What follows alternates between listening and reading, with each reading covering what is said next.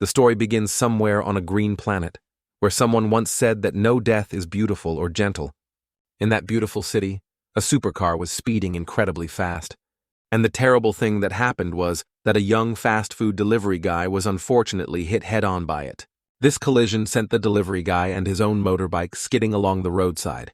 Drops of blood splattered everywhere, and along with them, the necklace he wore flew off.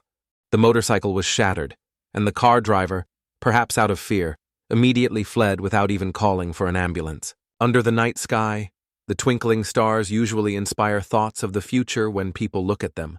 But that was meaningless for this unlucky delivery guy. He lay flattened on the road surface, blood flowing like rain from his head and limbs. His hand desperately gripped the road. Thoughts constantly raced through the delivery guy's mind. Am I going to die like this? Was my life normal? No, not at all. I followed others to university in some rural backwater town. I prepared for the 9-level civil service exam for 7 years. Now I'm 33 years old and working as a fast food delivery guy. Damn it, my mother did everything imaginable to take care of me. Selling insurance, caring for the sick, running a diner, a flower shop.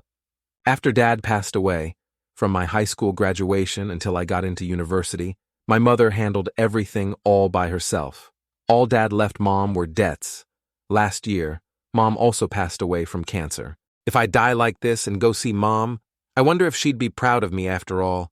This ugly son was her everything. As the memories of his mother gradually faded, just as the delivery guy realized he was about to be released, suddenly, a strange light emanated from the darkness. The delivery guy discovered it was the necklace his father had put on him when he was just a child. Seeing the last memento his father left behind, the delivery guy relentlessly dragged his paralyzed body forward. Because his injuries were so severe, the agonizing pain made him grimace. It seemed determined to take this small life. But what did the delivery guy have left now? His life had nothing, only this one thing left by his father. Even facing immediate death, he risked everything to grab it. His eyes slowly closed, his hand trembled, and finally, as he died, the delivery guy managed to grasp that jade necklace. An extremely strange phenomenon occurred. The jade bead emitted a light that enveloped the entire area. And then the delivery guy's soul suddenly entered a fragment of time. The delivery guy's soul entered the body of a young man lying in a hospital bed. The process of merging body and soul lasted only a fleeting few seconds. The delivery guy suddenly woke up. He observed this body, somewhat disbelieving his eyes, and asked, how am I still alive? According to his old memories, the delivery guy thought he was dead, so how the hell could he be alive? Before he could feel relieved for even a few seconds, the memories of the previous owner of this body flooded the delivery guy's mind, making him feel dizzy. The owner of this body is named Zhou Hui. This world is completely different from Earth. Before he could process the surprise, 2 people suddenly entered Zhou Hui's room, a tall, well-built man, who was Zhou Hui's father, followed by a beautiful woman with long hair and slightly rosy cheeks, who was Zhou Hui's mother. Seeing her beloved son awake, Zhou Hui's mother happily told her husband, "My dear, Zhou Hui is awake." Zhou Hui's father came closer and asked, "Zhou Hui, how are you feeling now?" Zhou Hui knew he couldn't reveal his identity as a transmigrator to the 2 people before him, so he had to pretend and reply, "Just my head hurts a little. Otherwise I'm fine." Zhou Hui's father said, "You've been unconscious for 4 whole days. Luckily, you're okay." Just then, Zhou Hui's body suddenly made a strange noise. Zhou Hui's mother looked slightly worried and said, "He must be hungry. If his energy has recovered, we should give him something to eat." "Right." Zhou Hui's father's face also furrowed, wondering what was wrong. Zhou Hui's mother turned to ask her husband, "My dear, is there still no news from Lord Bang's side?" The atmosphere in the room suddenly became tense. Zhou Hui searched through the memories of the body's former owner and discovered Lord Bang holds the monopoly on salt and iron in this Anhui region. All the iron forging workshops in Anhui that want to forge sabers and swords must buy iron from Lord Bang. Zhou Hui's father couldn't hide the worry on his face. He let out a sigh and said, "The people who want to meet Lord Bang aren't just 1 or 2. Look at the long queue of people waiting for an audience with him. We can only rely on luck." Zhou Hui's mother asked further, "What about the Hua Myung sword sect?" This time, Zhou Hui's father just lowered his head without answering. proving that the situation there wasn't much better than with Lord Bang. According to the previous owner's memories, Hua Seomyung is the leader of the Hua Seomyung sword sect. It's because of him that the iron forging workshop fell into a critical situation. He claimed he could help with Lord Bang for the price of 2,000 taels, but after receiving the money, he disappeared without a trace. Back in the room where Zhou Hui was recuperating, his father turned towards the door and said to his wife, "Take care of Zhou Hui. Dear, I'll be back after stepping out for a bit." The place where Zhou Hui lived was so poor that upon waking up, he was immediately surprised, unable to hold back his exclamation. Waking up, I realized this place really has nothing. Strange images continuously appeared in his mind, making Zhou Hui wonder, are these constant memories flashing in my head? Zhou Hui's memories, Zhou Tae-wan, Zhou Hui's father, is a blacksmith at the iron forging workshop. His mother, Kang Ji-hyun, is a gentle person who loves Zhou Hui dearly. Kang Ji-hyun, the naive older brother Zhou Hui always admired, Zhou Hyuk, the sickly younger sister, Zhou Yan, and finally, himself, Zhou Hui, who memorized the entire Analects and 1,000-character classic in just 3 months. Now, there's a vast amount of knowledge in my head, sometimes present, sometimes not. This knowledge isn't Zhou Hui's, it's absolutely not knowledge a normal person could possess. But most suspicious of all are the Sima characters deeply etched in this body's memory. Every time those characters appear in my mind, for some reason, an uncontrollable anger arises within this body. Everything is too chaotic. It's like moving to another dimension. I still clearly remember the pain before dying. It's really hard to accept this death. Unanswered questions often frustrate people, and Zhou Hui was no exception. He was frustrated with his current situation. His face contorted, cursing silently in his mind. Damn it! What is this? What should I do? Why is it like this? What am I supposed to do living here? King, great general, judge, divine doctor. I have nothing but experience studying for civil service exams and part-time jobs. So, am I supposed to become a martial arts master? Suddenly gain some fortuitous encounter and become the top master in the martial world? Nice thought. But seeing his idolized, naive older brother practicing swordsmanship, Zhou Hui told himself, right, if it's martial arts, that guy is better than me. This thought vanished instantly as Zhou Hui carefully observed the movements his older brother Zhou Hyuk was practicing. Zhou Hai wondered, but what is he doing that looks so clumsy? It seems like even an elementary school student just starting sword practice is better than this kid. As Zhou Hui approached, Zhou Hyuk noticed him and asked, "Little brother, are you okay?"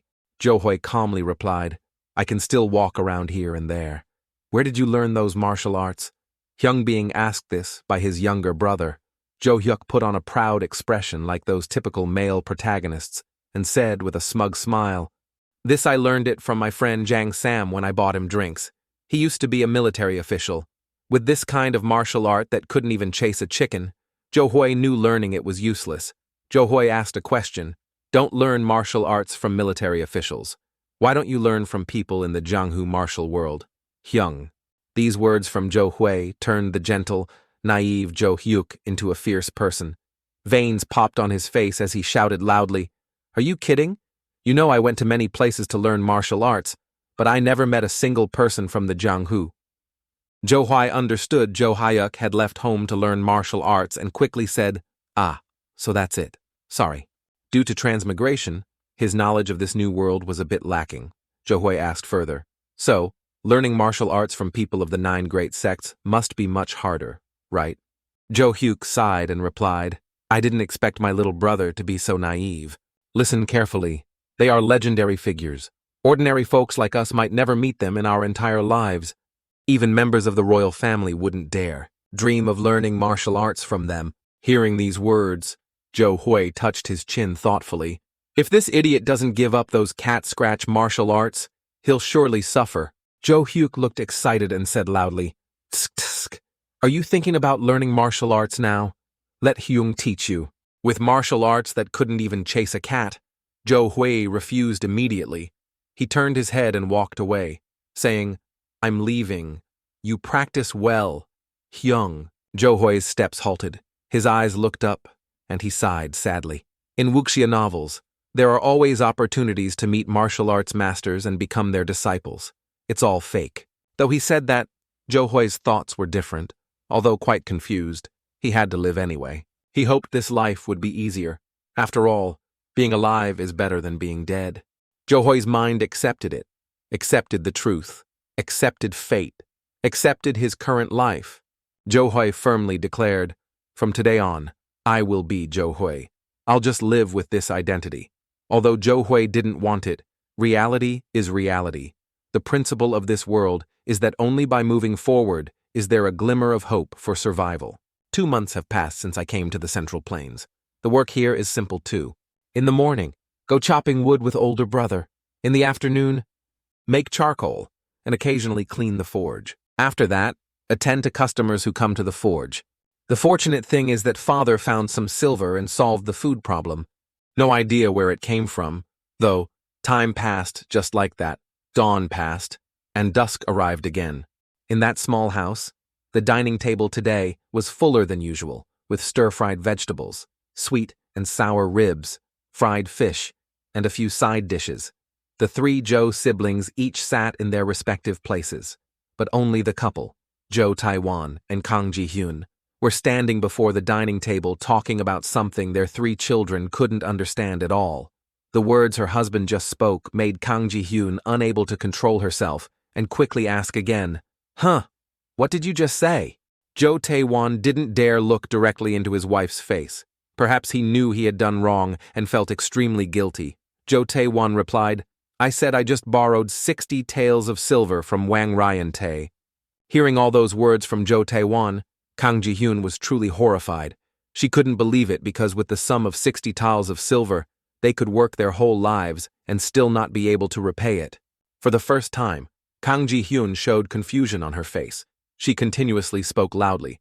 "So the money we used was from Wang Ryan Tae. What money do we have to pay it back? Why did you borrow that money?" Jo Tae-won's face flushed red. He said, "Stop nagging, dear." Contrary to his calmness, Kang Ji-hyun became increasingly agitated. She couldn't hold her tongue and continuously scolded Jo Tae-won. "Don't what people say if you're overdue by a month. They'll chop off your hands and feet. What do we do now?" The atmosphere was no longer that of a family dinner, but one of fear and worry for the future. Worry for the coming days. Jo Tae-won couldn't control his emotions, his teeth grinding audibly. He turned towards Kang Ji-hyun and yelled, "So, are we all just supposed to starve now? Hold hands and go down to the underworld together. Food also costs money to buy." Kang Ji-hyun knew Jo Tae-won had always shouldered the burden of this family, so she didn't add anything more. Jo Tae-won turned back to the dining table and said, "I'll handle settling things with Wang Ryan Tae myself, so don't worry about it anymore. Hurry up and eat." At this moment, Jo Hoi sighed inwardly, thinking, "Damn it, we've hit a dead end." The Jo family's room probably hadn't been repaired in a long time. Cobwebs appeared on the ceiling, and the wooden doors no longer seemed secure. During today's meal, everyone was gloomy. No one spoke to each other, as if they had no relationship at all. Amidst that sadness, Jo Hoi didn't find the food tasty anymore. Suddenly, a whiff of air came from the trash basket. When it reached Jo Hoi's nose, he immediately broke out in a sweat, because this smell was worse than any garbage dump back on Earth. Jo Hoi thought, debt is a problem, but this stench might be an even bigger problem for me. The hygiene in this house is really messy. Clack. Jo Tae-won put down his chopsticks. His face, though tinged with sadness, also held some joy. For them, having 3 meals a day and changing clothes every 2 days was already fortunate. Jo Tae-won held out his soup bowl and said, "It's been a long time since I've eaten such a filling meal." He then took the soup bowl in his hand and gulped it down like someone about to starve to death. After gulping down the soup, he exhaled a cloud of foul breath, with grains of leftover rice still stuck around his mouth. Jo Tae-won's face even looked grotesque while picking his teeth. Seeing the appearance of the person he called father made Jo Hoi doubt this life. Jo Hoi felt scared, thinking, "Oh, father, father."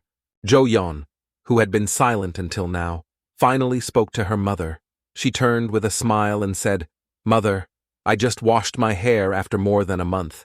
Kang Ji-hyun smiled and said, "Our Yeon looks so fresh." On Earth, there's a saying, the child sings, the mother praises, praising the filthiness of his younger sister. Zhou Yan only made Zhou Hui feel more scared. Is this something worth praising? Heavens? Ah, I really can't adapt. Zhou Hui closed his eyes to sleep after an unsettling meal. After a while, he finally opened them. He immediately stood up with the main goal of changing this family. The next morning, Zhou Hui asked his father, "Father, can you find some stiff bristles somewhere?" Suddenly hearing Zhou Hui ask such a strange question, Zhou Taiwan asked back, "Stiff bristles? Wild boars have plenty. Do you want some? I can bring them back for free." Zhou Hui bowed. "Yes, thank you, father." The sun was high. Zhou Taiwan threw a huge bag full of stiff bristles to Zhou Hui. Looking at this enormous bag, Zhou Hui shook his head wearily and said, "I only planned to make toothbrushes for the family, but now I have too much free time." In front of Zhou Hui was a box containing several small wooden sticks. Next to it was a burning fire. Immediately, Zhou Hui began making toothbrushes. Making toothbrushes doesn't require any complicated techniques. With Zhou Hui's skilled hands, it only took a few steps to complete one. It looked no different from the old wholesale-priced toothbrushes. With Zhou Yan's curious nature, she immediately ran closer and asked, "Hyung, what are you doing?" Zhou Hui's expression didn't change as he said, "The wind is cold.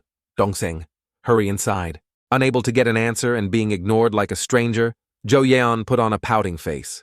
Her cheeks flushed red, and she quickly ran into the house without looking back. Zhou Hui understood Zhou Yan's temper, so he didn't bother coaxing her. Zhou Hui looked at the toothbrush he had just made and said, "All right, let's keep going." Time passed quickly, and soon Zhou Hui had made hundreds of toothbrushes. His father, Zhou Taiwan, looked at these things dumbfounded and asked, "What are these?" Zhou Hui demonstrated for his father, explaining as he did, "You use it like this. Father, follow me." Zhou Taiwan's first time using it wasn't easy at all. After all, children on Earth take several days to learn. Suddenly, Zhou Taiwan felt a strange sensation. Water seeped between his teeth, and the scent of the toothpaste made him excited, exclaiming, "What a refreshing feeling." Zhou Hui smiled and said, "It's called a toothbrush. I invented it." Thrilled, an idea suddenly struck Zhou Taiwan. He quickly said, "Wait a minute. This could probably sell really well. How could a capitalist's eyes not recognize an opportunity?" Zhou Hui glanced at his father and said, seeing father's reaction, "I'm sure it will be a resounding success. Let's take them to the market to sell now, father."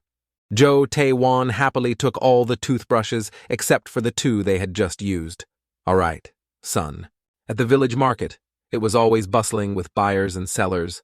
At the stall of the Zhou father and son, they were introducing the new product called the toothbrush. And just as Zhou Hui expected, people lined up wanting to buy. Voices echoed continuously, "Give me one, give me two." Soon, the father and son had sold out completely. Overjoyed, they simultaneously shouted, "Awesome." In his excitement, Zhou Taiwan said, 20 toothbrushes sold out in just 2 shichen 4 hours. Zhou Hui replied, "Just by selling that many, we've already earned 500 copper coins that exchanges to 5 taels of silver." Zhou Taiwan exclaimed, earning 5 taels of silver in just 2 shichen, while the father and son were talking. Unfriendly eyes were watching them, unnoticed by Zhou Hui and Zhou Taiwan. "Son, the materials for toothbrushes are bristles, wood, and grass, right? Let's go buy more materials immediately and make more." The caution within Zhou Hui suddenly vanished as he rejoiced in their victory. Zhou Hui replied to his father, "If our whole family works together on this, we can make 3,000 of them in a month. If we raise the price a bit and sell all 3, after subtracting material costs, our profit will be 80 taels. Even after paying off the debt, we'll still have some left over." Hearing those words from his beloved son, Zhou Taiwan's face filled with energy. He pointed to the sky and shouted, "Good, let's all get rich together." After that morning, wild boar bristles, wood, and grass, buying large quantities of those things. Mother and everyone else were overjoyed upon hearing the news. So, the whole family worked late into the night making toothbrushes, aiming for 3,000 pieces. Time passed. 15 days later, at the market in Anhui City, father and son, Zhou Taiwan, carried not just toothbrushes on their backs, but the future, the hope of the entire family. However, just as they stepped into the market, The bag containing the toothbrushes suddenly fell from their hands to the ground. Their expressions were no longer joyful anticipation, but disbelief in their eyes. Disbelief in reality. Zhou Taiwan was speechless. What is this? In front of Zhou Taiwan was a merchant introducing toothbrushes. Take a look at this beautiful toothbrush before you go, esteemed customers. This is an incredibly precious gift for wives and daughters. Toothbrushes here. Using them with rice water significantly reduces bad breath. In front of this toothbrush stall, the crowd was immense. Some bought 10, some bought 3. Not just one, but 2 stalls were selling toothbrushes, constantly calling out to customers. We even have ones for children here. Everyone, come take a look. This is a toothbrush reinforced with an iron core, developed by our own shop. It's 3 times more durable than others, incredibly good to use. Seeing the thing he created being stolen by those people made Zhou Hui's innocent face suddenly flush red. He covered his face, his heart screaming continuously. Intellectual property rights. I forgot this era doesn't have intellectual property rights. His father, Zhou Taiwan, also felt his limbs go weak, his words no longer clear. Son, what do we do now? Zhou Hui frantically asked his father. I want to ask this. There are only 15 days left until Wang Ryante's payment deadline. Right.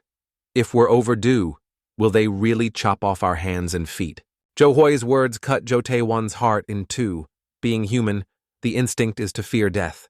The goods couldn't be sold, and staying wouldn't solve anything, so the father and son trudged home. Only 15 days remained to repay the debt. 15 days left. What should we do now? Zhou Hui stood alone in the middle of the courtyard, hand on his chin, face full of contemplation. In those damn novels I read, the main character always progresses quickly, right? Maybe generate electricity. But I don't know how. What about making a steam engine? Zhou Hui still had a pensive look. Pouting, he thought silently. Without railways, what's the point of making that? Could I make a gun? But I only practice shooting them. I don't know their structure. While thoughts flooded his mind, Zhou Yan suddenly approached and asked, Hyung, what about the water issue? Zhou He, frowning after much thought, replied, Dongsang, don't wash your hair anymore. Zhou Yan pouted back. Really? You said the same thing yesterday, Zhou Hui replied with an indifferent face. Picking his ear nonchalantly, he replied, tomorrow. Ah, no. Wash your hair the day after tomorrow. Zhou Yan blushed with anger and yelled, What? How can you say that? Still with a cold, indifferent attitude. Zhou Hui replied, If you feel too dirty, you can wash it by the riverbank. Our town has 2 spots, you know. Suddenly, older brother Zhou Hyuk woke up from sleep and refreshingly stepped into the courtyard, interrupting Zhou Hui and Zhou Yun's conversation, saying, I goo, this morning feels so refreshing. Did you 2 sleep well, Dongsangs? Zhou Hyuk took out his carefully maintained wooden sword and, while chanting Ha He rhythmically, performed sword moves that, in Zhou Hui's opinion, were meant for elementary school kids. Zhou Hui's face fell, and he sighed twice. Is Hyung really that carefree our family seems to be falling apart? Shouldn't he at least pretend to be worried a little? While Zhou Hyuk was striking cool poses with his wooden sword, Zhou Yan approached and started whiningly, Oldest brother, second brother is acting very strange today. Zhou Hyuk stopped his sword and quickly replied, What is it? Zhou Yan looked surprised and a bit confused, saying, Since last time, after gathering the toothbrush materials, he accurately predicted the exact number we could complete with those materials.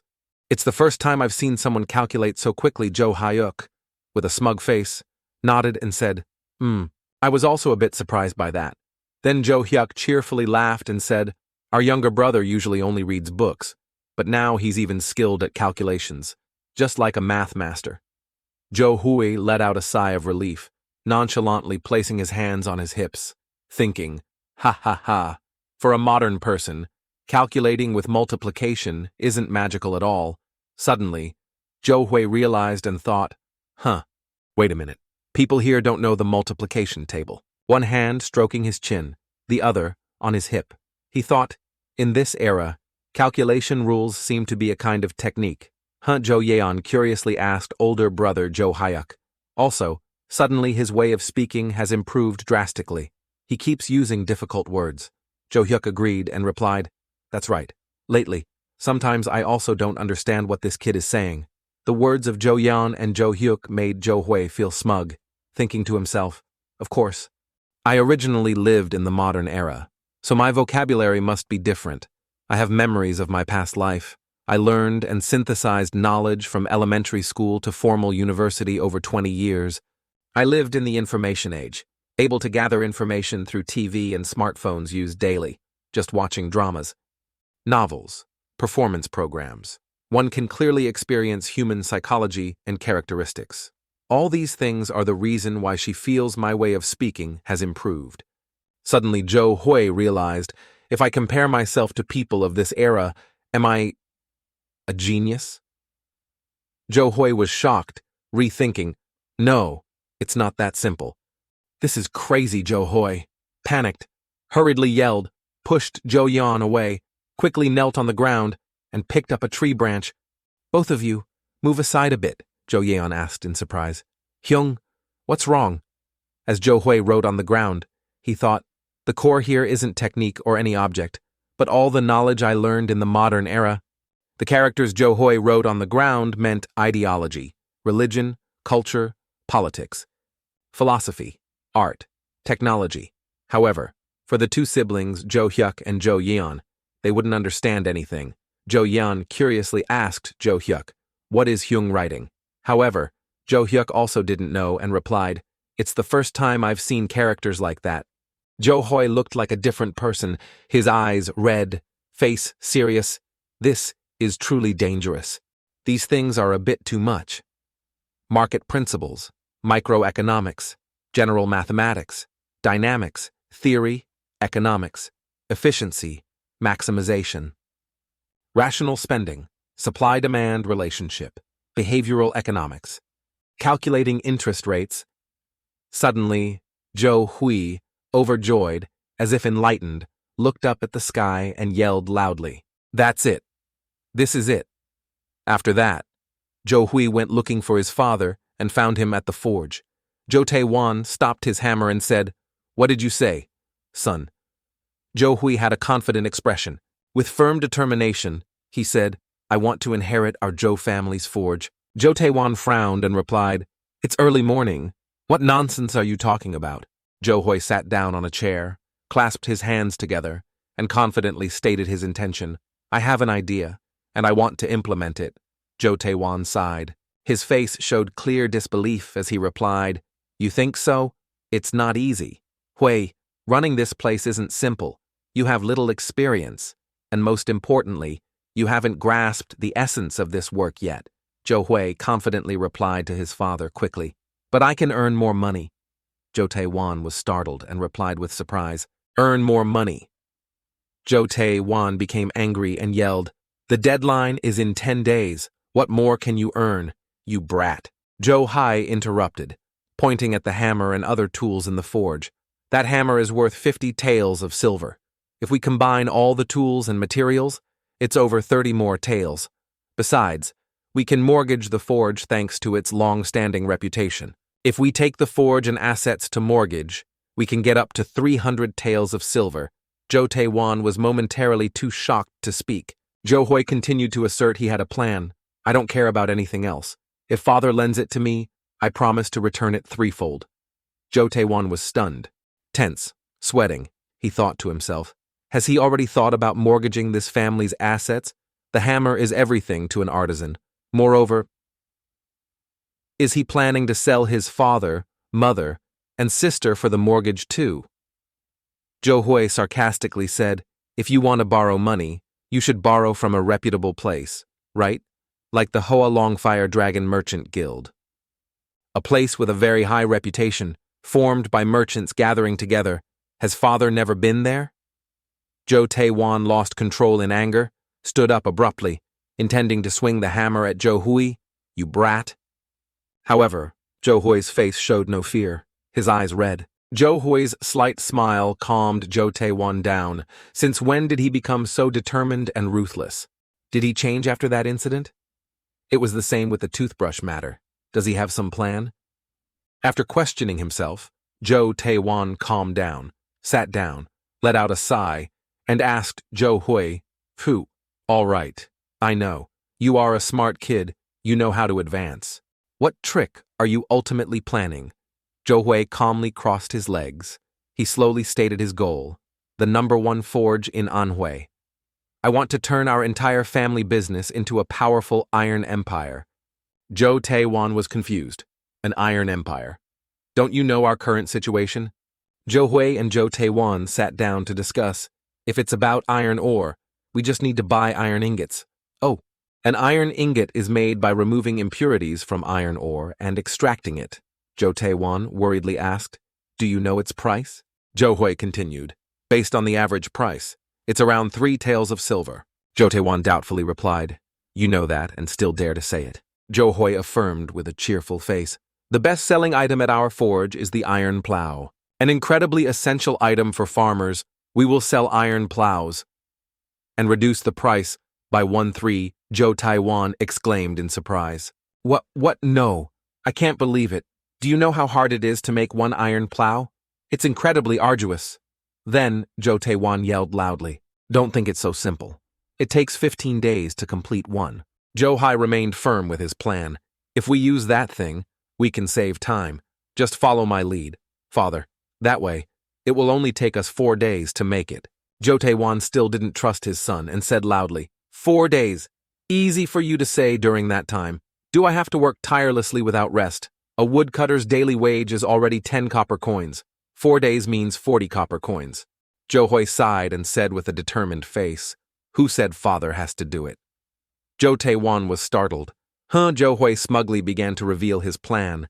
"Is there any place in the entire Anhui province that sells large iron plows for only 28 taels? If rumors spread about such a place, people will surely flock there. Even buying to resell would be profitable. From there, we can mass-produce them."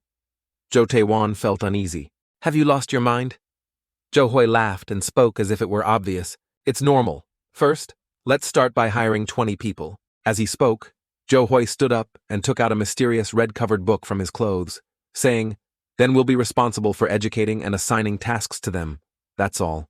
Zhou Taiwan was confused. Education. Zhou Hui explained the steps of his plan. First is how to make cracked charcoal. Zhou Taiwan was still confused. "Can you explain more?" Zhou Hui continued. "I will be in charge of the training, 2 people at a time. Working hours are 6 shichen 12 hours. 4 people will rotate shifts." Zhou Taiwan maintained a suspicious gaze but said nothing, letting Zhou Hui reveal his plan step by step. Zhou Hui turned the pages of the mysterious book he carried. Next is striking fire. Dealing with fire will be a bit difficult, so rotating 2 people per shichen 2 hours is suitable. It's the same principle as the 6 shichen rotation with 4 people over there. Of course, we'll have to teach them the appropriate fire temperature. Zhou Taiwan still looked skeptical, waiting to see how Zhou Hui would convince him next. Zhou Hui continued. "Next is the iron refining stage. This part is the hardest, so it requires the most labor. Currently, there's only 1 anvil, so a group will have 4 people, rotating work over 6 shiken. In total, there will be 8 people for shift changes. They will be the core workers, so we need to train them very well." Zhou Taiwan put his hand to his chin, a flicker of trust in his son showing, but his eyes still held clear doubt. Zhou Hui confidently continued presenting his plan to lift the family out of poverty. The casting stage, the step after refining, 2 people per group, rotating over 6 shichen, so 4 people are needed. "I will handle sales, promotion, and business with customers for now. Since the forge's scale is still small, after moving, we'll need to increase manpower." Zhou Taiwan didn't say anything, but his eyes shone with a hope not seen before. "A charcoal maker's daily wage is 8 copper coins. The fire striker's is 9 copper coins. The iron refiner's is 12 copper coins. The caster's is 11 copper coins. From this, the total daily operating cost will be 200 copper coins, which is 2 taels." Zhou Taiwan confusedly raised his hand to count and calculate, but how could he be as fast and accurate as Zhou Hui initially? Due to the lower skill level of the casters, the expected production quantity of plows will be around 20. And of course, output will gradually increase. So we'll earn 400 copper coins in a day. Subtracting labor wages, we'll have a surplus of 200 copper coins, meaning 2 taels. If we sum up the monthly surplus, yes, it will be 60 taels of silver. Of course, that will have to cover our family's living expenses too, but I won't stop until the scale of our forge increases by at least 20 times. After these storm-like words for someone like Zhou Tae-wan, a blacksmith ignorant of business, Zhou Hui, still with red eyes, gently closed the mysterious book detailing his plan and said, "Let me explain again." Amidst Zhou Tae-wan's stunned confusion, while Zhou Tae-wan hadn't yet escaped the sudden, storm-like bewilderment, Zhou Hui smugly tilted his head, thinking to himself, "Heavens, Father is speechless because of my grand presentation. This meticulous plan is indeed a bit advanced for ancient people. Artisans of this era grasp the essence of their profession. They breathe soul into their products, shouldering a great responsibility because they have to do all the steps. But what if we break it down? Even if not an artisan, one can still earn 60 taels a month." Zhou Hui glanced at his dazed father and gently said something that snapped Zhou Tae-wan awake. "Learning all those steps at once takes a long time," as father said. "But what happens if we give up on becoming an artisan?" Zhou Tae-wan felt confused. His thoughtful face, showing wrinkles on his forehead after listening to his son explain, he thought internally. Convincing. This is the chance Zhou Tae-wan realized this was a once-in-a-lifetime opportunity for him. Zhou Tae-wan mustered all his courage. With determination, he asked Zhou Hui, "So, are you confident about this, Zhou Tae-wan?" With a serious face mixed with a bit of tension, asked Zhou Hui. "Really, are you sure?" Zhou Hui smugly replied instantly. "Just trust me." Although Zhou Tae-wan still had some tension on his face, his trust in Zhou Hui had grown. "Very well. Then I'll hand the forge over to you." Division of labor. Starting from the British Industrial Revolution, Henry Ford opened a new era in the manufacturing industry. Now I will do the same with the Iron Forge, a corner of Anhui Province, brightly lit, bustling with people coming and going. There was a mansion with 2 martial artists guarding the front gate. Zhou Hui and his father were preparing to enter. Zhou Hui's old shoes were worn beyond repair. Zhou Hui thought, if I earn money, the first thing I'll do is buy another pair of shoes. Damn it, my heel hurts like hell. Zhou Hui glanced at his father and said, "Aren't we going in? What are we doing standing here?" Zhou Tae-wan's face was so tense he was sweating profusely. His whole body trembled as he replied heavily to Zhou Hui, Zhou Hui took steps towards the guarding martial artists, indirectly breaking Zhou Tae-wan's fearful state. Zhou Hui looked at his father's tense expression and sighed. Honestly, Zhou Hui questioned himself. So what if he's a father in the end? He's still just a naive uncle who knows nothing about this world. Zhou Hui approached, looking towards the martial artist guarding the mansion. The guard recognized Zhou Hui's intention and, pointing to the queue, said, "Over there are the 3rd young master's guests. Go queue up and wait for your turn." Zhou Hui put on a merchant's smile, thinking silently. As expected, even the gatekeeper judges by appearance. Sharp eyes indeed. Then said, "Many thanks." Zhou Hui and his father went to the queue. A martial artist guarding the 3rd young master's room door waved and shouted loudly. Next, following the guard's call, a person walked out looking crestfallen, sighing twice, but the queue waiting to enter was still very long. While queuing with his father, Zhou Hui keenly observed the dejected, crestfallen expression of the person who had just exited the 3rd young master's room. Zhou Tae-wan also felt anxious looking at that person. Zhou Hui drew a conclusion. Only a few came out with bright faces. It really isn't easy. Finally, it was Zhou Hui and his father's turn. The guard called out, "Next." The clear, steely voice made Zhou Tae-wan tremble all over. Zhou Hui could only put on a resigned face regarding Zhou Tae-wan's unfamiliarity with pressure. Zhou Hui noticed his father was uncomfortable, feeling uneasy. He suggested, "Father, you can just wait here." Zhou Tae-wan replied, "Okay, I understand." After that, Zhou Hui confidently, resolutely walked step by step into the 3rd young master's room. What caught Zhou Hui's eye was a scholar leisurely relaxing, holding a brush pen, writing on a piece of paper. Beside him stood a middle-aged male servant with clasped hands. Zhou Hui was surprised to see the person in front of him, a thought flashing Hun Li Jiangjie, looking closely. "Zhou, Hai saw the scholarly man before him had neatly tied hair, loosely falling to one side, revealing a handsome, elegant appearance. His white inner robe had patterns showing refinement. Over it, he wore a yellow outer robe signifying nobility. He clasped his hands together and calmly spoke. "The amount of silver you need," Zhou Hui thought. His voice is completely different. While replying, "I need 300 taels." He glanced down at Zhou Hui's worn-out shoes, then raised his hand to signal the servant, adding words. "Show him out!" The servant beside him nodded but hadn't yet acted. With a confident aura, an air that could draw others' gazes, Zhou Hui firmly stated, clearly declaring, "After 3 years, if young master sends me away now, I say, you will definitely regret it." Li Jiangjie's face turned slightly serious. Zhou Hui smugly put one hand on his hip, raised the other, and continued. And this might be the biggest mistake of young master's life. Li Jiangjie paid attention to Zhou Hui's statement and asked back what now Zhou Hui could demonstrate his abilities. Zhou Hui confidently declared, "Listen carefully to what I'm about to say. Currently, young master is the largest supplier of iron necessities in Anhui, but young master is missing the opportunity to trade with the forge offering the lowest prices." Li Jiangjie became serious, a bit more cautious, then guessed, "Are you from the Kim Kao Forge, or perhaps the Dai Hoa Forge?" Zhou Hui bowed slightly, clasping his hands to show respect to his senior.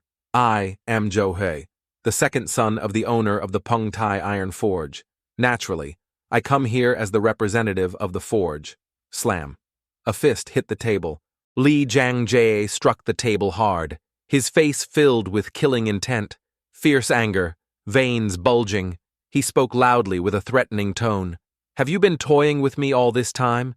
Do you think the Hua Long Merchant Guild is a name someone like you can joke about like this?" Zhou Hui calmly let out a gentle sigh. Then said, "I don't know why my family's forge reputation is so poor either. I don't expect a transaction based on trust." Li Jiangjie still showed clear anger on his face and retorted, "If so," Zhou Hui calmly took out the mysterious red-covered book from his clothes and slowly said, "Everything made of iron has a price and can be used as collateral. 300 jin of iron is about 500 taels. 2 large hammers, 2 small hammers, 3 iron anvils, 6 steel casting molds. Even if sold cheaply, all of that is worth 40 taels. The forge is 210 units wide, 40 taels. The oak tree is worth 3,000 chin. The tuna sinensis tree, 1,000 chin. Charcoal, 400 chin. Firewood, 3,000 chin. That's about another 10 taels of silver. Added together, about 150 taels. I mortgage all items at the forge." After listing everything, Li Jiangjie listened carefully, calmed down, then showed curiosity and asked further. "Another 150 taels. What else do you have to mortgage?" Zhou Hui, with determined eyes, bet everything he had, saying, "1 father, mother, older brother. I'll also mortgage the lives of these 4 people." An idea suddenly struck Li Jiangjie, and he said, "Lives." Zhou Hui boldly, firmly, calmly continued. "At the black market, transactions involving human trafficking often occur. Prices vary, but as far as I know, the trade also follows the standards for official slaves. The price, anyway, doesn't exceed 150 taels." Li Jiangjie pondered thoughtfully. Even if he speaks crazily, he's not an idiot. Interesting. Then Li Jiangjie put his hand to his chin, calculated, and said, "That works too, but all the things you mortgage require money to handle. First, I'll send someone to verify if the mortgaged items you mentioned are real and recalculate their value. If you pay late, it will cost me extra time and manpower to handle your mortgaged goods, especially regarding the official slaves." Zhou Hui crazily, confidently continued to persuade. "Therefore, I came here to give you an opportunity for you to transact with me." Li Jiangjie was confused and asked back, "Transact opportunity? It seems you're switching our positions. Why do you say transacting with your forge is an opportunity for the Hua Long Merchant Guild?" Zhou Hui calmly walked to the table where Li Jiangjie was sitting, placed the red-covered book he had taken out earlier on it, and calmly said, "My forge will sell the entire catalog of items in here to the Hua Long Merchant Guild at a reasonable price." As soon as he opened the first pages of the book, Li Jiangjai showed clear surprise on his face and said, "Large iron plows for 28 tiles. Can I really buy them at this price?" Zhou Hui seemed to have been waiting for this reaction from Li Jiangjie and replied instantly, "We can sign the contract right now." Li Jiangjie clearly showed his skepticism on his face and hesitated to answer. Zhou Hui gently sighed, a glimmer of hope in his eyes, and said, "If young master refuses to transact with me, I plan to go to the Yubak Merchant Guild and make a similar offer." Li Jiangjie felt so angry he lost his composure, blurting out, "What then?" thought silently, "Go to the rival merchant guild. Is he challenging my pride?" Li Jiangjie became stern, shouting loudly, "Steward! Ha the servant!" Steward Ha, beside him, immediately bowed and replied, "Yes, young master, please give your command." Li Jiangjie decisively continued, "Give him 1,000 taels." Steward Ha was shocked by Li Jiangjie's decision and replied, Young master." Li Jiangjie calmly continued, "Since the black market was mentioned, we must calculate based on the common price. It clearly involves human lives. Him saying that means his life and death are already in my hands. So, I could sell you as a catamite or a eunuch too, right? Besides, no collateral is needed." Li Jiangjie pointed directly at Zhou Hui and threatened, "If you cannot repay, then those 1,000 taels will be considered the money I spent to buy you." Zhou Hui looked smug, confidently putting the red-covered book back into his clothes while saying, "That won't happen." After exiting the third young master's room, Zhou Taewan worriedly asked Zhou Hui, "Hui, how did it go?"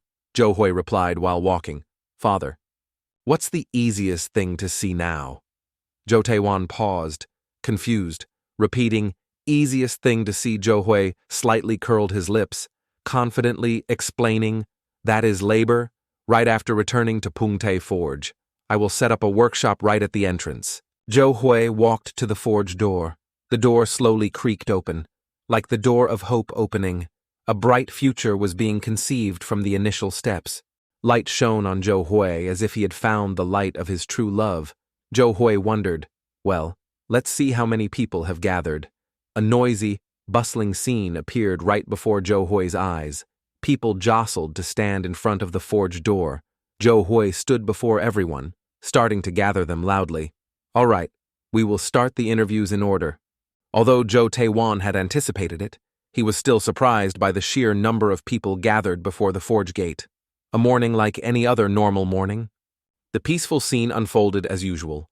Zhou Hui calculated in his head, first, eliminate the talkative ones. Talkative people are often dishonest and easily incite and agitate those around them. So eliminate. Second, eliminate the old and frail. Work at the iron forge is very strenuous, so they often can't endure it. Eliminate. Third, eliminate those who are too dull-witted. An empty mind will mess up every process. So eliminate. Whatever the business, talent is most important. In my previous life, I majored in business administration and had experience from various jobs. To start a business, I learned about e-commerce and sometimes read a few relevant books, which I now find very useful, like 5 Million Startups in the Age of Hurt, Live Like a CEO, Self-Employed Principles for Success. Sometime later, on a fresh morning, at the forge, Zhou Hui was giving a speech to boost everyone's morale. "Welcome everyone to becoming a member of the workshop, because you need to get used to the work. For the time being, everyone must be present in the morning." Zhou Hui smiled, handing out a piece of paper as he spoke. "This is the contract. First, those chosen for charcoal burning, gather here. Anyone who can read it now. Anyone who doesn't understand, just listen to my explanation. Those who can read, please confirm the contents." The workers took the paper and felt confused. Zhou Hui sensed this and continued to explain. "As I said, the wage for a charcoal burner is 8 wen copper cash per day. If you work overtime, you will receive an additional allowance. 1 shichen 2 hours gets 2 wen. The hired workers started asking questions. "Overtime allowance, what is that?" Zhou Hui flashed a bright smile and explained, "It means getting paid extra." Thanks to his open attitude, friendly smile, and good treatment, the workers became more enthusiastic. They happily said, "Working for so long, this is the first time I've heard about getting paid extra. Getting paid an extra 2 wen per shichen. Wow." Then Zhou Hui continued offering good benefits to them. "And if you want, You get 1 day off every 7 days. On that day, you'll receive a holiday allowance. The holiday allowance will be 6 wen. This made the workers' faces beam with joy and surprise, as they had never heard of such a thing before. They were curious. A day-off holiday allowance. Johoi continued to shine like an angel. Smiling, he told everyone, even if you take a day off, you will still receive wages. It's very important for the forge that everyone rests well. You must rest to maintain your stamina. That way, you can work hard the next day. The workers beamed, almost disbelieving this because they had never received such good things before. They exclaimed, "Rest still, get paid while resting, not working, but still counted as work." Johai continued to offer benefits. Everyone doesn't need to be too surprised. There are also performance bonuses. Each day, if you produce over 30 bars of charcoal, that person will get an extra reward. So, if someone works hard, they can receive 12 wen a day. The workers, surprised, blurted out, 10, 12 wen. Oh my God. Johoi continued to draw the workers closer by offering more benefits. Here, you also get holidays off. Not 1 day off per week, but 1 day off per month. If you still work on the day off, you'll receive double the normal wage. The workers were too thrilled to speak. Johoi continued to paint a bright future for the workers' vision so they could see. There's also annual leave. If everyone works hard throughout the year without any major mistakes, you'll get an additional 5 days off while still receiving wages for those 5 days. Of course, if you don't want to, you can also work on these holidays, and naturally, the wage will be double the usual rate. The workers were overly excited and eager to work at the forge. They seemed unable to believe it, only able to utter words from the bottom of their hearts. Oh, impossible, of course, for a modern person. Like there's nothing surprising. This is the product of capitalism, created after many mistakes and failures. Johai explained the work to the laborers. Naturally, everyone working in other stages will enjoy similar benefits after signing the contract. In return, absolutely no disclosure of anything within the forge to the outside, not even to family members. Johoi seriously pointed out an important rule. If violated, you will be immediately dismissed without condition. An investigation will reveal it immediately. Many people are willing to work here, you know. The workers responded enthusiastically, practically idolizing the forge, cheering, "We absolutely won't say anything. Don't worry, we definitely won't open our mouths. Hurry up and assign us work jobs. We want to start working right now." Johoi reached out to his father while speaking. "Also, the charcoal burners, follow me. The rest stay here for my father to assign tasks." Johoi smiled brightly and continued, "Naturally, there's no need to worry about wages. Just learning will also earn wages." The workers at Johoi's forge had the fire of determination ignited within them. Light directed towards the future. Enthusiastic cheers. "We understand, for the forge. We will try our best. Where else pays wages like this?" Johoi secretly stood behind, smiling enigmatically, giving off a sinister feeling. The crowd below went wild hearing this. Everyone filled with enthusiasm, ready to sell themselves to the capitalist. They shouted in unison, "We know, we are willing to sacrifice for the iron forging workshop. Nowhere else pays us like this." At the forge, the workers were diligently working. Some heated iron, others continuously hammered it. Suddenly, from a corner, Jo Tae-won's angry voice rang out. "Oh ho, I told you the windmill bellows aren't allowed to rest. I definitely told you not to burn charcoal like that. If you turn away, will the cycle even work?" The heat. You must use your whole body to feel this heat. The person scolded by Jo Tae-won only dared to bow his head and softly say, "I understand." Just a few seconds of quiet, and immediately Jo Tae-won's scolding voice echoed again. "Tusk tusk." Hammering unconsciously like that only adds to the noise. I told you not to use different amounts of force each time you strike the hammer. Strike the exact spot with the same force. That worker, scolded by Jo Tae-won, turned pale and quickly replied, "I will remember." Jo Tae-won's attitude completely changed when observing another young man working. Jo Tae-won appeared extremely pleased, smiling as he said, "Very good, very good." The focus of casting is to transform the necessary shape into the smallest casting amount. Boldly omitting the handle part in the casting frame was the right judgment. That handle just needs wood. Oh, chill. You really learn 10 things from being taught one. What could be better than being praised by the boss? Oh, chill smiled, hand raised to his head, looking embarrassed. Replied, ha ha ha, you praise me too much, sir. This made some people around feel envious because they were scolded while others were praised. Hui, watching from behind as his father managed the employees like a team leader in some capitalist company, chuckled inwardly, thinking, position really changes a person. Hui approached his father and said, Father, spare me a moment. Being so focused, Tae-wan almost didn't hear his son's voice. He tilted his head slightly and asked, What is it? Hui, face unchanged, said, Everyone looks proficient now, don't they? Perhaps we should start the business. Hearing Hui mention this, Tae-wan snapped his head around, displeasure showing on his face. Unbelievable. With this level of skill, what can they produce? The quality of the forge cannot be this poor. Hui calmly said, Haven't I said it many times? Fundamentally, just a quality coat of paint is enough. Tae-wan frowned, his voice slightly abnormal. Paint impossible with their skills. They definitely can't do it. Hui, starting to feel uneasy himself now, explained, Father knows their wages clearly. Right, it's been 20 days. Are you planning to spend the entire 1,000 taels on wages?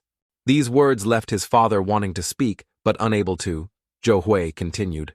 We also have to pay back Wang Ryan Tae. If we subtract the cost, we can only hold out for about 10 more days. Wages for the workers, food, our living expenses. It's really no joke. Father must be truly decisive now. For the Zhou family, every second was crucial now. Tae-wan held up 3 fingers before his son's eyes and said loudly, 4 days. Just give me 4 more days. During that time, I'll try to imitate the artisans. See how it goes. Hai replied with an extremely serious face. Father said that a few days ago too. This really is the last time. I know. And so, Tae-wan turned and walked away without another word. Time waits for no one, not even the main character. 4 days passed. At the forge, it was still noisy as usual. Some took hot charcoal to the furnace, some continuously pumped the bellows until red-faced. Others were responsible for pouring molten metal into molds. After pouring into the mold, the next task was for 2 muscular men to forge with hammers. Their coordination had now reached the realm of man and hammer becoming one, so their speed was incredibly fast. Hui's naive father, entering the forge, couldn't believe his eyes and thought, the efficiency is truly astonishing. How on earth did he think of this? My whole life I've done all these things, even enduring physical pain to make charcoal. Grass, likely referring to bellows, fuel, material, cast, forge. Yet it only took him 4 days to make a large iron plow. The blow to Tae-wan was truly significant. After all, a lifetime of effort couldn't compare to his son's 4 days. What father could endure that? Surely, in his 40 years, Tae-wan had never encountered a situation like this. It's finished the voices of 2 young men, faces full of excitement after producing a new product. Hui held the hammer in his hand and tested the resonance of the product. The clanging sound echoed pleasingly, making Hui truly satisfied with it. However, something seemed off about Father Tae-wan's face coming from behind. He walked over resentfully, his voice tinged with grievance. Horrifying. Give me back my 40 years. Seeing the 2 streams of tears from his father made Hui confusedly ask, What are you saying? Tae-wan said, If you had this method, you should have told me sooner. Understanding his father's meaning, Hui laughed, haha, and replied, The best way is often thought of last. It's considered quite late now, though, hearing his son say this, Tae-wan's face darkened further. He was blaming him for how much he had suffered working hard. Hui didn't want to waste time on trivial talk either. He asked, But doesn't father feel something is empty? After looking around for a while, Tae-wan finally realized, That's right. Turns out the casting furnace crew is sitting idle. Hui nodded and replied, Yes, we probably need to quickly buy a few more hammers. That way, the number of forgers can also increase. Tae-wan couldn't add another word, just smiled respectfully and glanced at Hui. That day, by rotating shifts operating the forge, 2 iron plows were produced. Until 100 iron plows were produced didn't take more than 4 days. Time passed like that for half a year. At the Zhou family's forge, inside, a completely different scene unfolded. The number of workers had increased significantly, along with professionalism in the iron forging process. Every hammer strike represented their half-year of non-stop working experience. The sun was past its zenith, shining through door cracks. In Zhou Hui's room, Zhou Hui was choosing shoes from his family's shoe rack. He was examining the jet-black shoes. His current appearance resembled a successful merchant, wearing luxurious clothes, shoes on his feet, a smiling face. He said, "With this, I don't need to be envious of anyone anymore." From the doorway, an old man holding a book stood still without moving. Only now did Zhou Hui turn his eyes to him and say, "Come in quickly, Steward Li." The person Zhou Hui called Steward Li was actually named Li Yusong, the steward of the Iron Forge. He said, "Forge Master, these are the matters needing approval today." Looking at the long scroll of text presented by Li Yusong, after reading carefully for a while, Zhou Hui said, "As expected, today's results from Daysan Pavilion are still the best." Li Yusong respectfully clasped his hands, bowed slightly, and replied, "Most parts of the forge are trying hard, but the workers at So-San Pavilion still lack many skills." After reading everything, Zhou Hui identified the problem.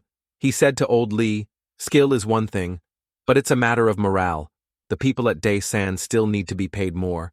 Please encourage the workers at So-San Pavilion a bit more." Recalculating, Zhou Hui had reorganized the forge into 3 pavilions. Daysan Pavilion produced large iron products like plows, gates, posts.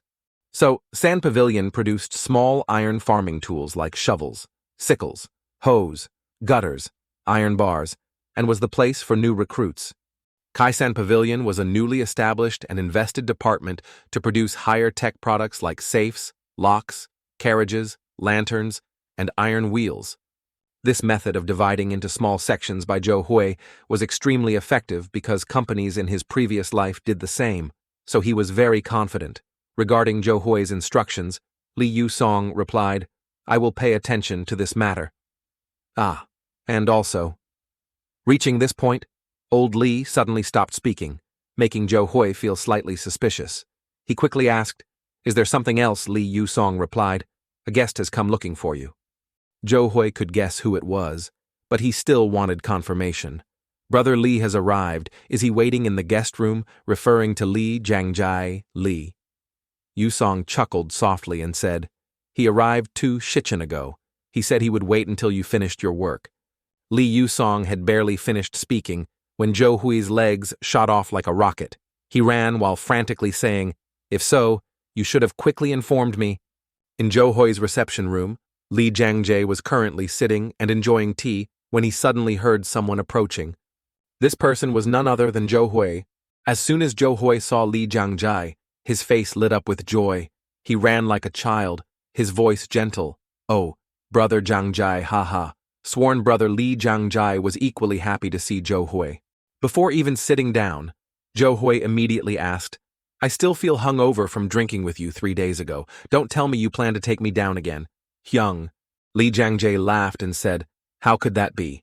This sworn brother's stomach is just like yours. I just stopped by to say hello before heading back." Hearing these words from Jiangjie, Zhou Hui felt extremely smug and arrogant, laughing, "Ha ha ha, I like this pretentious strong look." Li Jiangjie replied with an unwilling expression, "The owner of that house just doesn't suit me. Next time, I will definitely win." Zhou Hui's hand immediately opened, his perverted face laughing, "Ha ha, Hyung, quickly give me the silver you promised."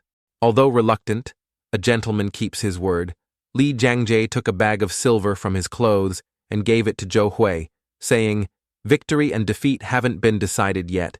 It's not over yet, so there's nothing good about it. But you keep calling Brother Zhongjie. Who exactly is Brother Zhongjie?"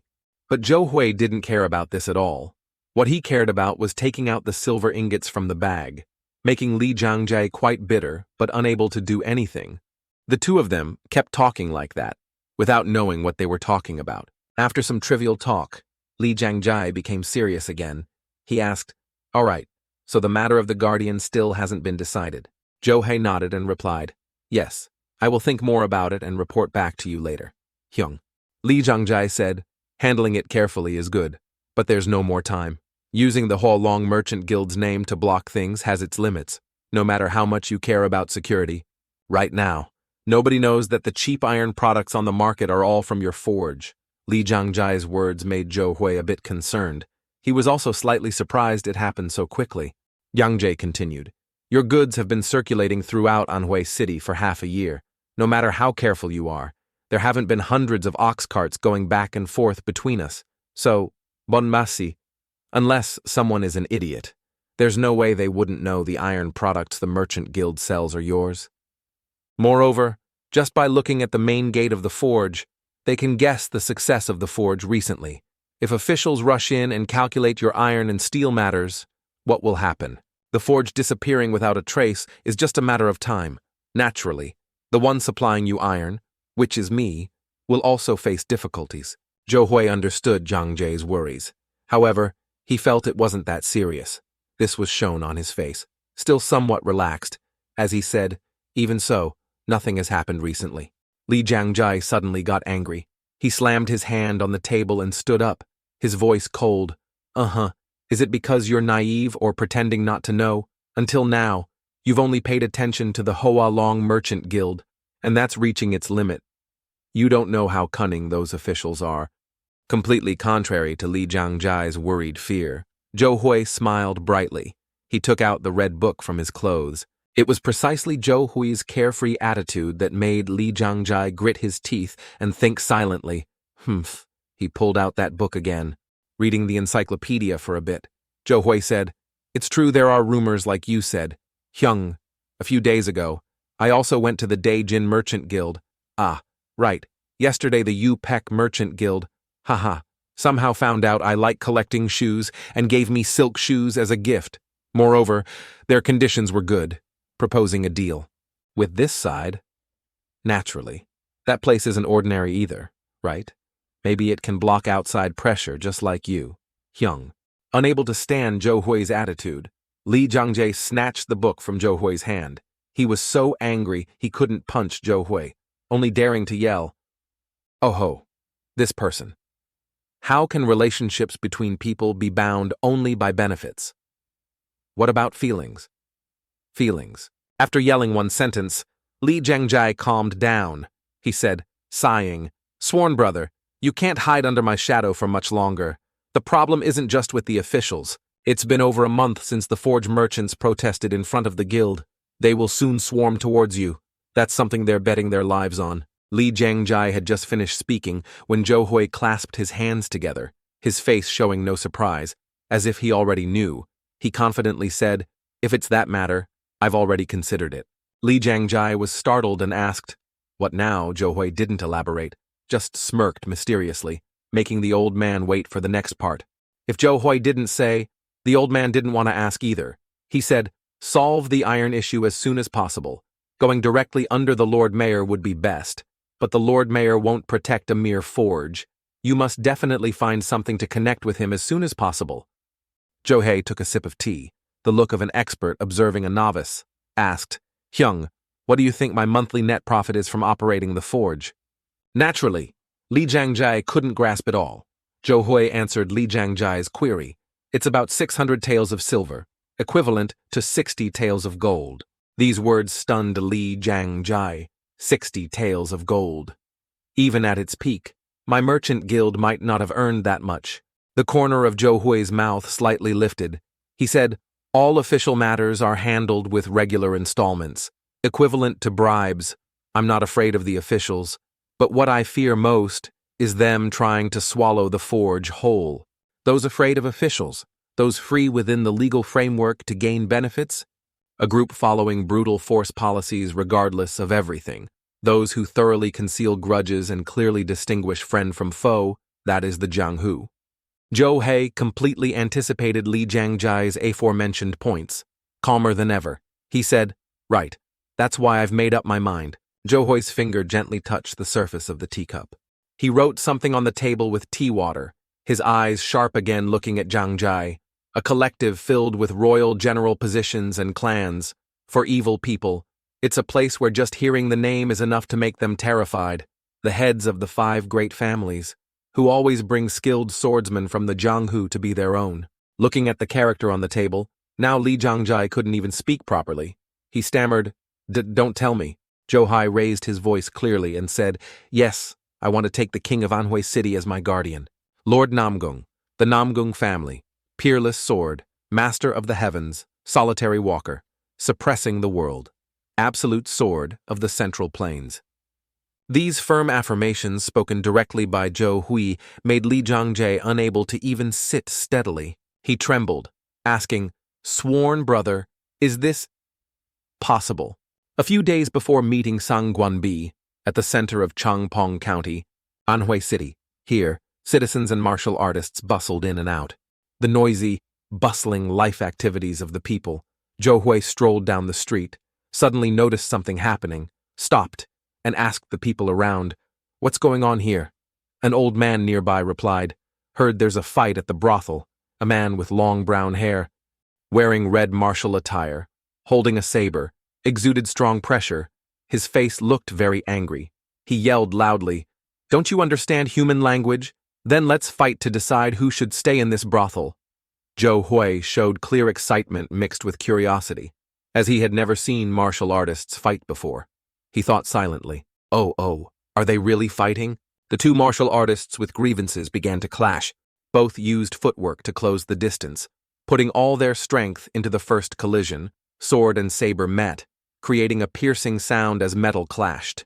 In just a few short seconds, the red-clad martial artist unleashed dozens of consecutive saber strikes.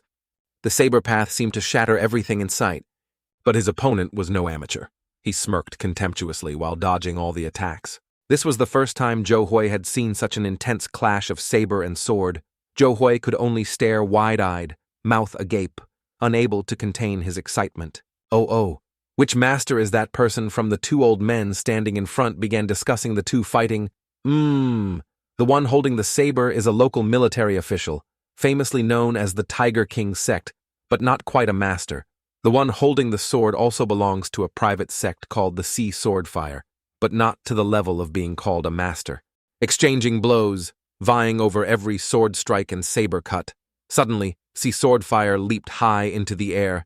Zhou Hui thought silently, like that, and still not considered a master. Back to the fight. Sea Swordfire swung his sword down from the sky as if tearing the heavens. Tiger King sect also used the ground for support, unleashing a saber strike as if shattering space. The surprise attack helped Sea Swordfire gradually gain control of the fight. Sea Swordfire used his sword moves to lead Tiger King sect into a pre-prepared trap. Just half a beat slow, the tip of Sea Swordfire's sword almost touched Tiger King sect's neck. Tiger King sect's face now sensed danger. Death was only inches away. Suddenly, a stone deflected the tip of Sea Swordfire's sword, making it veer away from Tiger King sect's neck. Both were surprised by the stone interfering in their fight. Sea Swordfire, who should have won the fight, swung his sword and yelled loudly to find the stone thrower. Who are you? A man wearing the Namgung family martial uniform approached and threatened, These private sect trash. I just looked away for a moment, and you've crawled out as numerous as cockroaches. These insects, hurry up and disappear. Sea Swordfire and Tiger King sect's faces darkened upon seeing the Namgung family member. These two immediately fled. Zhou Hui, with an extremely excited face after witnessing everything, could only exclaim, So cool.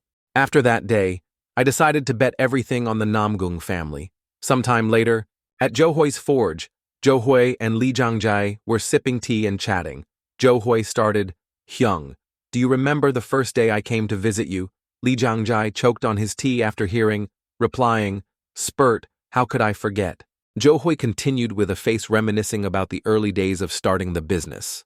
Yes, that was also unbelievable for me. Actually, all I could do for you was just an oath. However, you gave me the silver, Li Jiangjai laughed, replying, Ha ha ha ha. If I went back to that time, I would give you $10,000 taels, not 1,000. Zhou Hui continued. This time, I will also try venturing into the Namgung family. At worst, I lose the capital. Could I possibly lose my life too? Li Jiangjai gently replied, That's right. Isn't sworn brother the forge master, not lacking money. If the work goes smoothly and successfully, and you find a guardian, don't forget this sworn brother, Zhou Hui said with a face demanding benefits. Just talk, Li Jiangjie indifferently replied. This person, I probably have to go now. If anything happens, definitely send me a letter. Zhou Hui saw Li Jiangjie to the forge gate, clasped his hands respectfully as his sworn brother left. Wish you a safe journey. Hyung, Li Jiangjie said while walking. Thanks, sworn brother. Forge steward Li Yusong appeared and reported to Zhou Hui. Forge master, your father is looking for you regarding some matter. Zhou Hai replied. My father. At the Zhou house, Zhou Hui was looking around and thinking silently, why suddenly tell me to fix my attire? Zhou Taewan opened the door and slowly walked into the room. Zhou Hui spoke. Father. Zhou Taewan held a mysterious purple box that looked very formal, entered, and said, Just sit down, son, Zhou Hui replied. Yes. Zhou Hui sensed something was wrong, lost his composure, and asked Zhou Taewan, suddenly, What's wrong, father? Zhou Taewan touched the mysterious box he had just brought out and said, I also don't know when this thing was passed down in our family. I guess maybe from ancestor Zhou Mangdiok's generation. But that's just the ancestors' speculation. However, the ancestors left a family precept saying to pass this thing to the person who will represent the family generation of that era, and today, I will pass it down to you. No matter what anyone says, you are the one who rebuilt our family. You are the most suitable person to lead this generation. Zhou Hui worriedly replied, Father, why talk so sadly? It's all because of you, father. Zhou Taewan placed his whole hand on the mysterious box, swearing an oath. Zhou Taewan, 20th generation grandson of the Zhou family, she passes down the righteous heaven blood jade to son Zhou Hui. The family representative, Zhou Hui, confused, opened the mysterious box and pondered, Wait, I feel like I've seen this scene somewhere before. In my past life, my dad also gave me a pink jade necklace like this. Zhou Taewan said sternly, always keep it with you until it's passed down to the one who will lead the next family generation. That is the mission of the one who receives the righteous heaven blood jade. Zhou Hai realized with shock, if so, then this righteous heaven blood jade is the treasure of the Zhou family. If it's present in my house, then did I transmigrate into an ancestor from long ago? Suddenly, the righteous heaven blood jade continuously glowed and emitted various sounds. This fortune. This person resembles a descendant who has experienced the righteous heaven sword. Isn't that right, Grand Ancestor? It truly is the aura of righteous heaven. With this aura, isn't he already a venerable one? That's right. This guy is definitely a venerable one. No doubt about it. What extraordinary creation is this? Is this possible? How can a venerable one exist in reality? If one has gone through the cycle of life and death, they must definitely be imprisoned in the blood jade. Zhou Hui panicked at the sight and sound he was experiencing, screaming, Mommy. Despite Zhou Hui trembling after seeing the blood jade, Zhou Taewan remained calm, as if hearing nothing. Casually asking, What's wrong? Son Zhou Hui replied with a trembling voice. The blood jade. It spoke. Before Zhou Hui could recover from his shock, the righteous heaven blood jade emitted sound again. You can hear us speak. How can this be? If so, can we talk to that descendant? Hey, truly a genius. A genius indeed. Zhou Taewan stood up while saying, I also had a strange dream once when I saw the blood jade. Because it's not an ordinary object. Always keep your soul pure. Zhou Hui hastily replied, Yes. Then Zhou Taewan left the room, leaving only Zhou Hui and the blood jade still in the box. Zhou Hui spoke with difficulty. The blood jade glowed for a moment. Then the image of an old man appeared, accompanied by a commanding voice silencing all other sounds from the blood jade. Silence. What is your name? Zhou Hui, both confused and feeling strange, replied. I am Zhou Hui. I'm fine, so everyone just speak naturally. The image of the old man continued. The fact that you can hear our voices means your soul's status is equivalent to us venerable ones. But how come I don't see the thread from you? Zhou Hui asked confusedly. Thread. What is that the old man's image explained? After receiving the great power suitable for the choice and grace of the righteous heaven-blood jade, Cultivating, instead, you will receive a connection with the blood jade, meaning linked together by a thread. Finally, when that person's life ends, the soul will belong to the embrace of the blood jade. But I don't see such a thread with you. Johui curiously asked, Grace of the blood jade receives special powers. That image answered, correct. Normally, one should receive some power. Besides that, there's no way to explain your soul being on par with a venerable one. Johui asked again. That great power. What kind of power are you referring to? The image replied again. It depends on what you want. If you want to learn martial arts, you will receive the body of heavenly man unity. If you choose the 4-art zither, go, calligraphy, painting, you might receive the heavenly brain spirit. If you dream of becoming king, you will obtain the mind's eye and can summon everyone under heaven. If you are a cultivator seeking the Tao, Bao, you will become a seeker of the Tao with high spiritual enlightenment. Johui regretfully replied, I have never received any grace like that. Johui thought silently. If such a thing existed, would I have needed to struggle so hard to build the forge? The image pointed straight at Johui, replying sharply, What ha don't hide it. You definitely took something from the righteous heaven blood jade. Besides it, there's no other way to explain your soul's quality. Johui was startled, realizing one strange thing had indeed happened to him. After the accident and dying, I returned to the past and lived Johui's life. Could that be because of the righteous heaven blood jade? And can I tell them the truth about my transmigration? Johui felt anxious inside, then said, To be honest, I experienced something strange. However, it's unclear if it was due to the righteous heaven blood jade or not, and that's my life's secret, so I feel very scared. The soul in the blood jade replied, Turns out you can't trust us. We are your ancient ancestors. You are merely our inheriting descendant. Nothing more, nothing less. Furthermore, all of us only exist in spirit, unable to exert power in the physical world, nor intending to. What harm could we possibly do to you? Johui asked doubtfully. Are you really my ancestors? The soul in the blood jade explained again. Correct. The righteous heaven. Blood jade is only passed down through the Zhou family line. Are you not the representative responsible for the Zhou family in this era? Then what ill intent could we have towards you? Johui hesitated for a moment, then resolutely revealed his biggest secret. I have transmigrated. The souls in the blood jade were shaken. Transmigration. Impossible grand ancestor. Why didn't I? Hoo. In the end, heaven didn't allow me to reverse cycle. I will only retain memories like a small fish. Ho. Oh, Sima. You won ho. After the commotion that confused Johui, the blood jade stopped glowing. Johui curiously spoke up. Esteemed ancestors. Phew. But the blood jade remained silent. No one responded. Johui picked up the jade box, puzzled, asking, Who? What is this thing? Suddenly, the sound of running echoed from outside the room door.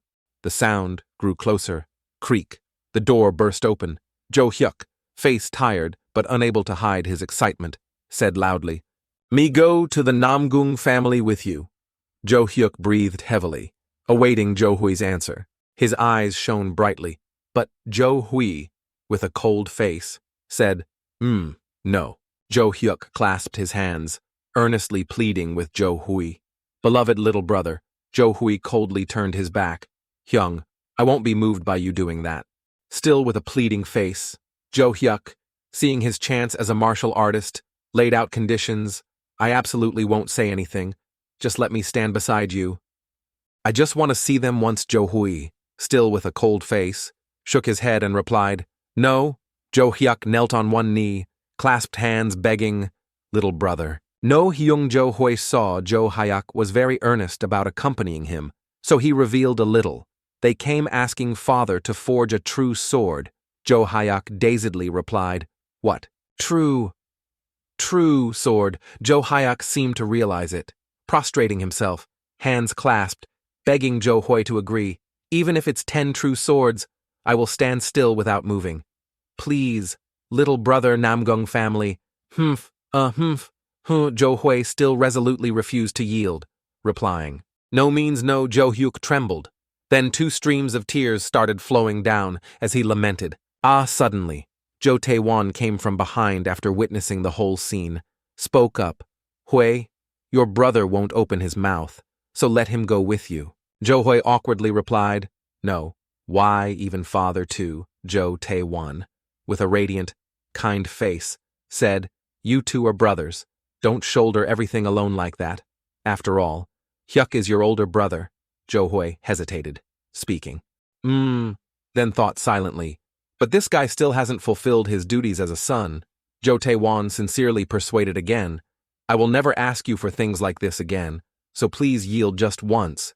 Jo Hui hesitated, then sighed and replied, Hyung, you really won't open your mouth, right, Jo Hyuk? Excitedly stood up and replied, of course martial artists are inherently honest, and I am a calm person. Jo Hui sighed in relief and replied, second brother, we will depart in a few days. Go and prepare. Cho Tae-il and Cho Hyuk smiled faintly, the corners of their mouths slightly raised. Cho Hyuk, full of joy, laughed and said, great, leave it to me. I will prepare everything necessary. At the iron workshop, on a day like any other, someone suddenly came to report, workshop master, big trouble. Jo Hui calmly replied, what is it? The messenger, an old man, panicked and said, many people are coming to our iron workshop. They are even carrying weapons. Jo Hui, seeming to realize something, replied, weapons. Outside the main gate of the iron workshop, fierce shouts rang out. You bastards! I'll kill you all! A man holding a hammer kicked open the main gate of the iron workshop, followed by many people carrying weapons like axes, spears, and sickles. He shouted loudly, kill everyone from the iron workshop. Jo Hui, as if anticipating this would happen, thought, what must come, will come. Jo Hui stood proudly before them. Clasping his hands in greeting, he shouted loudly, I am Jo Hui, the master of this iron workshop. The people in front were very agitated and angry, their voices overlapping. So you've come. Good thing I met you. I'll tear you apart with my own hands. That filthy face of yours, is it you? You're the unreasonable one? Damn it. What are you bowing for now? Shameless, thick-skinned bastard? Jo Hui appeared calm, puzzled by their appearance, and replied, I still don't understand what I have done wrong to you all. The hammer-wielding leader of the group shouted loudly, merchants also have their own business ethics. Jo Hui chuckled in reply, Pfft, merchants. The leading man felt slighted and cursed angrily. This guy, Jo Hui calmly took step after step, his imposing aura growing, and said, I only ask one question. Even if you sell cheaper than my iron workshop, you still can't surpass me. Can you maintain your business by lowering prices? The crowd fell silent, looking at each other as if realizing something. Jo Hui thought to himself, of course not. Most of these people are owners of small workshops. Jo Hui radiated the aura of a leader and ordered, follow me. I will give everyone a tour of my iron workshop. The owners of these small workshops hesitated, looking at each other given the situation, then followed Jo Hui inside, entering the forging room. They were overwhelmed by the focused atmosphere, the sounds of hammering shaking the ground, the serious work ethic. The work progress was like a storm, despite the large fires of the workers at Jo Hui's iron workshop. They were surprised by the number of people and equipment. Oh my God. How many anvils are there with so many people? How many blacksmiths are here? This is crazy, impossible. Jo Hui revealed a cold expression, his eyes sharp, and said, can you all defeat me? The owners of the small workshops looked downcast, avoiding Jo Hui's gaze, knowing they couldn't compete with him in terms of work progress, quality, or quantity of finished products. Jo Hui took a breath, his face serious, and spoke loudly. Ultimately, when will everyone realize they are being suppressed by the 4 major workshops? When will Anhui have an iron workshop worthy of being called the best under heaven? Why does our Anhui Iron District lose out to Sacheon? The small workshop owners resignedly accepted, replying, yes, that's right. Jo Hui declared loudly, stirring everyone up. In the last 100 years, has our Anhui received any orders from the imperial family? The imperial family only chooses the sons of this Anhui land to be soldiers. Our Anhui doesn't deserve to be sidelined by the imperial family like this. Don't you all agree? Zhou Hui, with a smug face, continued. Furthermore, do you know what our Anhui has, who forged the legendary Heaven Sword and Dragon Saber? It seemed Zhou Hui's words stirred something within the small workshop owners. They excitedly replied, "That's right. We are descendants of legendary blacksmiths. Iron is just lifeless ore. His Majesty is truly outrageous for not valuing our talents. We must rise up." Zhou Hui, waiting for these words, clasped his hands and shouted, "Help me realize that dream."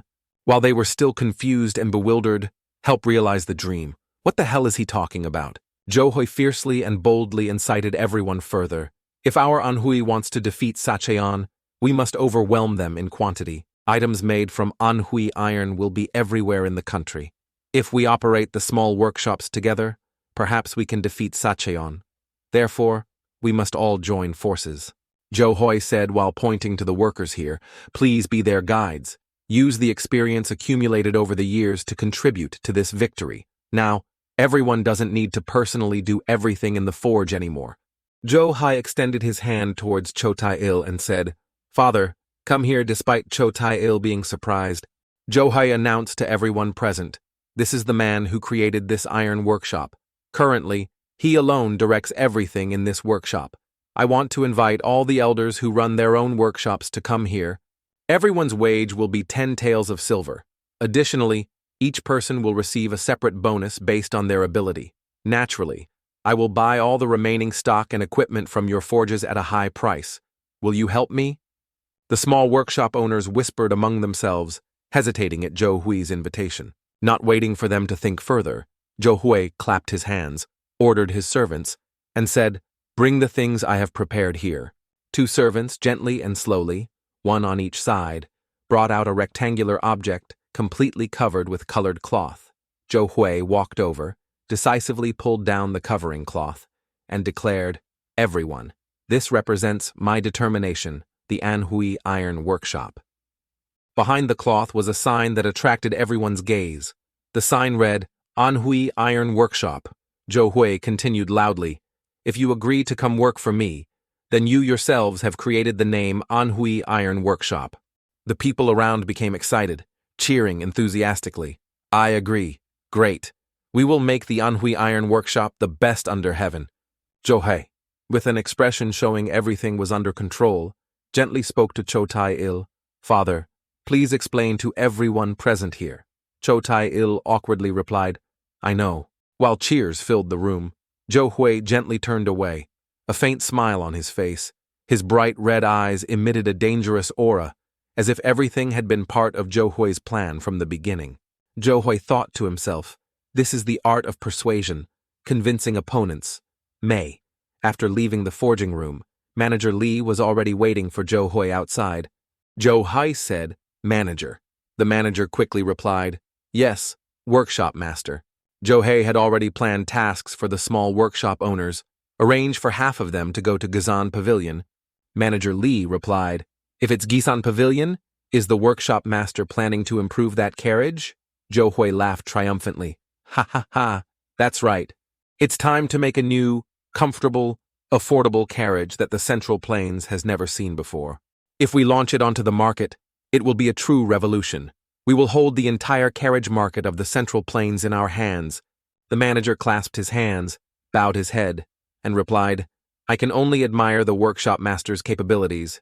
Zhou Hui continued, "Phew, have you totaled all of today's expenses yet? Prepare everything fully." The manager replied, "I have prepared everything already." Zhou Hui thought to himself, "Indeed, I chose someone skilled in business." The manager asked curiously, "May I ask how long it will take?" Zhou Hui stated firmly, "I can't say beforehand how long it will take. Until I achieve my goal, I won't return. This is a long road with an unknown arrival date." The manager worried. "Then if something important requires a decision, I can't delay it until the workshop master returns." Zhou Hui gently replied, "There is a book recording some things I predict will happen. You can refer to it." The manager bowed his head and replied, "I will handle everything according to the workshop master's instructions." And sometime later, on a certain mountain, Zhou Hui and Chou Tai-il rode horses at a gentle pace. Chou Tai-il was reading some book while riding. Zhou Hui sat on horseback, thinking worriedly. Now I'm more used to riding, but there are still many times I feel like falling off. Zhou Hui glanced at Chou Hayak beside him and thought, unexpectedly, that guy rides so well. The book Chou Hyuk was reading made Zhou Hui curious. That seems to be the Jianghu Annals. I heard this is the book where Jagal Du'un and Manbak Jia recorded 1,000 years of Wulin history. Zhou Hui asked curiously. Is that interesting? Chou Hyuk's eyes remained focused on the book. He gently replied, yeah. Chou Hyuk glanced at Zhou Hui. Zhou Hui sighed, then thought to himself, oh God, please destroy that guy's martial arts dream. Chou Hyuk closed the book sharply and said something that made Zhou Hui's heart jump. Are you cursing me in your heart right now, little brother? Although I'm your older brother, I haven't been able to do anything for you. That's why all this time, you couldn't see my true self. Honestly, I still can't believe you are my real younger brother, Zhou Hui. My little brother wasn't this smart. Zhou Hui was speechless, worry welling up inside him. Chou Hyuk continued, to convince those old blacksmiths from other workshops, you're like a monster from another world. Chou Hyuk continued, to convince those old blacksmiths from other workshops, you're like a monster from another world. Among the people I know, no one is as eloquent as you. Chou Hyuk seemed confident about something, his eyes sparkling with hope as he spoke. But that doesn't mean I'll live a carefree life just because you're too outstanding. Zhou Hui was confused because Chou Hyuk was acting very strangely today. He thought, what is this? Why is he suddenly so serious and reliable? Zhou Hui looked Chou Hyuk over thoroughly, noticing details from his posture to the muscles hidden beneath his clothes. His calloused hands covered in overlapping scars and scratches. Zhou Hui thought to himself, well, thinking back, I always thought he was just imitating things from novels.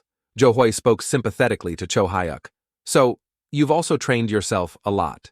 Chou Hyuk hesitated slightly, then said seriously, if you swing a sword, you can forget many things. Do you remember that year of famine? Zhou Hui seriously recalled, his eyes emitting killing intent as he asked back, are you talking about what happened 10 years ago? That year, the harvest failed badly.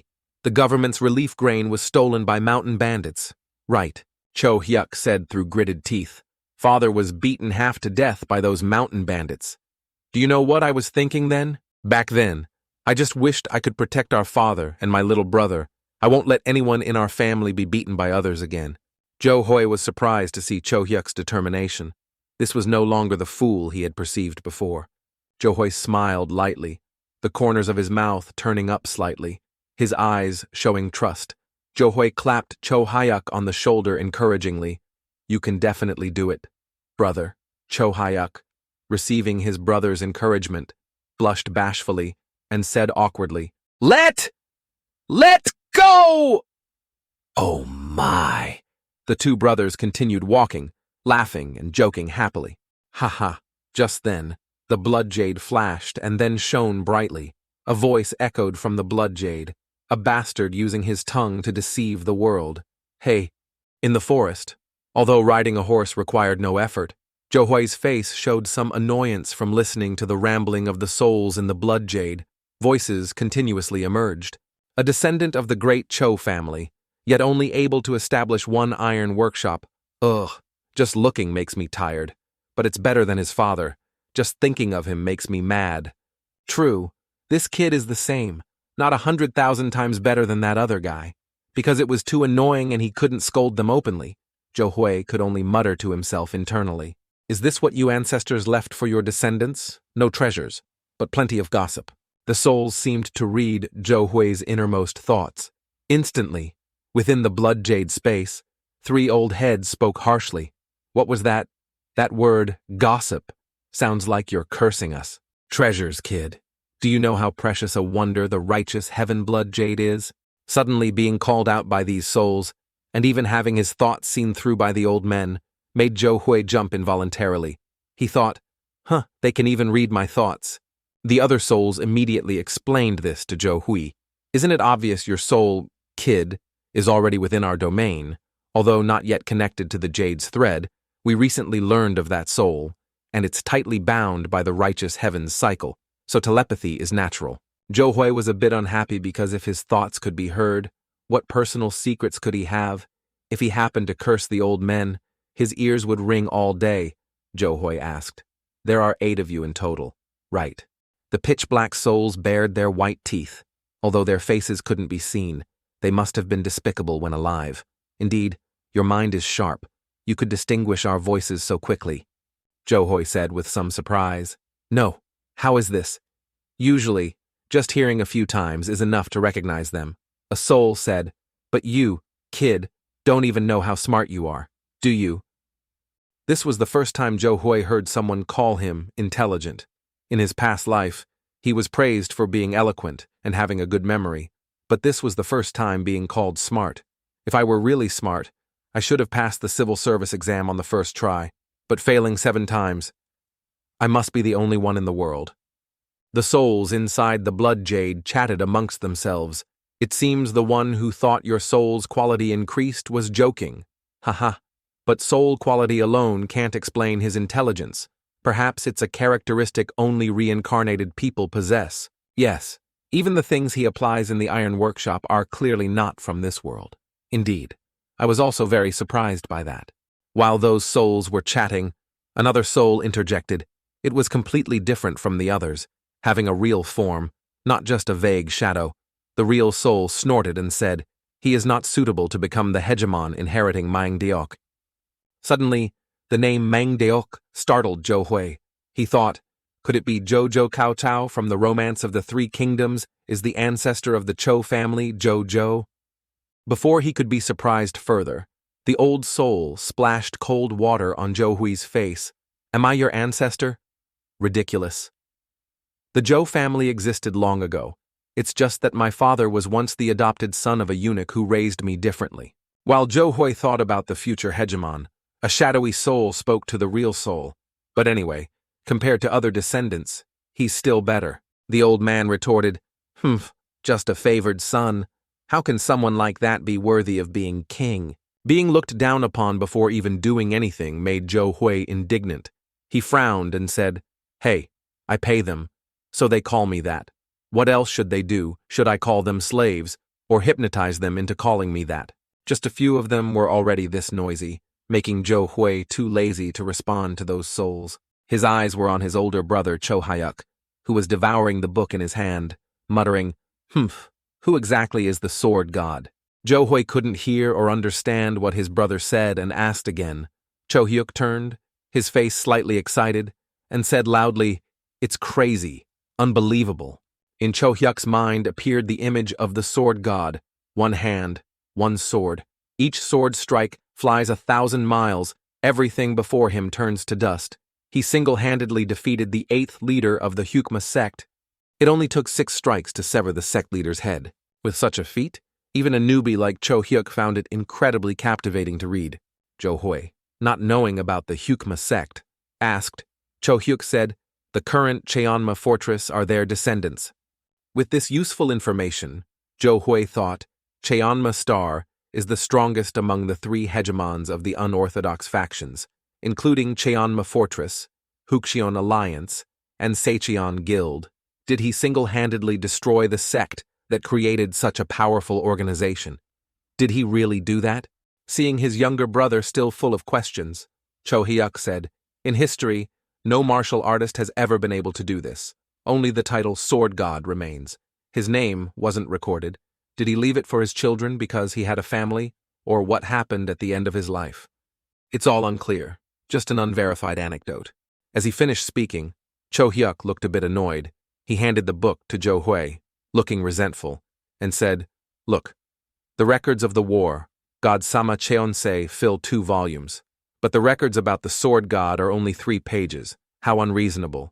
Just as it got quiet, a voice from the blood jade rang out again. Hey, have you ever doubted? Johoi asked. What the soul said. Mangdeok's descendants were called hegemons. How could they live so ignorantly? Johoi pondered, then replied, I don't know.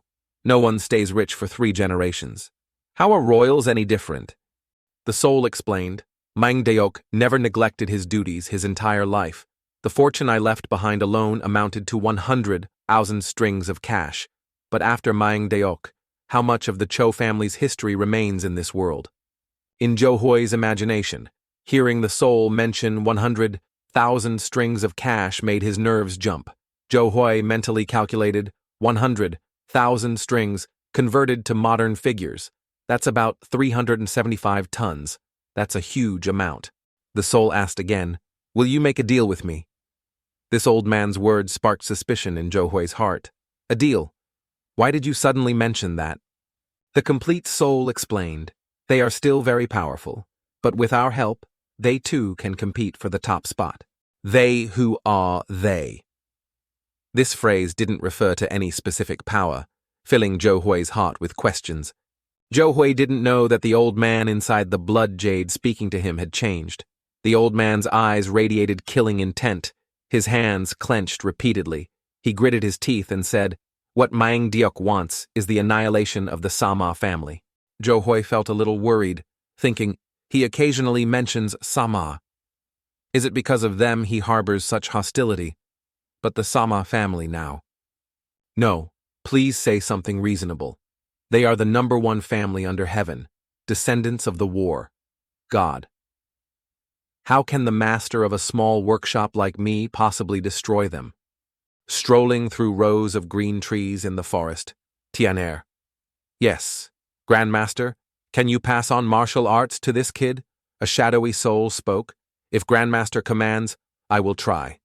The peace didn't last long as that conversation made Zhou unable to resist asking, who's that? In the blood jade space, the soul who had just promised the self-proclaimed ancestor old man slowly appeared. A handsome face with silver hair, holding a sword. Is that the sword god, Cho Tian, the heir of the Geomyung's undefeated one? Of course, Zhou heard the words of the souls inside, but his greatest fear had arrived. If my foolish older brother discovers the sword god's secrets, it will be big trouble. The blood jade glowed again. Zhangyur, yes. Grandmaster. Can you pass the one vein technique to this kid, sword god? Tian didn't hesitate to reply. As long as the descendant of this humble one hasn't perished due to the dark merchants, then yes. Just hearing the two talk made Zhou exclaim, "This person looks formidable, huh?" The sword god recalled memories of airplanes, yachts, skyscrapers from the old world. Zhou immediately said, "I can also see the world you sometimes remember. The civilization and knowledge of that world are astounding, a world I couldn't possibly imagine." Zhou was now so angry he couldn't curse, only gritting his teeth. "Damn it, you can even see that. How are you different from stalkers?" Tian's ancestor said, "If we combine that novel power of yours with our strength, we can definitely compete. Do you intend to make a deal now?" In his past life, Zhou only wished for a good life, but the world was always unfair. However, Zhou could start over in this world. He had always wanted to become a master but never had the chance. Now, receiving the invitation from these ancient souls, he had made a decision in his heart. He tightened the sash on his clothes. The decision was made. He would make a deal. Crossing the forest, the two brothers finally arrived. Here, looking down from above. The city was packed with houses, people shopping, merchants trading. Looking at the surrounding scene reminded Zhou of his past life. The image of people holding phones, intently watching something. Returning to reality, the people here were carrying baskets of vegetables. While observing, Zhou thought, this district is like a giant living organism. Cho Hyuk's face was extremely excited as he saw a group of people ahead carrying flags. The Cho brothers approached. Cho Hyuk immediately asked the old man in pristine white clothes standing before him, "Old sir, is this Peking opera?" That old man laughed heartily. Truly a naive young lad. "Is this your first time coming to see the opera?" Cho Hyuk nodded at the old man, smiling happily as he replied, "Yes, that's right. I am from Pengte County." Watching the two chat, Zhou thought to himself, "Every time, I feel people here talk to each other without any restraint." Now, after a moment of silence, Zhou also approached the old man and spoke, Elder, I am also from Pengte County." The old man still wore a radiant smile of old age and replied, "Ha ha ha, so there are two young lads from Pengte County, eh?" During the opera farewell banquet, the noise grew increasingly lively. In the center of the performance area were two people, one disguised as the Namok blood demon in purple clothes, the other as the Kangcheon swordmaster. Johui muttered, "Are they using the life story of Kangcheon swordmaster Namgung Su, head of the Namgung family? For business, he's the idol of the Anhui people." Contrary to Johui's calmness, Cho Hyuk was extremely excited, like a child given candy by his mother. His sparkling eyes looked nothing like someone passionate about martial arts training. The performance was in the stage of the two fighting. The cheers grew louder, but not everyone felt the same. Nearby, someone sneered contemptuously at the play. "These ridiculous opera plays are always the same." One of the group of three said. "That's right. Elderman Pakja said the one who destroyed Namok blood demon wasn't Kangchun swordmaster but Cheonro blade master. Didn't he announce this in the Jianghu annals?" Another one said. "This guy. These guys never read precious books like the Jianghu annals." The crowd watching the play, hearing others imply they lacked knowledge, turned around, their faces somewhat fierce, asking, "Who is it? Who dares?" The man's words immediately stopped when he noticed some kind of symbol on the clothes near the left shoulder of the three men. Being disregarded by a commoner made that group a bit uncomfortable, and this also made the two watching the play feel like this trip was doomed. Suddenly, another figure flashed past that old man, leaving him unable to speak. It was Cho Hyuk. His hands were clenched tightly. The surrounding air vibrated slightly. He shouted loudly, "What the hell did you say?" Before this surprise could sink in, Cho Hyuk immediately brought another surprise to Jo Hui. His foolish older brother dared to stand up and curse those three men. One of them, his eyes blazing red, his face full of killing intent, asked, "Who are you?" Being asked his name, how could a martial arts enthusiast like Cho Hyuk not answer? He held a book in his hand. He spoke loudly, "I am a lover of the Jianghu annals." Of course, Cheonro Blademaster was the one who directly took Namok Blood Demon's head back then. Who dares argue with that fact? But when the missing Hyangcheon Great Sword Master returned to the world after half a year, what was that hidden, blazing red handprint on his body? Wasn't it the Blood Heaven Great Tribulation hand? Even injured by the Blood Heaven Great Sword hand, Namok Blood Demon's ultimate technique, he still won and returned. That is a fact everyone in Anhui knows. Honestly, this was the first time Jo Hui saw his older brother speak so clearly and in such detail. The words he spoke caused the people around to murmur. The man from before now had to look around to see what everyone was saying. Perhaps he had been silenced by someone else's words. Cho Hyuk continued, "I truly respect Elderman Pakja, Master Jagal Yu-un, but no one is perfect." Seeing Cho Hyuk say those things made Jo Hui feel a bit admiring. He thought, truly, a genuine martial hero. Then his head shook back and forth. Wait, the opponent is the Jegal family aristocrats, one of the 5 great families. However, how could those 3 accept defeat from those words? The one in the middle tilted his head slightly, showing contempt, and asked, "You saw it?" Cho Hyuk spoke loudly and clearly before the crowd. "That's right. Would the young sword heroes and guests of the Namgung family lie?" That man sneered. "Humph. Regardless, this rumor still spreads throughout Anhui. Our elder man." Pakja invited Kangcheon Swordmaster to his residence to confirm this fact. Rejecting that invitation naturally means it was the Namgung family. Suddenly hearing those words made Cho Hyuk feel a bit stunned, his expression slightly awkward. Of course, as elder man Pakja, truly Master Kangcheon Swordmaster defeated Namok Blood Demon after the battle, or was he knocked unconscious by the Blood Heaven Great Sword Hand, then returned to the family after regaining consciousness? You know it too. Cho Hyuk was extremely angry and couldn't help shouting, "What did you say?" Then did Elder Man Pakja directly see Cheonro Blade Master behead Namok Blood Demon. He beheaded Namok Blood Demon and then left with it. Hearing this, everyone around burst out laughing. Cho Hyuk's words must have amused them.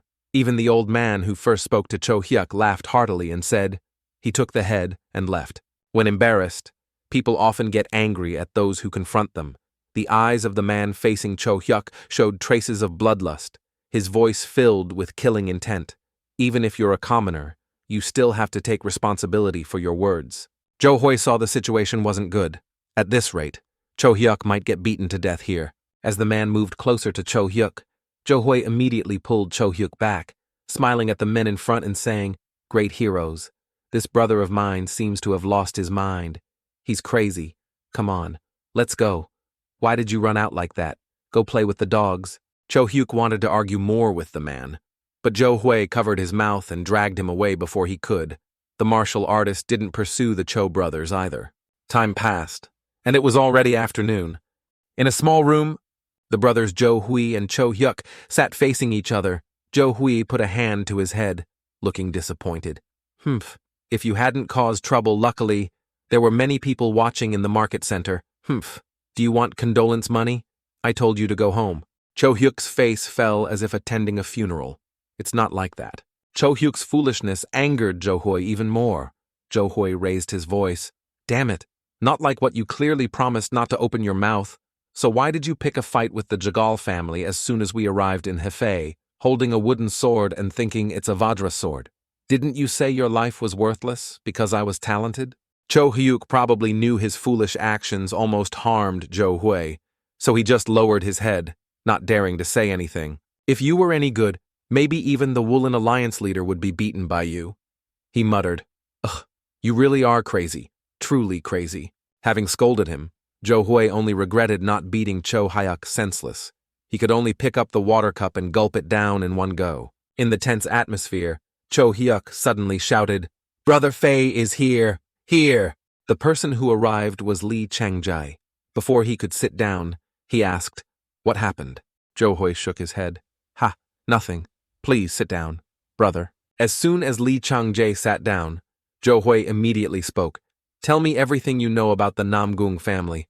I hope for your help, brother." Mentioning the Namgung family made even someone like Lee Changjai cautious about every little detail. Jo Hui said, "Brother knows all the information available from informants or in the Jianghu annals. What I want is the personalities and activities of the important people in the Namgung family, including the current head, personal goals, hobbies, conflicts, hidden scandals.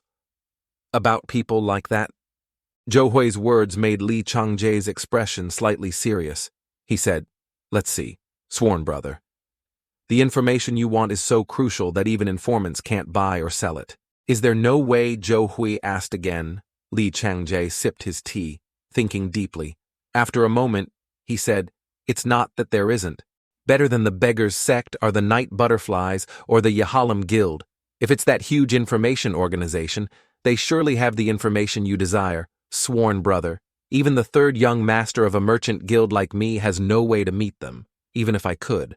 The fee they charge is very expensive. For someone like Jo Hui to know about the Night Butterfly Moonlit Forest organization, the sky would have to fall first." Lee Changjai revealed a bit more information to Jo Hui. "It's a legendary information organization in the Jianghu. That's the rumor. But whether it's actually true remains a mystery." Jo Hui thought. Even ordinary information organizations charge unreasonably high prices. But right now, this is the only way. Jo Hui asked, "If I request an audience, how long does it take?" Lee Changjai sighed shortly and said, "How many people send visiting cards to the Namgung family each day?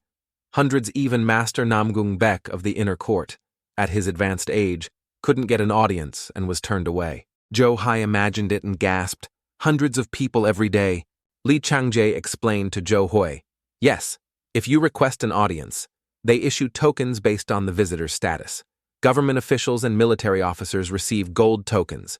People from the Jianghu receive silver tokens. Naturally, others are turned away. At the very least, you must be the heir of a family sect to be received." Jo Hui asked what came next. Changjai said, "Those related to the Namgung family receive bronze tokens. This includes allies of the family and those who supply food, clothing, or weapons." What's next? Jo Hui didn't want to miss any information, so he wanted to know every detail. Of course, next are those who wish to join the family. They receive red tokens, mainly to continuously increase their strength. Finally, there are merchants wanting to open new trade routes and those seeking help, like you brothers. Those seeking help will receive blue tokens. This issue gave Jo Hui a headache. Jo Hui asked, "Gold, silver, bronze, red, blue. Is blue, last if it's us. Do we get anything different?"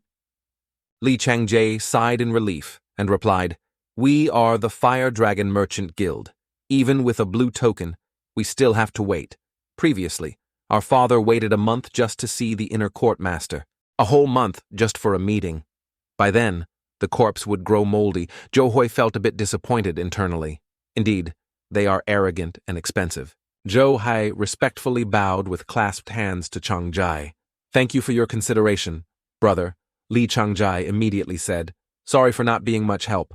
Brother, what do you plan to do? Joe expression didn't change as he replied, First, I have to meet them. Right tomorrow, I will go to the Namong family. Before leaving, Li Changjai also wished Joe good luck on this endeavor. In a flash, night fell and morning came. In the room where the Cho brothers were staying, with his martial arts spirit, Cho Hyuk always woke up earlier. Before leaving the house, Cho Hyuk told Joe, I'm going to practice. Joe yawned sleepily and replied, Yes, you're really diligent, brother. Just as things were peaceful, the red jade on his body began to glow. The voice of the soul in the red jade echoed in Joe-hoi's ear again. Gyeomjung, when are we going? Joe-hoi was sleepy enough without being bothered by these guys, but if he didn't reply, how could they let him sleep peacefully? Joe-hoi asked, Do we really have to go to Gyeomjung? Sword God Tian said, One who hasn't experienced Gyeomjung cannot understand my swordsmanship. I've told you many times. Don't you understand? Joe-hoi sighed and yawned shortly. Elder, for ordinary people, it's very far. It takes at least 4 or 5 months. You know I have many things to do here in Anhui. With that attitude, Sword God Tian immediately exploded in anger. His hand gripped the sword tightly as he roared, You think my swordsmanship is that simple? If you receive the exclusive martial arts from me, Sword God Cho Tian, it's a secret technique that can be passed down to future generations. Joe-hoi looked worried, muttering, Gyeomjung that the sword god mentioned is the border between modern Shanxi and Gansu provinces. Going to those 2 provinces is very far, at least 5 months. No, if we encounter bandits or the horse gets injured, it might take even longer. It's all money and time. Although he felt that way inside, his thoughts were completely opposite, but he couldn't let the chance to learn martial arts from the sword god slip away.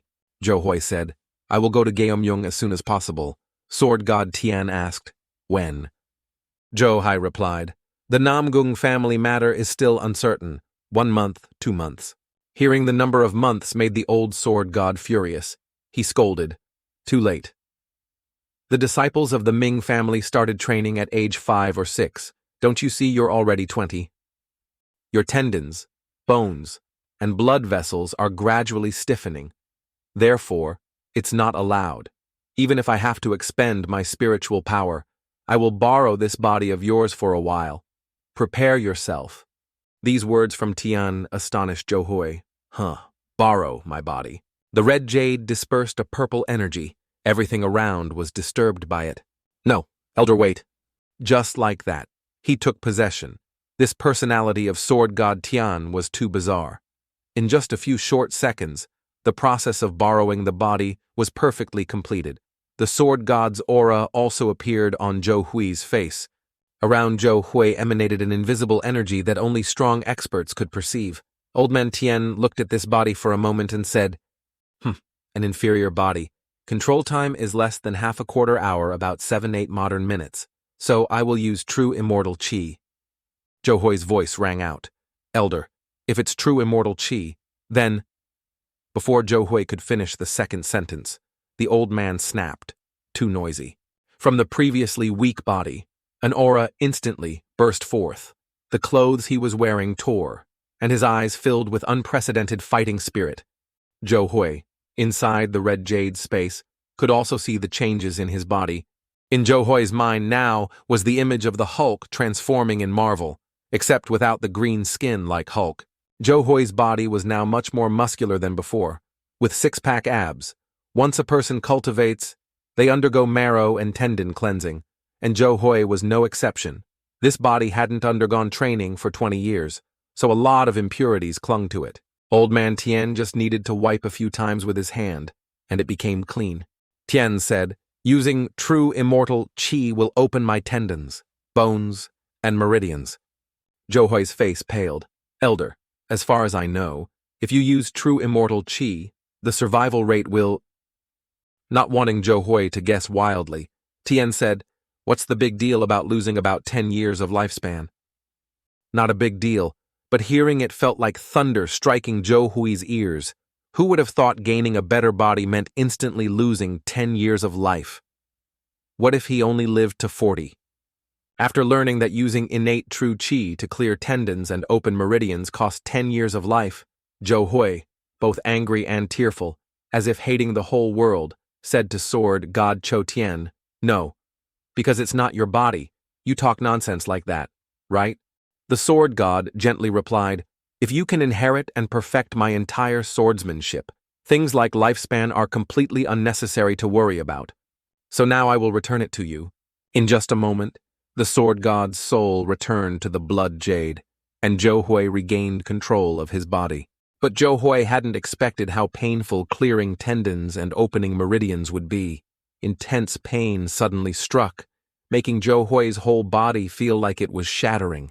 Only feeling pain, the sword god in the blood jade took this chance to mock him. Such a weak mind, just that much pain, and what are you yelling so loudly for? Despite Zhou Hui collapsing in agony, only able to cry out, "Ah!" The sword god in the blood jade coldly said, "Because I consumed too much spiritual power, I temporarily cannot speak with you, but you must definitely improve your physical strength and spirit." After that, Zhou Hui collapsed to the ground. The blood jade also dimmed, no longer glowing. The next day, the sun began to shine across the world. Zhou Hui gradually woke up after the near-death pain. Ugh. Zhou Hui still felt some lingering effects from yesterday. Trying to recall what happened, Zhou Hui suddenly noticed a yellow energy condensing on his right hand. Involuntarily, Zhou Hui became curious. Zhou, I thought. Awesome plus. My eyes. I've read about this in books many times. Blurry vision suddenly becomes clear. Gazing far towards several buildings, Zhou Hui exclaimed, "I can even see very far. What exactly is this? This isn't normal eyesight. Is it, and could this be internal energy?" Inside Zhou Hui's body appeared a lot of yellow energy, condensing in his dantian and spreading throughout his body. Zhou Hui had never felt this power before, just gently condensing internal energy into his hand slightly and lightly, swinging his arm. Crash. A loud noise. The furniture in front was completely destroyed by just a light swing of the arm. The destructive power of internal energy was immense, surprising Zhou Hui. "Oh, now I understand why brother is obsessed with martial arts. I don't know what realm I've reached now, but this will surely help me a lot in daily life." Zhou Hui had found confidence. Determination set, Zhou Hui reached for his clothes to change and take the first step of his plan. First, off to the Namong family in this bustling, noisy city. The Namong family mansion stood majestically before all the people. People coming and going created a lively atmosphere, making Zhou Hui confused, while Cho Hyuk could only stare wide-eyed, mouth agape, exclaiming, "Wow!" Outside the gate of the Namong family mansion, imposing guards in Namong martial attire pointed to a table while directing the arriving people. "Please come fill in your name on the visitor list, then proceed to the guest reception area." Zhou Hui also gently used a brush pen to write his name and origin. Zhou Hui, Anhui Iron Workshop. Zhou Hui saw a contemptuous smile on the lips of the guarding martial artist who glanced at the paper where Zhou Hui had just written his name and origin. Cho Hyuk was flustered, excitedly introducing himself. "I am Cho Hyuk, also a martial artist," but Zhou Hui felt uncomfortable with the guard's attitude, pulled Cho Hyuk away and said, "Ah, let's go quickly, brother." Just as Zhou Hui guessed, the guarding martial artist smirked contemptuously and thought, look like fools." This was the place where visitors had to wait to receive an official invitation letter before someone would guide them further. The place had many tea tables where guests could sit and chat. Zhou Hui looked at Cho Hyuk like an immature child, but Cho Hyuk was very excited, seeing such places for the first time. First time being in a place with so many martial artists. Cho Hyuk excitedly chattered non-stop. "See that, little brother. Just writing my name on the visitor list made me feel pressured. I heard the real Namong family area starts from the back courtyard onwards. I wonder how many people can fit here." Zhou Hui answered perfunctorily. Yes, The back courtyard is where the Namgung family members live. Despite Cho Hyuk's excitement and curiosity about the surroundings, Jo Hui was contemplating, sigh.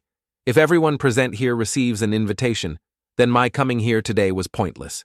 While Jo Hui was thinking, is there a way to stand out just then? The old man from yesterday also appeared here. He spoke. Could it be yesterday was full of country bumpkins? Jo Hui was surprised, hesitating slightly before greeting, Elder sir. The brothers Jo Hui and Cho Hyuk clasped their hands in greeting and said, Yesterday, due to some matter, we left without properly saying goodbye. Ha ha. Elder sir, what business brings you to the Namgung family? The old man looked very pleased but didn't say anything, just raised his eyebrows and shouted loudly, Is this how you treat guests? The old man's words surprised the Cho brothers, leaving them momentarily speechless. Suddenly, a man rushed over. This man greeted the old man very formally.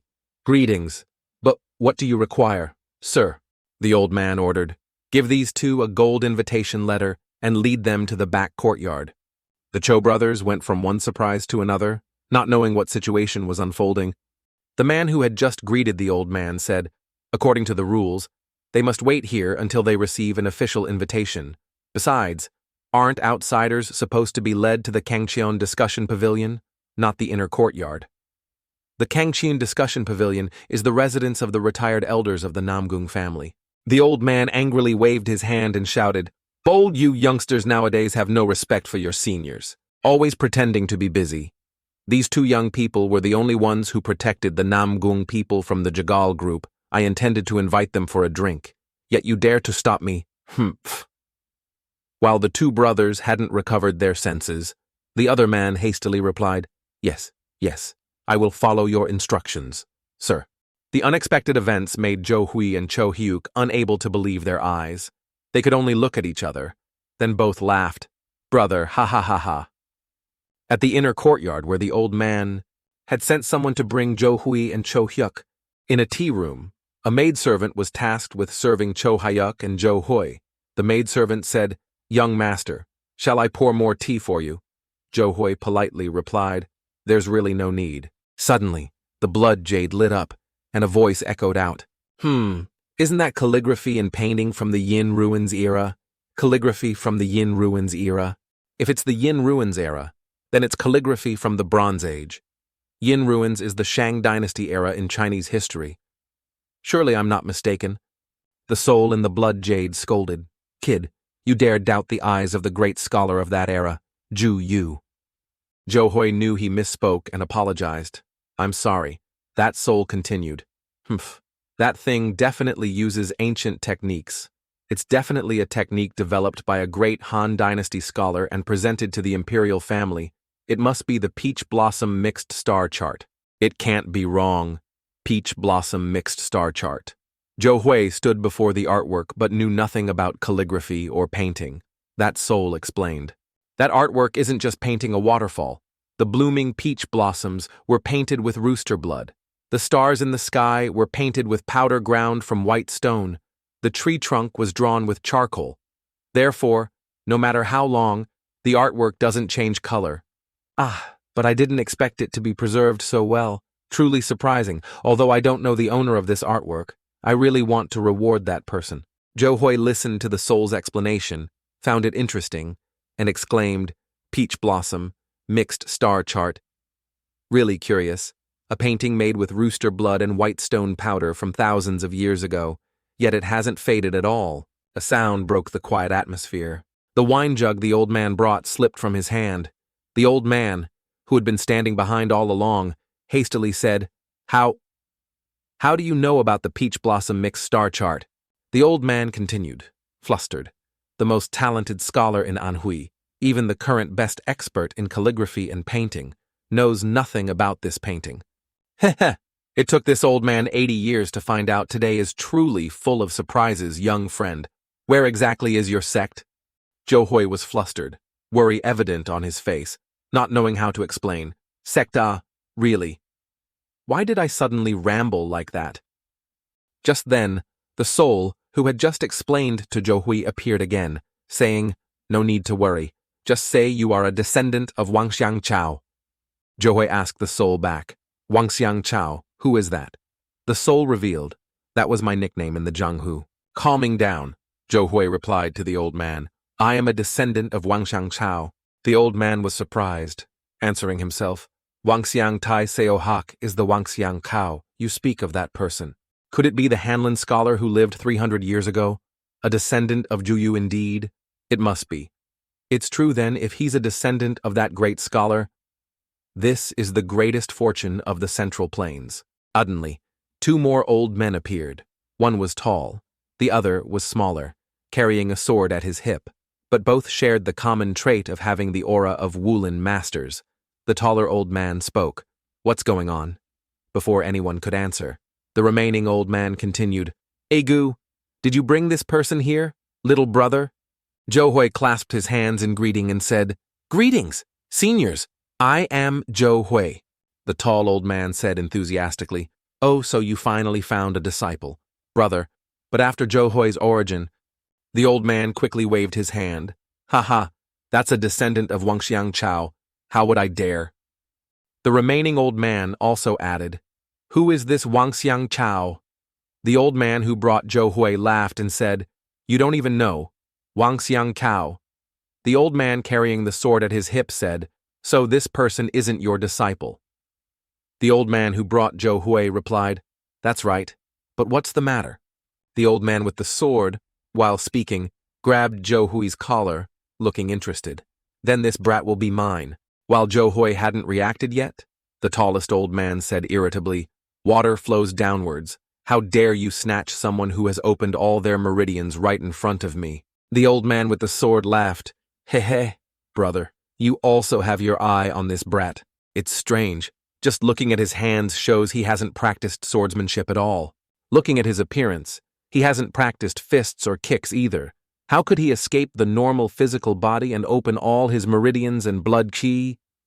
When a human body reaches a certain realm, if it can undergo body shedding and bone transformation, it can break the limits of a normal physical body. That is metamorphosis. Only after clearing the Ren meridian can one attempt to open the Du meridian. But his body hasn't reached the transcendent peak realm. Those who have reached transcendent peak can tell the opponent's realm just by looking. The tallest old man suddenly said, It seems you've increased your strength manifold in just a short period. Until now, I've never seen anyone increase their strength as fast as you. The old man with the sword explained. Others take at least 30 years to reach your level. It seems you've already formed a core Kadan, core formation. Kadan is the realm where the QI in the body condenses into a golden core in the Dantian. The tallest old man sighed. Sigh. This old man hasn't achieved core formation either. With just this internal energy, you could become unparalleled under heaven. The old man who brought Zhou Hui thought of something and said, If he reached core formation, why didn't I realize it? If so, isn't this child the most suitable person to cultivate to the absolute realm? The absolute realm. That is the highest realm no one has reached except for Chilmujwa 7 martial seats, the strongest in the current Jianghu. The tallest old man laughed. Ha. How could that be? Where does such an easy thing come from? The old man with the sword said, But considering his age. The old man had been chatting happily all this time, forgetting Cho Hyuk sitting entranced on the chair from the beginning, and Zhou Hui still being held by the collar by the old man with the sword. Only now did Zhou Hui regain his composure and speak up. Sirs, could you please let me down first? My body isn't very comfortable. Zhou Hui sighed in relief when released, and the old man also laughed cheerfully. The tallest old man suddenly approached closely and said, Haven't you thought about having a surname? As long as you belong to the direct line of the Namgung family, you can use our Namgung surname as yours. I will consider you my adopted son. Zhou Hui was surprised and astonished by this somewhat abrupt offer, only managing to exclaim, After receiving the adoption offer from the tallest old man, Zhou Hui was lost in thought. So I'll be Namgung Hui. If I add the Namgung surname, there will be nothing I can't do. Isn't that great suddenly? The blood jade echoed with scolding, as they could hear Zhou Hui's thoughts. Bold, you dare celebrate. Hey, look at his smug face. So you really want to die, I'll possess you immediately. Hearing this, Zhou Hui was startled, realizing he shouldn't think like that, shouldn't be tempted. Cho Hyuk quickly knelt, replying with an eager face, "Old sir, this humble one, Cho Hyuk." "Ah, mistake. Namgung Hyuk. Pays respects. Please grant the Namgung surname to this humble one. This humble one will be loyal to the family for life and become the family's sword. Please, sir." The souls in the blood jade continuously passed judgment on the descendant Cho Hyuk. Humph, look at that cheapskate. He's the eldest grandson of the Cho family, isn't he? The tallest old man, though surprised, calmed down and replied, "Not bad. You're quite bold. But let me consider. There's no shortage of disciples like you in the family. Do I really need to?" Cho Hyuk continued to show sincerity, kneeling and bowing. "This humble one will try hard." Jo Hui was confused, shaking his head. "Whoosh! How can you so easily abandon the name given by your ancestors? This humble one cannot do that. Forgive me, sir."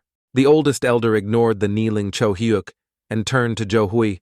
"Tsk, tsk. Why do talented guys like you know everything? So annoying." The soul in the blood jade, happier now, said, "Right, don't do that. That's the way."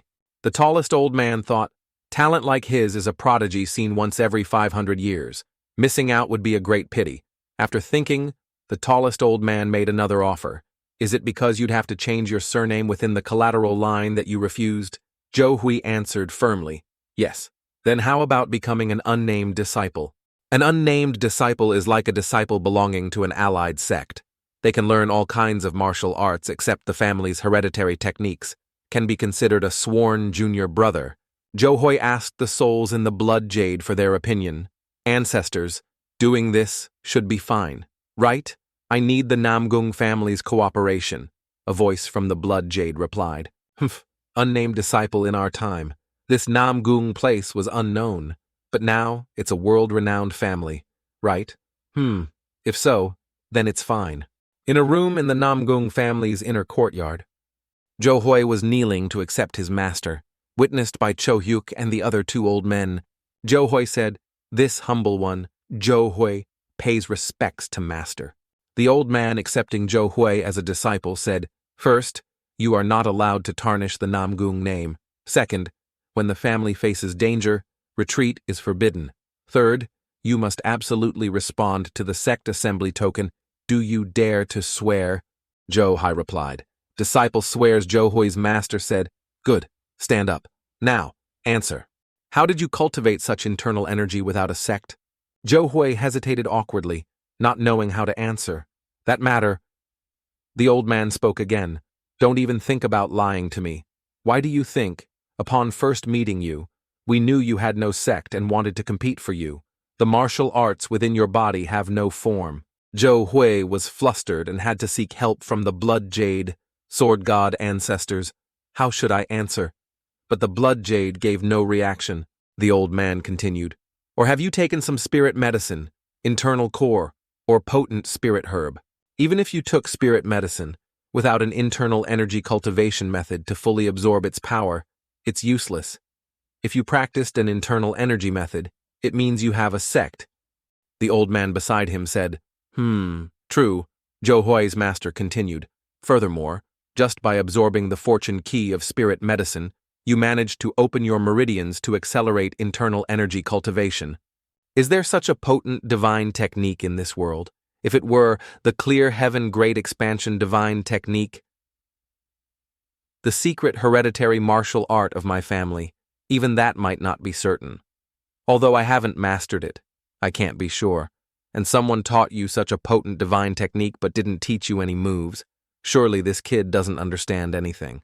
Jo Hui thought anxiously. Sigh. I was about to say it, but these old men are too perceptive. I can't reveal the secret about the righteous heaven blood jade either. This is difficult. Suddenly, the blood jade emitted a voice. "Humph, this mediocre fellow dares to use his naive mind to understand my descendant." Jo Hui recognized the voice and immediately replied, "Sword, God ancestor, is something wrong?" The soul in the blood jade replied, "Nothing's wrong. He used too much spiritual power, so he's just resting temporarily."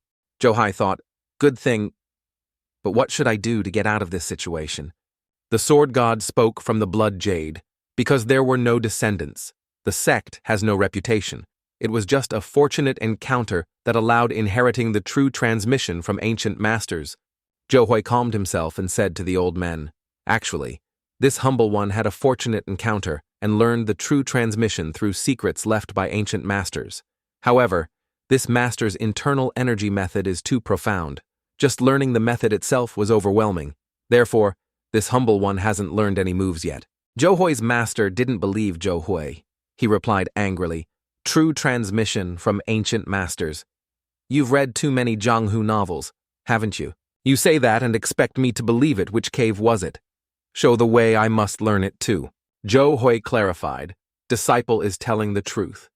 Zhou's master shouted angrily, "Bold, the moves of the master you learned through secrets, Pidrang. You've memorized them all." Zhou hesitated.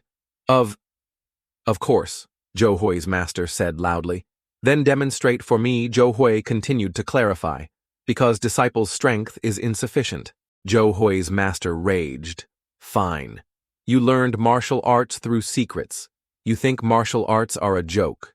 It's all just the product of the imagination of those storytellers. If secret transmissions could be passed down through a few scraps of paper, what's the point of sects existing?" Zhou offered proof, "But Shaolin also keeps secrets in the scripture pavilion." Zhou's master said, Tesk, internal energy formulas and profound move methods, no matter how detailed the records. Without a teacher, martial arts cannot be passed down to descendants. Secrets are a method to prevent martial arts from being lost. Learning solely from secrets cannot reach the master's realm." The sword god suddenly spoke from the blood jade. "Why is he so talkative? No need for lengthy explanations. Tell him to have a sword sparring contest. To fool guys like that, you have to spar with swords to convince them, right?"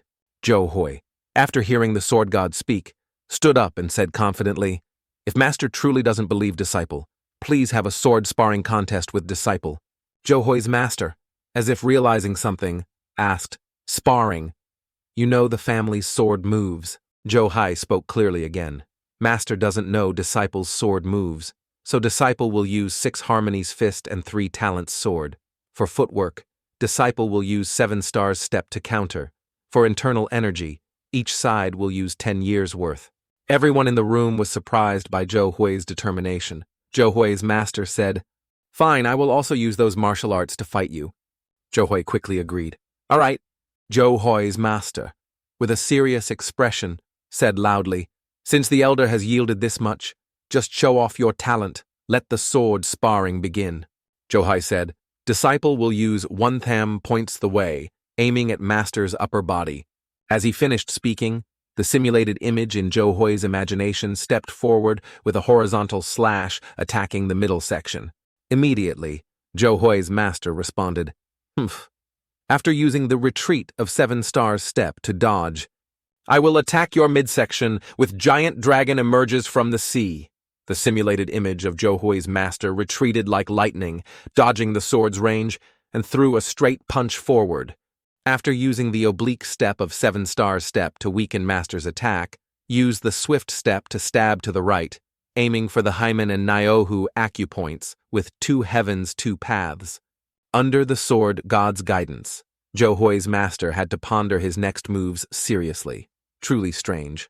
The most basic linking move of the 3 talents swordplay is to use straight heaven 1 path after 2 heavens 2 paths. If he retreats, it's ascending heaven 1 path. If he doesn't retreat, it means 2 heavens 2 paths. Zhou's master decided the remaining option was to attack with the swift step. After sealing your right side with the swift step, use unchanging oblique break to aim for your Qihai acupoint. Zhou used all 10 years of internal energy and used the interrupt step to defend. Then use Flying Eagle Flash's path to aim for master's neck. Zhou's master had been waiting for this moment. Ha ha ha ha ha ha. Finally, using internal energy. Good. I will also use all 10 years of energy and the move step of 7 stars. Step. Suddenly, Zhou's master reconsidered. Wait, it can't be. He used internal energy to block my attack just now, yet only now does he start using his power. In a match, one must link at most 3 moves before using a variation. Now he's not using the attack defense, one hand, one swift, and still has to think about variations. Johoi's master changed his move. No, I won't use the move step footwork. I will use the retreat step backwards and use cold gleam pierces heavens. The sword god assessed from the blood jade. Look at him. Does he think sparring is a joke in a real fight? Who retracts a move like that? Johoi spoke. Sigh, master. You know the rules of sparring. Why still do that? You can't stop a martial art once used. Johoi's master was flustered, then made another move. After using the move step to retreat to the left. I will use all my power aiming at your upper body and execute giant dragon emerges from the sea.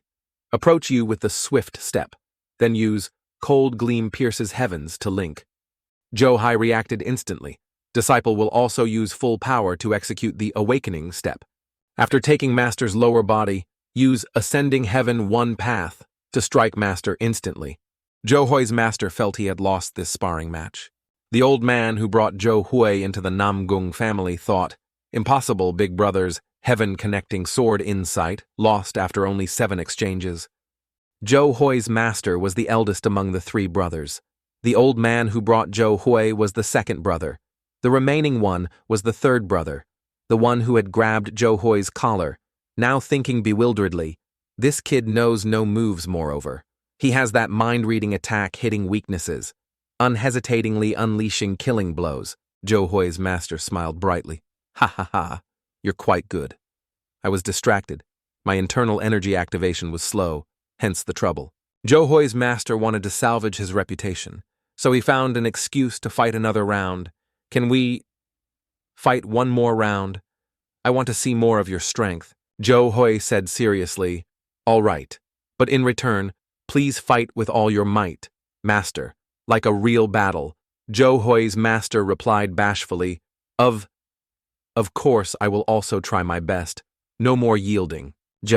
I replied. Yes, let's begin. Johoi's master, being the senior, still said, but anyway, I should still let you make the first move. Johai replied. Yes, sir. Johai made the first move. Then disciple will use the swift step to pierce master's left side. After some time, the master's face froze, sweat beading on his forehead. The second elder thought, haha, big brother fought like it was real, but could only last 7 exchanges. Johoi's master awkwardly covered up. Ha, ha ha ha. Truly talented. The immortal points the way you executed at the end was indeed a very skillful move. Johoi gently replied, yes. Johoi's master stubbornly said, can we fight one more round? Johoi still gently replied, all right. Johoi's master started, I'll let you go first. Ah well, there's a saying, first move ensures victory. Akbop. If I keep doing this, I'll always be at a disadvantage, right? Johai replied. Then this time, disciple yields the first move to master. Johoi's master replied, good, again. After some time, Johoi's master's face trembled, having lost so badly he couldn't speak, only sighing, sob. The second elder counted this time as 6 exchanges.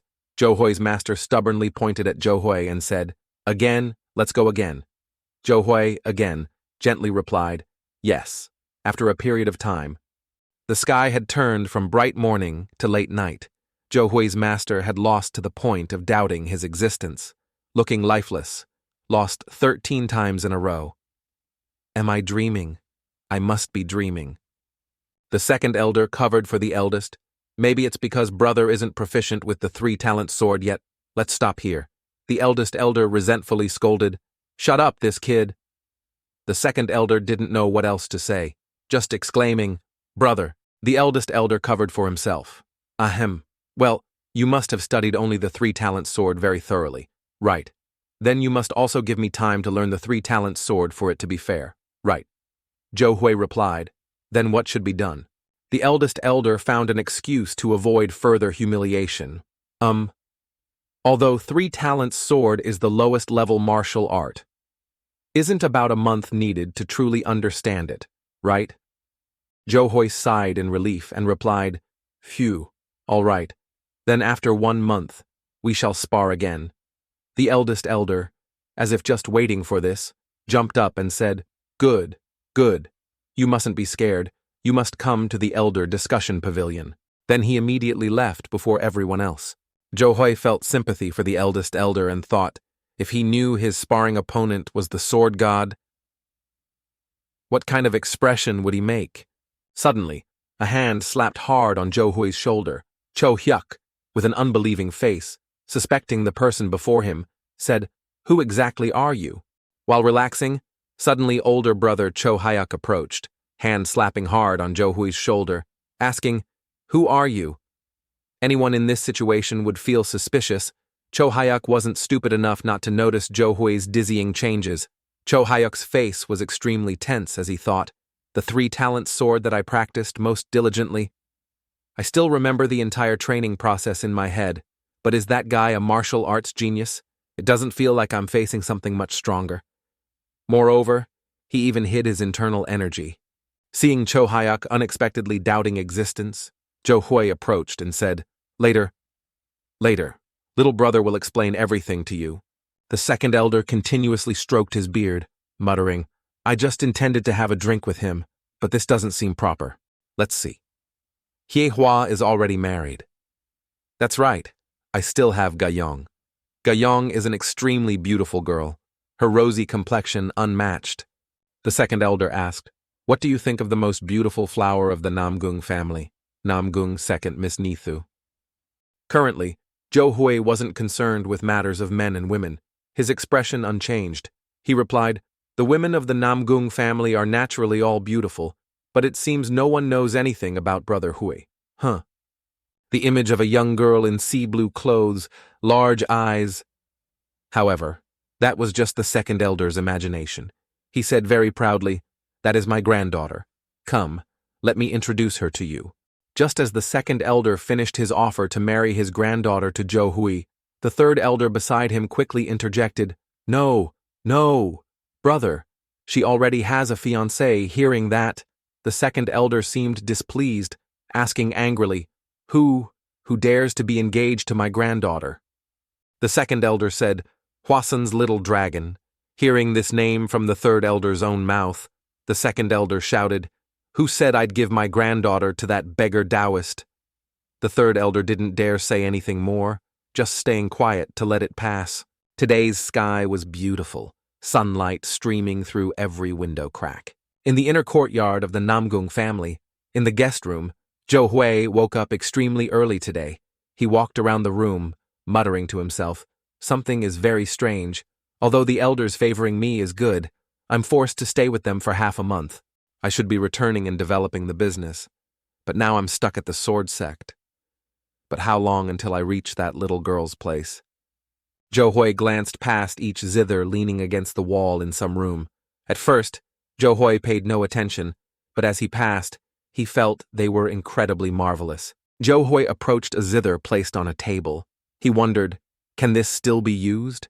His mouth asked, but his hand had already touched each string. The notes, as if sentient, flew around the instrument, instantly creating a strange sound. Gong, shang, jiao, zhi, yu. These notes are equivalent to do, re, mi, sol, la. Hui felt the music and thought, so that's it. Reminds me of when I played guitar in university. The sound from the zither seemed to attract a young maiden. As Hui was feeling it, nearby, a young girl's voice asked, How did you? Only then did Hui awaken from his reverie.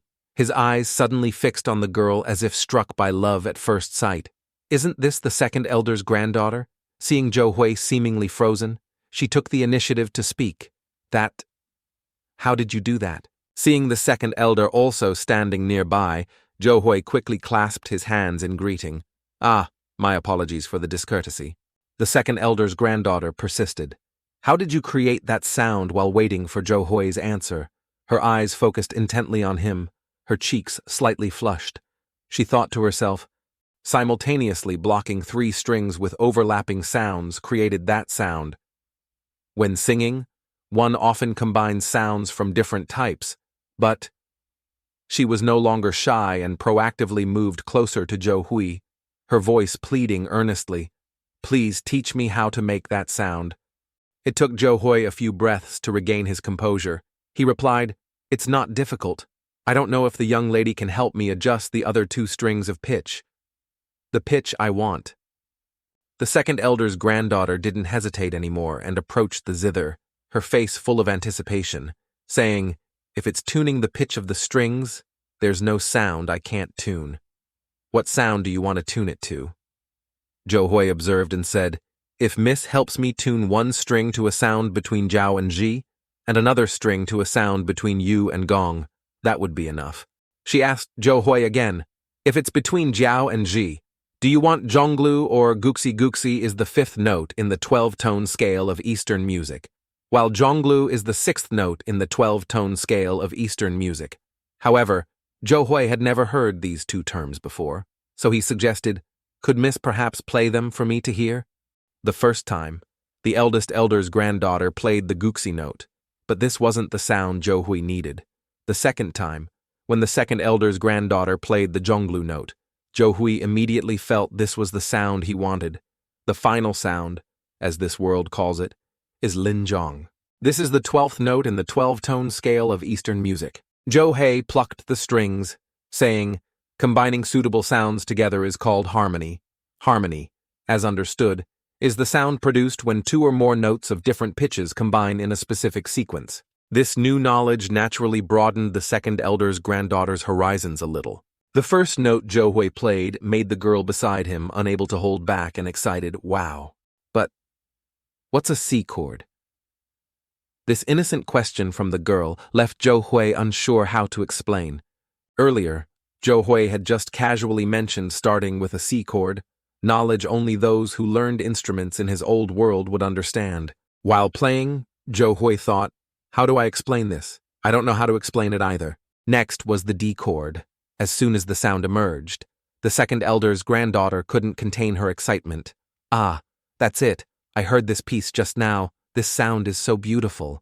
More. Using beautiful to describe a sound was enough to show its perfection, beyond words. Seeing his granddaughter happy beside a man she met for the first time, communicating through melodious zither music, the second elder felt a bit surprised. He thought, how did this happen? Why did that guy suddenly fall into this place? Even when meeting the elegant young masters of other prominent families, she always acts arrogant. Why is she so happy meeting him? The eldest elder's granddaughter asked again, "Young master, just now, did you simultaneously pluck the gong and jiao notes?" Zhou Hui replied, "Yes, and if combined with chords. However, my skill is still lacking." Zhou Hui's fingers began to tremble, making it difficult for him to perform perfectly. In contrast, the girl beside him was strangely cheerful. He brought her hand near the zither, saying, "Let me try." The music was like stars illuminating the dim room. Hearing this melody sparked a thought in Zhou Hui. Seems like I've heard this somewhere before. Sounds like Girls Like You by Maroon 5.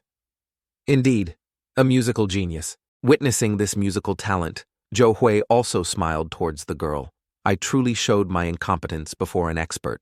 How embarrassing to do so before Miss." The eldest elder looked at the young pair before him, reminded of his youth. He approached, finally willing to speak. "Ha ha! Having heard such exquisite zither playing, how can one listen to other musicians later? That's right. What do you think of my granddaughter?" The second elder's direct question stirred Zhou Hui's thoughts. In his mind now appeared the image of the petite girl before him. He thought, what is this? I've seen all the most beautiful top stars of the Republic of Korea, but honestly, I'm still moved by this girl. Perhaps it's because the world Zhou Hui lived in didn't have cosmetic surgery. To the eldest elder's question, Zhou Hui replied, "Wonderful sound." Zhou Hui's answer left the second elder speechless with this kid. Zhou Hui bowed to the second elder. "I shall take my leave first." Seeing Zhou Hui's hasty desire to leave, the second elder asked, "Are you returning to the elder discussion pavilion?" Zhou Hui gave a forced smile. "Yes, Master told me not to wander and wait for him there. I cannot disobey his words." Hearing that, the second elder laughed heartily. This kid really knows nothing about his brother, referring to the eldest elder. "Do you want to make a bet on a game with me?" And naturally, How could Zhou Hui miss out on this bet? At night, in a small room within Namgung. This room was the resting place for the two Cho brothers. Cho Hyuk was snoring like a pig. Conversely, Zhou Hui sat meditating. He sent a message to the blood jade, sword god. Ultimately, what did you do to my body? Why were the Namgung family members so alarmed? Old man Tian inside the blood jade calmly said, I only transferred the sword heaven great divine technique, my exclusive mental cultivation method, into your body. Zhou Hui asked again, Is that very powerful? Tian asked Zhou Hui back. What answer do you expect? Zhou Hui didn't know what the strange energy appearing inside his body was. Things one doesn't know are the scariest. Zhou Hui said, This happened to my body. Shouldn't I know? Now, the fear in my heart is spinning dizzily, Old Man Tian explained, because all your meridians have been opened. Naturally, your internal energy has also rapidly increased. No need to worry. Within 3 years, you can successfully form a core Kadan. Zhou Hui asked, Does that mean my internal energy method is even stronger than the clear heaven great lotus divine technique of the Namgung family head?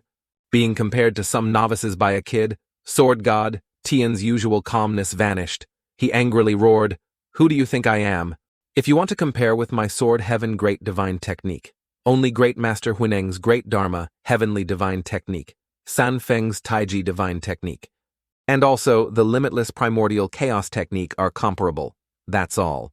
Zhou Hui asked, According to reputation, aren't Huasan's purple cloud divine technique and Cheonma Fortress's heavenly demon divine technique the most formidable? Tian replied contemptuously, Don't mention trash like demonic path stuff anymore. This is the first time I've heard of the purple cloud divine technique. I've never seen that kind of method. Listening for a while made Zhou Hui feel completely foolish. He scratched his head with one hand and said, Could it be that the Huasan sect didn't exist in your time, sir? Tian immediately said, It existed, but there was no mental method called purple cloud divine technique. It must be a method created by later descendants. Talking with Tian for a while, Zhou Hui roughly gained some knowledge so he wouldn't be embarrassed if someone asked later. He thought, Probably. Anyway, it's similar to the 5 great divine techniques, but the method I learned is more advanced. Zhou Hui grinned until his eyes crinkled, always smiling while sending a message to Tian. Thank you, sir. Tian's mouth corners lifted slightly. He said, Anyway, your internal energy increased too quickly, so you'll soon suffer side effects. No need to thank me. Hearing this, Zhou Hui stammered unclearly. See side effects. Tian didn't hesitate to think and replied immediately. Isn't that natural? Do you know what stages you've gone through? What have you experienced? In Zhou Hui's mind, he couldn't remember any stages at all. Tian said, If cultivating divine techniques were that simple, everyone in the Jianghu would possess peerless internal energy. All I did was use the overwhelming power of innate true qi to help you clear all your blood qi and meridians, forcing you to receive the sword heaven great divine technique. That's all. If you encounter someone of the same realm, you will definitely be victorious in every battle. That is the biggest side effect. The sword sect. Guillaume can solve this problem without the sword sect accepting you. You're just a brat still wet behind the ears carrying the power of an adult. Only now did Zhou Hui realize there's no shortcut to the peak. Images of life and death struggles appeared in his mind. Zhou Hui sighed, thinking, Once I finish my work, I will immediately go to the sword sect. In a flash, dawn arrived.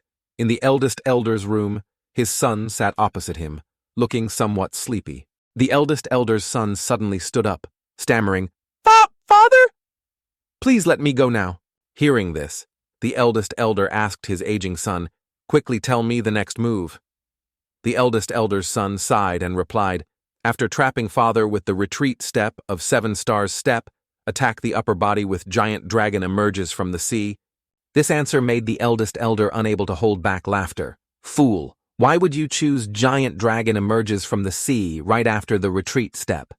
That's exactly why your realm is only so-so. After attacking with full force using the retreat step, how should you attack the lower part with ascending heaven 1 path? His son immediately bowed. I lose, seeing his old son, who was about to ascend to heaven metaphorically, reach a high level, admit defeat so quickly this time. The eldest elder laughed heartily. That's right, that's more like normal, that's correct. Right, naturally. I should win, right? Suddenly, the eldest elder's son clenched his fists, his voice strong. I can't stand it anymore, I'm really going now. Today is the second day I haven't seen them. The eldest elder regained his usual tone. That guy uses two heavens path, as if it were his star net covers the moon. This method, based on irregularity and anti-principle, is called inevitable contingencies. Yes, 4 taels deflect 1,000 jinn. There must have been a master assisting for the 4 taels deflect 1,000 jinn situation to appear. 4 taels deflect 1,000 jinn is a technique absorbing the opponent's power, one of the basic principles of Taiji Quan, meaning using softness to overcome hardness. The eldest elder's son, hearing his father speak so cautiously about every detail, was startled, unable to hold back, asking, 3 great sword plays. Ultimately, who was it that pushed father to this state using the 3 great sword plays? Seeing his father, who looked around with no opponents in sight, yet lost to someone, made this son curious. He asked for the name, but upon hearing it was the newly entered disciple. The old man felt insulted, asking, a disciple. The eldest elder sighed, forcing a smile through his sadness. Ha ha ha, lost 13 times in a row, I still haven't beaten that kid once. The son facing him couldn't believe this was true. He asked again incredulously, you accepted someone with the strength equal to one of the Chilmujwa as a disciple. Ha ha, what Chilmujwa? If I lost to a martial artist of that caliber, would I need to be this gloomy? My disciple isn't even 20 years old yet. These words were like thunder striking his ears. A man in his final years lost to a brat. If this got out, who would believe it? The son. Park's son still didn't believe and kept asking, you're not bluffing, are you? If words don't convince, use force. Grand Elder Park told Park's son to draw his sword, but how would he dare? He had just lost moments ago, so he stopped the pointless questions. He asked the Grand Elder again, where is that kid now? Probably at the Damlao courtyard. In a large room at the Damlao courtyard, unlike usual, it was crowded today. Their murmurs echoed throughout the area. What the firmament sword immortal lost to a young man not even 20 years old, if no one witnessed it, it would be hard to believe because, after all, stories like this usually only happen in nonsensical tales. There were also those who were angry without reason. Inside, Johoi still didn't understand what was happening. He just sat quietly while the men around him had menacing expressions, making the room feel a bit suffocating. Johoi asked innocently, hey, did I do something wrong? Just then, the Grand Elder arrived with his son. Seeing the two, these students bowed in respect, saying, greetings, Swordmaster Elder, greetings, Elder. Grand Elder Park sat directly in the chair opposite Johoi and asked, all right, are you ready? Johoi looked nonchalant, like someone who just woke from a long sleep. He let out a breath and said, what is there to prepare? The disciple is just waiting for the master. Grand Elder Park was a bit irritated by Johui's dismissive attitude, but what could he do? He had asked for this, so he had to accept it. The elder said, all right, I'll go first. Shall I? Of course. Johoi wasn't petty enough to disagree. This small event gave the surrounding observers another chance to gossip. The sword immortal goes first. Suddenly, Johoi remembered something and spoke to the Grand Elder. Before we start, this disciple has a request. Grand Elder Park asked, want to make a bet? Johoi replied calmly. If Master says so, then let's consider it a bet. Grand Elder Park agreed immediately and asked Johoi what he wanted from the Namgung household. Johoi took out a book. Grand Elder Park looked at the contents written inside and said with some surprise, isn't this a map of Hefei? What are those dots? Johoi pictured a 3-story brothel in his mind and said, those points are the places where this disciple wants to open inns. Hearing this, the Grand Elder was stunned and asked thoughtfully, inns, you want to do business? Tsk. If I lose, the inner court head will give you the firmament sword tablet in return. If I win, you must change your surname and become the successor of my family. Johoi found this bet extremely favorable. With the sword god Elder Cheon backing him, how could he lose all right? So, it's a deal. While Johoi was happy about the upcoming business deal, conversely, Inside the blood jade space, Elder Cheon clenched his fists and shouted, "What arrogance daring to tell a member of the Zhou family to change his name today. I will teach him the immensity of heaven and earth." The bet was made. Finally, the true verbal sparring began. Grand Elder Park went first, saying, "After taking your back using the cloud character art." The atmosphere outside the Damlao courtyard grew livelier. Those nearby watching the two verbally spar were startled, whispering, "What it's like," listening to direct instruction. In response to the Grand Elder's first move, it was actually Elder Cheon acting through Zhou Hui, unleashing 80% of his power. Using the return character art to get behind the master, he used single flash mountain breaker, aiming for the life gate acupoint. In the hypothetical space, the Grand Elder's attacks were completely useless. If he used the movement character art to dodge, use heaven opening flash retreat variant to execute a sword finger technique. If he used the wicked character art to dodge, use twin heavens twin paths to strike the Naohu and Chihai acupoints. The first time, he missed Zhou Hui. The second time he attacked, he was injured by a sharp sword strike. Grand Elder Park's expression became uneasy as he thought. So, all movements of the movement character art and wicked character art are blocked. Suddenly, Zhou Hui's voice sounded. Half a moment has passed. Master knows the rules of sword debate. With Grand Elder Park's personality, he would never give up so early. He extended his hand and declared, "Speed character art." "I'll use the speed character art in reverse to escape your attack." The onlookers outside were excited as the Grand Elder seemed to be turning the tables. Zhou Hui spoke. "The disciple uses 80% power, waiting until the return character art.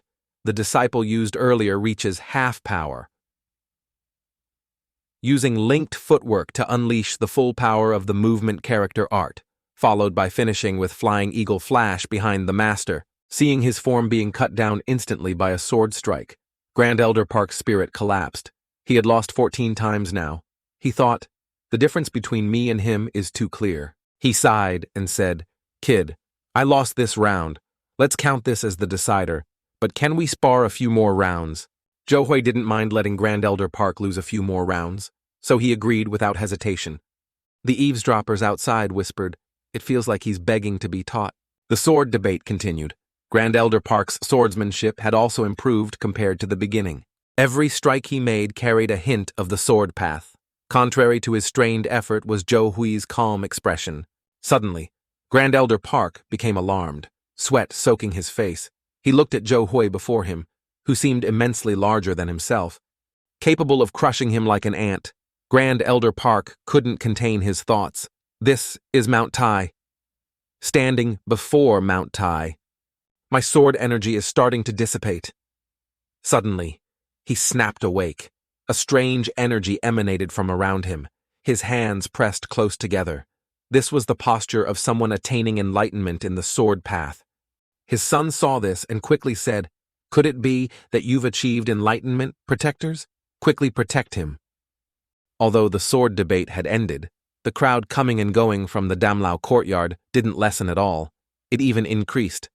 The chatter grew louder. After some time, Grand Elder Park finally opened his eyes. A blue light suddenly appeared in his eyes.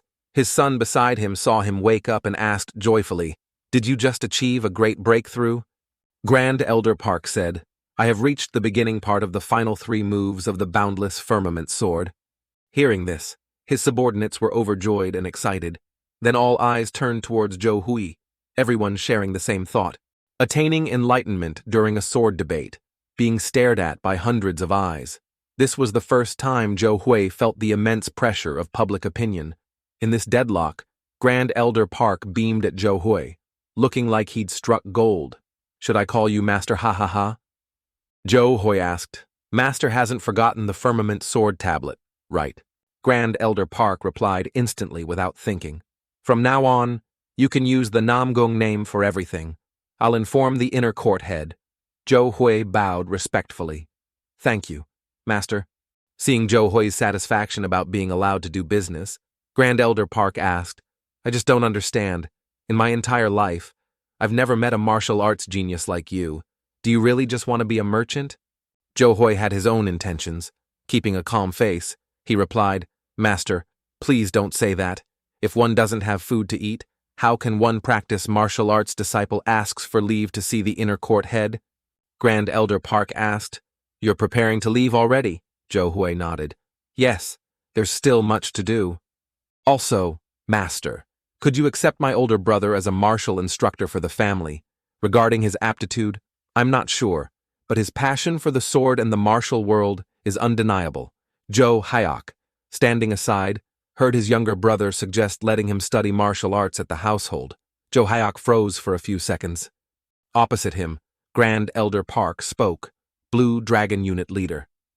Immediately, his son, standing behind him, stepped forward and replied clearly, present, awaiting the firmament Damlao courtyard, head's command. Grand Elder Park ordered, accept that boy into the Blue Dragon Unit courtyard and instruct him, as you command. Tears appeared on Zhou Hyuk's face for the first time. Tears of happiness. Seeing his older brother like this, Zhou Hui approached and asked, Brother, is your wish fulfilled? Zhou Hyuk was too happy to speak. His wish had finally been fulfilled by Zhou Hui. Zhou Hui said, Perhaps we won't see each other for a few years. Without me, will you still be all right?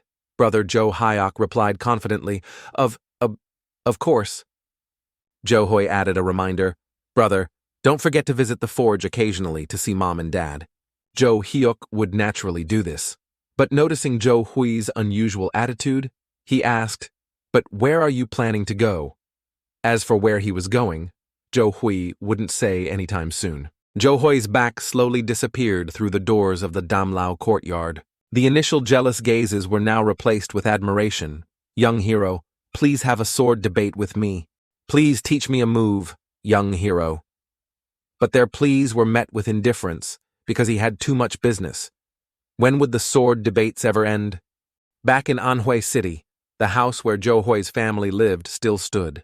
Steward Li was looking at the surrounding scenery. Since the first time he met Zhou Hui, he had found the young man different. He recalled Zhou Hui's words to him.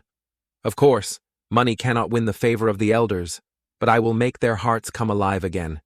While he was pondering, click, the room door opened. Zhou Hui had just entered and asked, Steward, are you well? Steward Li hadn't fully woken up yet when Zhou Hui presented a token, his face extremely smug. Looking at the token in his hand, Steward Li couldn't help but exclaim, Good heavens! The firmament sword tablet! We must set up a new workshop. Zhou Hui said, That's not all. Steward Li seemed to remember something, laughed loudly, and said, the military sales permit. We can finally sell weapons. Zhou Hui handed Steward Li the permit and said, I've already met with the guildmaster. Hang it up.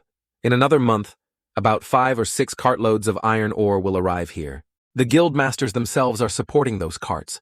Steward Li considered the finances and said, I probably don't have enough funds to buy the iron ore. However, Zhou Hui didn't look worried at all. He replied calmly, Let the guildmaster calculate at his leisure. This coded order, though simple, wasn't something just anyone could execute. Seeing this, Steward Li felt somewhat less anxious. Zhou Hui pointed straight ahead, his face full of anticipation. Anhui's #1 forge. We will turn this Anhui into a kingdom of iron. Seeing this rapid change, Steward Li knew he had chosen correctly. He smiled happily and said, You really did it, sir. Zhou Hui replied, I haven't done anything yet. This is just the beginning. You can leave the matter of setting up the new workshop to my father. He can handle the weapon production himself. First, I'll name it Byongsan Pavilion. Steward, please take care of arranging the manpower. With our forge's output, we can forge hundreds of swords a month. Is there a place to sell them yet? Zhou Hui had already considered Steward Li's concern beforehand. He took a letter from his clothes and said, This is a letter from the guildmaster that I will send to the Grand General's residence. For now, I can provide weapons free of charge to 1 army unit. Steward Li was shocked. An army unit free of charge. Zhou Hui said calmly, Trial goods aren't enough to move the Grand General. We must create weapons that can convince all the master blacksmiths. As long as we can't do that, don't deliver. And we need an independent merchant guild to exclusively supply the goods produced at our forge. Steward Li still didn't quite understand. He asked, Didn't the Huariong Merchant Guild's trading post already handle that for us? Zhou Hui said, an independent merchant guild. Steward Li heard this, but still didn't grasp Zhou Hui's true purpose. His goal was to establish the Zhou family's own merchant guild. Only then did Steward Li ask in alarm, "You intend to establish your own merchant guild?" Zhou Hui said smugly. "That's right. With the firmament sword tablet, there's nothing to hesitate about anymore." The steward seemed to understand something and hesitantly replied, "Guildmaster." But Zhou Hui firmly stated his intention. Until now, the Huariyang Merchant Guild has monopolized all transactions with our forge. How much profit could they possibly be making? The steward realized it too and replied, "Indeed, the profit our forge receives is not comparable." Zhou Hui thought for a moment, then answered, "Twice as much as us." The steward was surprised. "Twice," Zhou Hui continued coldly. "With an investment of 60 gold taels, the Huariyang Merchant Guild made about 1,000 gold taels in 8 months. That's an enormous profit compared to the investment." The steward replied worriedly, "After all, the third young master is a sworn brother to the guild master." Zhou Hui waved his hand dismissively and replied, "That's all there is to it. I've done my best. Transactions between merchants are based on the principle of equivalent exchange. A transaction where one side unilaterally suffers losses cannot be sustained long-term. He knows this better than anyone. I always warned him about this truth. But there were no attractive alternatives, so we had to end the transaction. Besides, until now, we've unilaterally endured losing transactions because of those few gold ingots. If we secure the raw iron ore, we won't have to suffer those losses anymore." After a lengthy explanation, Zhou Hui made a bold decision. "Steward, please also take on the role of merchant guild head." The steward was startled and could only utter, "Huh," Zhou Hui persuaded smugly. "If the steward operates the exclusive merchant guild and distributes our forge's products, how much profit would we make per month?" The steward hesitated, thought, then replied, "1,000 gold taels," Zhou Hui asked. Why the steward presented his idea. First, he calculated the profit from current trade goods to be 5 times higher, because using raw iron ore as material. Plus, the benefit from directly operating the merchant guild there is 300 taels, and after producing the items being developed at Gizan Pavilion, the expected revenue is 700 taels. Zhou Hui listened intently and pointed out the flaw. "You've skipped Byongsan Pavilion, because the guildmaster has set high standards for the finish of the weapons. If it's weapons that make all the master blacksmiths with their high pride nod in approval, it seems we'd need to focus on development for at least half a year, so it's excluded from revenue. After development, if the transaction with the Grand General's residence is successful, then..." The steward pondered deeply, then answered decisively, 5,000 taels. The estimate would be 5,000 gold taels." Zhou Hui was pleased with the steward's calculation and replied, "Exactly as I predicted. Very good." The steward looked at Zhou Hui's nonchalance and thought, oh, not even a hint of surprise on his face. A whole 60 Uran gold taels a year. Zhou Hui suddenly took a piece of paper from his clothes and continued, "Now I can start a new business." The steward replied in surprise, "A new business? What is it?" The paper Zhou Hui just took out was a map. The steward quickly responded after seeing the map. "Isn't this a map of Hefei?" Zhou Hui looked at the map, a slight smirk playing on his lips, and said, "I placed an order to develop small carriages at Gizan Pavilion the other day. Shouldn't it be called human vehicle? Remember?" The steward remembered Zhou Hui mentioning this briefly. "Ah, does the guildmaster mean the thing you called a bicycle?" Zhou Hui confirmed, "That's right. After completing the bicycle development at Gizan Pavilion, we'll produce 500 units and store them in the warehouse." The steward placed a hand on his chin, pondered, and said, 500 units. How much warehouse space is needed for that? When do you plan to sell?" Zhou Hui had foreseen this and declared, "When I am ready." And bicycles absolutely cannot be sold. The steward was surprised, not understanding Zhou Hui's intention. Zhou Hui explained further, "Hasn't the steward ever thought about it this way? Wouldn't it be good if someone delivered the delicious food from the inns?" The steward hadn't processed it yet. Delivery. "What's that?"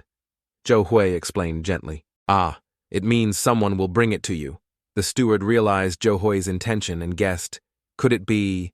the inn business the guildmaster mentioned earlier is... Zhou Hui began to detail his idea. "That's right. Wherever there's a small path, no matter where in Hefei, the food from our inns can be delivered. I've thought about in-delivery like this. Look at this map. These hundreds of green dots are the current delivery routes. Every morning, here, Tentor, our inn staff go out at the designated time and take lunch and dinner orders from customers. Payment is also handled here. As soon as an order is received, the staff writes the location and delivery time on the current board. Then our drivers, no, delivery men will go there and confirm the board. Then they return to the inn and relay the order. When the food is ready, each person goes to their assigned area and starts delivering. The steward suddenly realized, what about the bicycle's fast delivery? That's a groundbreaking invention to complete deliveries before the food gets cold. The steward was excited by the idea, exclaiming, oh, then among these green dots, these 8 red dots are… Zhou Hui replied smugly, that's right, our inns. The steward put his hand to his chin thoughtfully. Truly a new business. Moreover, even if competitors want to imitate, they can't because they don't have bicycles. That's why we don't sell bicycles. After considering, the steward shared his thoughts. However, the cost is too high. Don't we have to hire hundreds of people for delivery? Zhou Hui replied gently. Even if it's expensive, we have to make them eat it. Right, the steward exclaimed in surprise. Huh? Zhou Hui rested his chin on his hand, frustrated. I find the food here terrible. It has no flavor.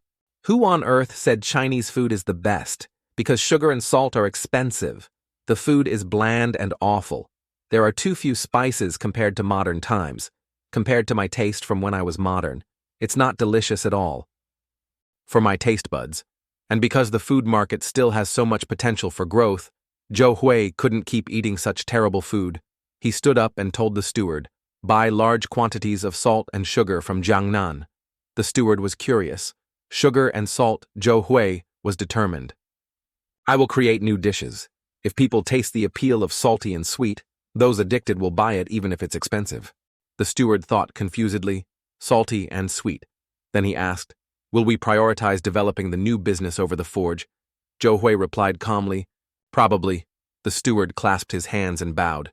Yes, I will do my best. With the idea of bringing modern food to ancient times, it could be said that ancient people had never seen such dishes. They couldn't imagine the flavors of these foods. Zhou Hui's eyes lit up, grinning widely at his idea, thinking, oh, people of the Central Plains, I will show you what wonderful modern flavors are. On a normal morning, at the Namgung household, in a room in the inner court head Namgung Baek was reading reports from the time he was away from the Namgung household.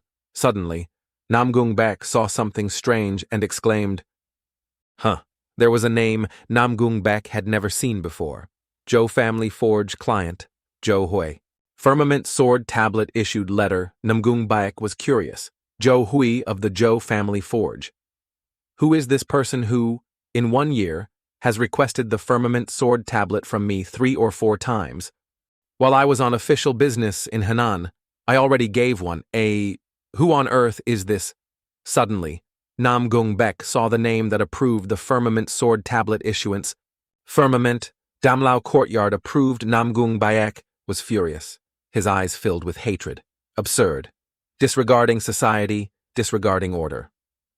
Disregarding family law, Namgung Baek slammed his fist down angrily. 3 months ago, they brought a young man here.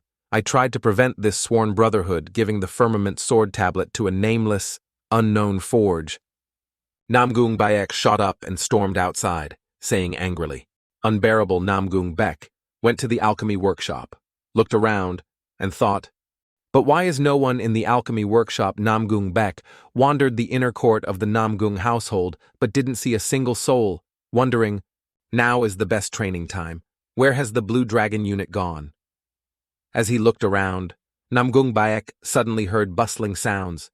He was curious. He walked towards the sound and saw many people gathered, thinking, what are they all gathered here for? The Namgung household disciples recognized Namgung Baek approaching and quickly clasped their hands in greeting. Greetings, inner court, head. Namgung Baek asked curiously, the Blue Dragon unit is all gathered here. What's going on? A disciple from the Blue Dragon unit quickly replied, we are having a sword debate and martial contest. Namgung Baek was surprised. Sword debate. His face turned purple with anger as he scolded. As far as I know, sword debates are forbidden during work hours. Am I mistaken? The disciple quickly replied. The unit leader gave permission. Namgung Baek was startled. The unit leader. He suppressed his anger, thinking, have the household's activities and traditions collapsed like this? Then he exploded with anger, waving his hand towards the gathered disciples and shouting, sword debate is a lifelong hardship. Don't you know that? What kind of farce is this daring to mock me? The disciple clarified. The courtyard head met us directly at the Damlao courtyard. Namgung Baek still shouted angrily. What exactly did you see? The disciple continued. The Damlao courtyard head achieved enlightenment after the sword debate, reaching the state of the azure heaven eyes. Namgung Baek froze for several seconds, saying in surprise, is that true? He thought. The azure heaven eyes are a characteristic that appears when practicing the household sword techniques at the highest realm. In the history of the household, fewer than 10 people have achieved the azure heaven eyes. The surrounding Namgung disciples excitedly said in unison, yes, we saw it. Namgung Baek forced a laugh. Ha ha, he thought to himself. A master reaching a realm equal to the family head, achieving the ultimate state, has appeared. It's hard not to debate. Namgung Baek continued asking, who was your sword debate opponent, the family head? The disciple replied excitedly. The opponent was the courtyard head's unnamed disciple. Namgung Baek was curious. Unnamed disciple.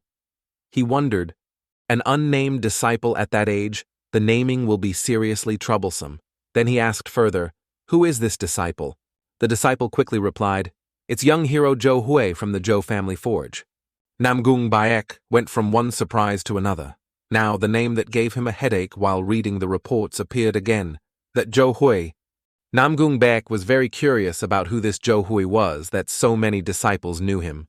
Suddenly, Namgung Baek called out, Lin Ju. Instantly, a figure appeared as if from nowhere right beside Namgung Baek. This man, dressed in black from head to toe, clasped his hands and said, subordinate is here. Namgung Baek immediately ordered, quickly investigate the one named Zhou Hui from the Zhou family forge. Lin Ju immediately bowed, clasped his hands, and replied, as you command. Some time passed. In a pavilion belonging to the Namgung household, in a private room, Grand Elder Park met with a very elegant and refined man. The Grand Elder smiled cheerfully, only coming to visit grandfather now. Being the family head keeps you too busy. The elegant man turned out to be the head of the Namgung household, the firmament sword hero, Namgung Su. Firmament sword hero. Namgung Su, his hand trembling slightly, replied, today I read the sword debate record you gave me 3 days ago. Grand Elder Park laughed cheerfully again. Ha ha ha, you must be very surprised. Right. Namgung Su nodded. Indeed, Namgung Su pondered deeply. He uses 4 tails deflects 8,000 caddies, grafting flowers onto trees. 3 powers sword, 3 stream sword arts like martial principles bitter season. The 3 powers sword in the debate record is the most unique martial arts move I've ever seen, a realm I haven't reached. At this time, Grand Elder Park, Tansak, neither firmament sword hero Namgung Su nor anyone else could have imagined that the person who debated swords with the Grand Elder that day was the famously renowned sword god, the inviolable war god. Returning to the present conversation, Namgung Su, filled with killing intent, asked, is it Huashan? Namgung Su was thinking of the Zihe sword saint, the #1 swordsman under heaven. Although we reach the same realm, he is someone I cannot defeat.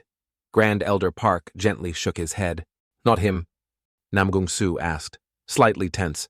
If not him, then who? Grand Elder Park took a deep breath. Revealing eyes awakened with the azure heaven eyes.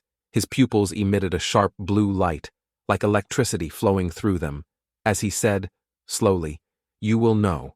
I hope the family head can understand something more. Namgung Su showed clear joy on his face, stood up, and congratulated him. Uncle, congratulations on your great achievement. Grand Elder Park laughed smugly. Ho ho ho ho. That afternoon, the evening sun dyed the city gold. At a certain inn, the waiter was greeting wandering guests. Welcome, esteemed guests. This wanderer attracted the attention and gossip of many surrounding guests. Humph, Huasha sword sect. What Huasha sword sect? More like Hua's dog. Hua Tamin, Hua's dog. This person, with a leisurely demeanor, slowly strolled in step by step.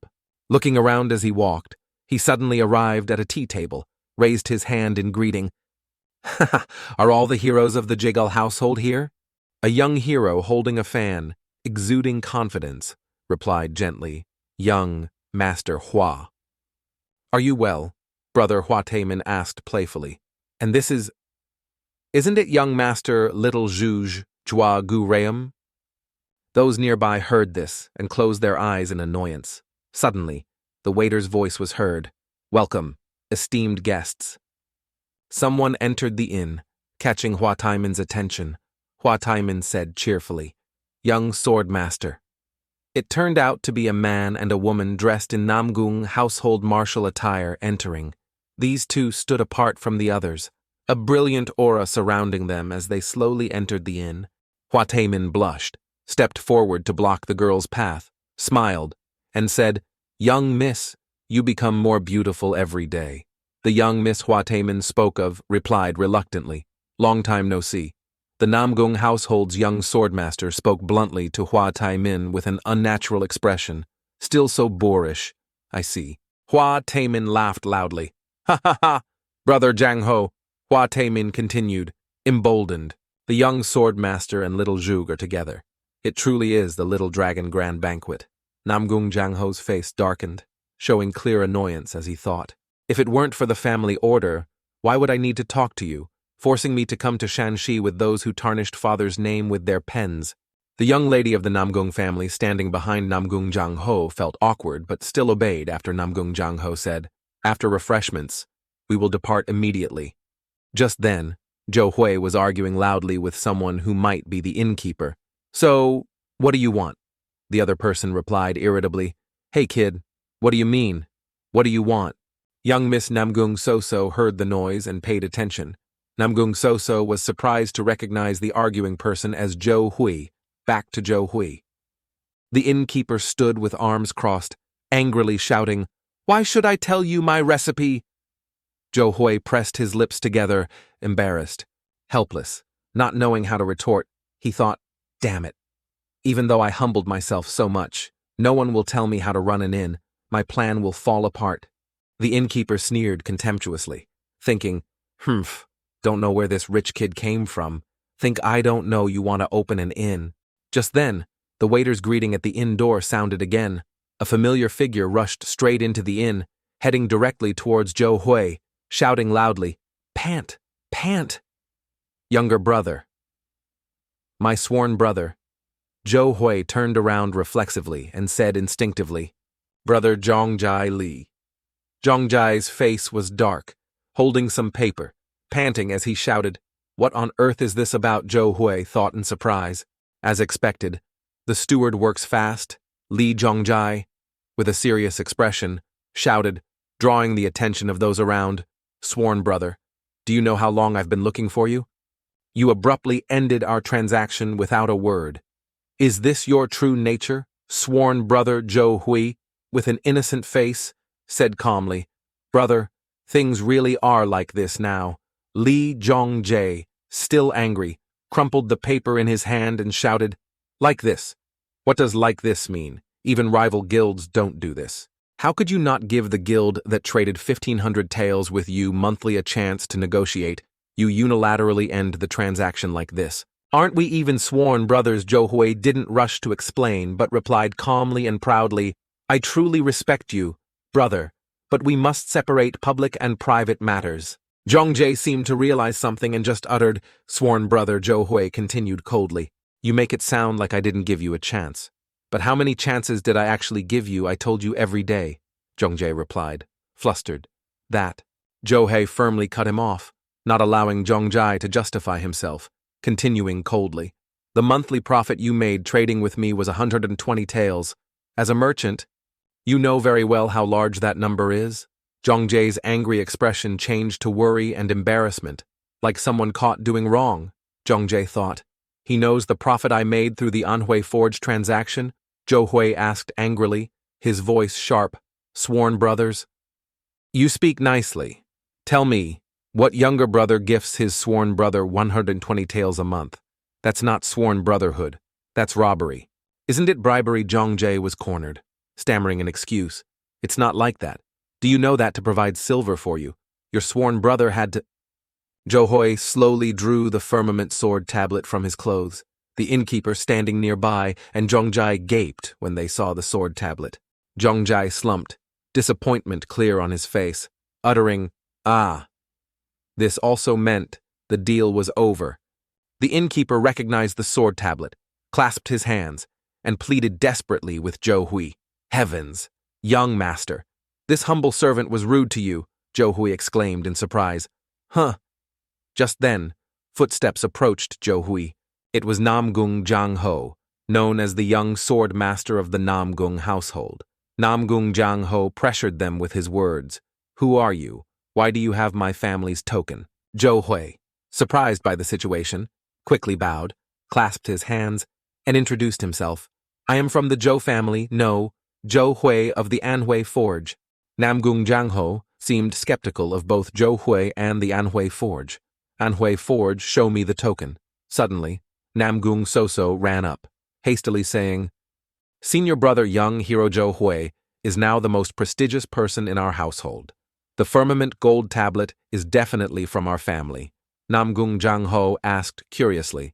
Prestigious Namgung Soso slowly explained, "You just finished seclusion yesterday, so naturally you don't know. Later, ask the firmament Damlao courtyard head no. Just meeting the unit leaders will tell you." Namgung Jang-ho guessed. "Did he gift our family supreme sword techniques?" Namgung Soso laughed loudly. "Ha ha ha ha, not like that. This young hero's martial arts are extremely profound." Namgung Jang-ho glanced at Johoi, saw his slender hands unlike a martial artist's, his gaze not sharp, even less like a martial artist, especially one with profound skills. Namgung Jang-ho shouted loudly, "Are you kidding me, sister? This person is definitely not a martial artist." Namgung Soso replied awkwardly, But he won against grandfather in a sword debate." Namgung Jang-ho heard Namgung Soso's words like a bolt from the blue. He couldn't believe his ears, exclaiming. Grandfather Namgung Soso continued. "The two of them debated swords dozens of times, but grandfather lost every time." Namgung Jang-ho went from one shock to another, only able to utter what Namgung Soso continued. "Furthermore, grandfather even accepted him as a registered disciple. Although a registered disciple, in terms of status, he stands above us. You shouldn't treat him like that." Namgung Jang-ho couldn't believe what was before him, clenched his fist angrily, and said, "Disciple? You're saying someone who doesn't know martial arts belongs to the elder rank of the household. I won't accept this until I see it with my own eyes." Namgung Soso replied indifferently. "Go back to the main household and ask." Namgung Jang-ho snapped, annoyed. Too noisy. Johoi thought. "I still have to deal with my sworn brother's matter. Getting involved in this will only make things worse." Johoi bowed and said, "I will consider young Miss Namgung Soso to have helped me verify the token. I shall take my leave." Lee Jongjae quickly seized the opportunity, bowed, and introduced himself. "I once had the honor of seeing young master from afar. It is a great honor to meet the young sword master. I am from the Hua Ryong Merchant Guild." But Namgung Jang-ho paid him no mind, focusing his gaze solely on Johoi and shouting loudly, "Stop right there." Johoi turned back, confused. "Is there something you need to say, sir?" Namgung Jang-ho said firmly. "The firmament gold tablet represents the prestige of my household. You possess the token, yet I don't know who you are. This matter cannot be taken lightly," Johoi replied, annoyed. "Didn't young Miss Namgung Soso already verify it for me?" Namgung Jang-ho raised his sword, imposing and majestic, shouting loudly. "On behalf of the household head, I command you, you must prove it to me yourself." Namgung Soso and everyone around were agitated and surprised by Namgung Jang-ho's words. Everyone in the inn focused on the two. Suddenly, the blood jade glowed, and a voice came from the sword god. "This kid is interesting. A swordsman with profound martial arts. It's difficult to reach his realm at this age," Johoi thought. "Elder sword god never speaks well of anyone. Does he like him?" Sword god Cheon cracked his knuckles, his eyes filled with killing intent. Crushing him would probably be very interesting. Zhou Hui froze for a few seconds, thinking, what crush him? Elder Qian inside the blood jade said, I think, in the terms of your world, he needs to be taught a lesson. Hearing Cheon's tone sent a chill down Zhou Hui's spine. Around him were all talented individuals from prestigious families. Zhou Hui thought, needs to be taught a lesson. Wait! Oh God, you can't do that here! Cheon snapped. Silence. He wants it anyway, just charge forward. Although Cheon had his back, this was still the first time he faced such disapproving gazes. Zhou Hui asked, Nam Jiang Ho. The imposing figure replied fiercely. Sparring match. If it came to this, even his grandfather lost, let alone him. The voice from the blood jade sounded, tell him exactly what I say. Don't add any unnecessary commentary. Zhou Hui then did as Cheon said, slowly, discoursing with Jiang Ho. Namgung's swordsmanship focuses on power and tranquility. Why do you focus on speed and ostentation? You must have practiced acupoint striking techniques. Please don't practice martial arts so carelessly anymore. Although it's natural for a swordsman to train their eyesight, you shouldn't rely too much on what you see. The words Zhou Hui spoke made Jiang Ho suddenly feel fearful. His eyes widened as he shouted, What the hell do you know? The angrier Jiang Ho got, the more it proved Zhou Hui's words were accurate. Zhou Hui continued his discourse. Regarding acupoint striking, when you erupt with internal energy, it comes with immense harm. Although you were born gifted with the ability to sense qi and blood, when you practice acupoint striking with the Namgung family's swordsmanship, it will cause harmful conflicts that you cannot yet feel. Nam Jiang Ho suddenly realized something in Zhou Hui's implied meaning. Is he confirming I'm very talented but heading in the wrong direction? Then Yang Ho's expression turned angry again. He clenched his teeth and said, Shut your stupid mouth. Zhou Hui had said so much, yet this guy still wouldn't accept it, forcing him to point a finger at him and speak loudly. You disagree. How strong is your obsession with the sword when your hand is in such a state, yet you still don't know? Nam Jiang Ho looked at his right arm. He also felt a bit scared and asked, What's wrong with my hand? Zhou Hui explained. Isn't your right hand slightly longer? And looking at how your shoulder muscle is swollen, only your Yunmen acupoint has developed. When you strike others' acupoints, you are also the first to suffer the impact. The internal energy aftershocks will slowly destroy your arm.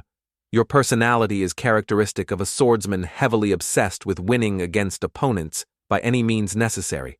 The people around, including young Miss Namgung Soso, focused their attention on Jiang Ho's right arm. Others started whispering again. Zhou Hui now resembled a true debater of the way. His words seemed like truth itself. The marks on the rock reveal its true nature, even if it doesn't dissolve in the most terrible storms. Eventually, it must crumble.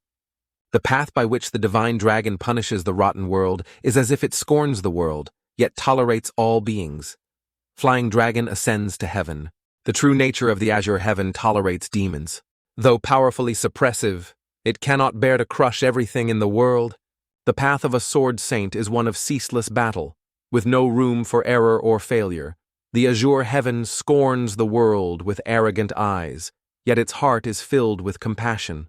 In the 200-year history of Namgung family swordsmanship, there is no trace of such fast and ferocious sword techniques. Zhou Hui's words struck Jiang Ho's sword path like thunder. And then, suddenly, Zhou Hui said no more because Cheon's points were finished, outwardly appearing calm. Inside, Zhou Hui's face had turned pale. He thought, I got too into character and said everything the sword god said exactly his way. What should I do now? Will he hit me? While worrying about what would happen next, the one everyone called Hua Shi's dog, Hua Taimin, spoke a few accurate words. It's 400 years, making the surrounding crowd think he was crazy. As everyone buzzed about something, a thought stream appeared in Nam Jiang Ho's mind. Heavenly book. He's simply talking about the basic swordsmanship of the Namgung family, but I've forgotten even those fundamentals. So when did I start carrying such a terrifying obsession I can't keep up with his speed? Dozens, hundreds of different sword forms, Little Dragon Huashan, Zhong Su Yun. To defeat him, I spent the last 3 years training while pushing my body to its limit. But my heart became more sensitive, rough, and cruel because I feared him. Reaching this thought, Jiang Ho's hand clenched and began to tremble. But Jiang Ho wasn't a fool who didn't understand worldly principles. He looked up, the arrogant tone gone, replaced by respect as he asked, "You said your name is Zhou Hui, right? Nam So-So," standing beside him, couldn't help but be startled, thinking, is Big Brother speaking politely? "Yes," Zhou Hui answered Zhang Ho's earlier question. Zhang Ho said, "You reprimanded me like a father." Zhou Hui didn't know what to say about that, as those were Cheon's words anyway. Zhang Ho gripped his sword with both hands, held it out front, and said politely, "I, Namgung Zhang Ho, am not a fool ignorant of etiquette. I no longer doubt your abilities, even though, according to rank, I should consider you a master. However, I am still a young family head, so please understand, I can only speak politely." Contrary to the villainous family heads in stories Zhou Hui had read, Zhang Ho was completely different. Zhou Hui stared intently at Zhang Ho, thinking, damn it, is this really the behavior of a character from a prestigious orthodox sect? Amazing. Zhou Hui also clasped his hands in greeting like an equal, smiling as he said, "Ha ha ha ha, you don't need to worry about that. Your grandfather practically forced me to become his registered disciple. Please just speak normally with me." Seeing Zhang Ho and Zhou Hui talking cheerfully together, Li Zhongjai felt surprised. So the young sword master is showing respect to Zhou Hui. If Li Zhongjai had seen Grand Elder Park acting exactly like Zhang Ho, he probably would have fainted on the spot. Being a merchant, Li Zhongjai's quick wit was undeniable. He approached Zhang Ho with a deferential attitude. "Greetings, I am Li Zhongjai, Zhou Hui's sworn brother. Haha, I am also the third son of the Huariong Merchant Guild." In response to Li Zhongjai's plea, Zhang Ho didn't care what he said and asked Zhou Hui, "If it's not impolite, may I invite you for tea?"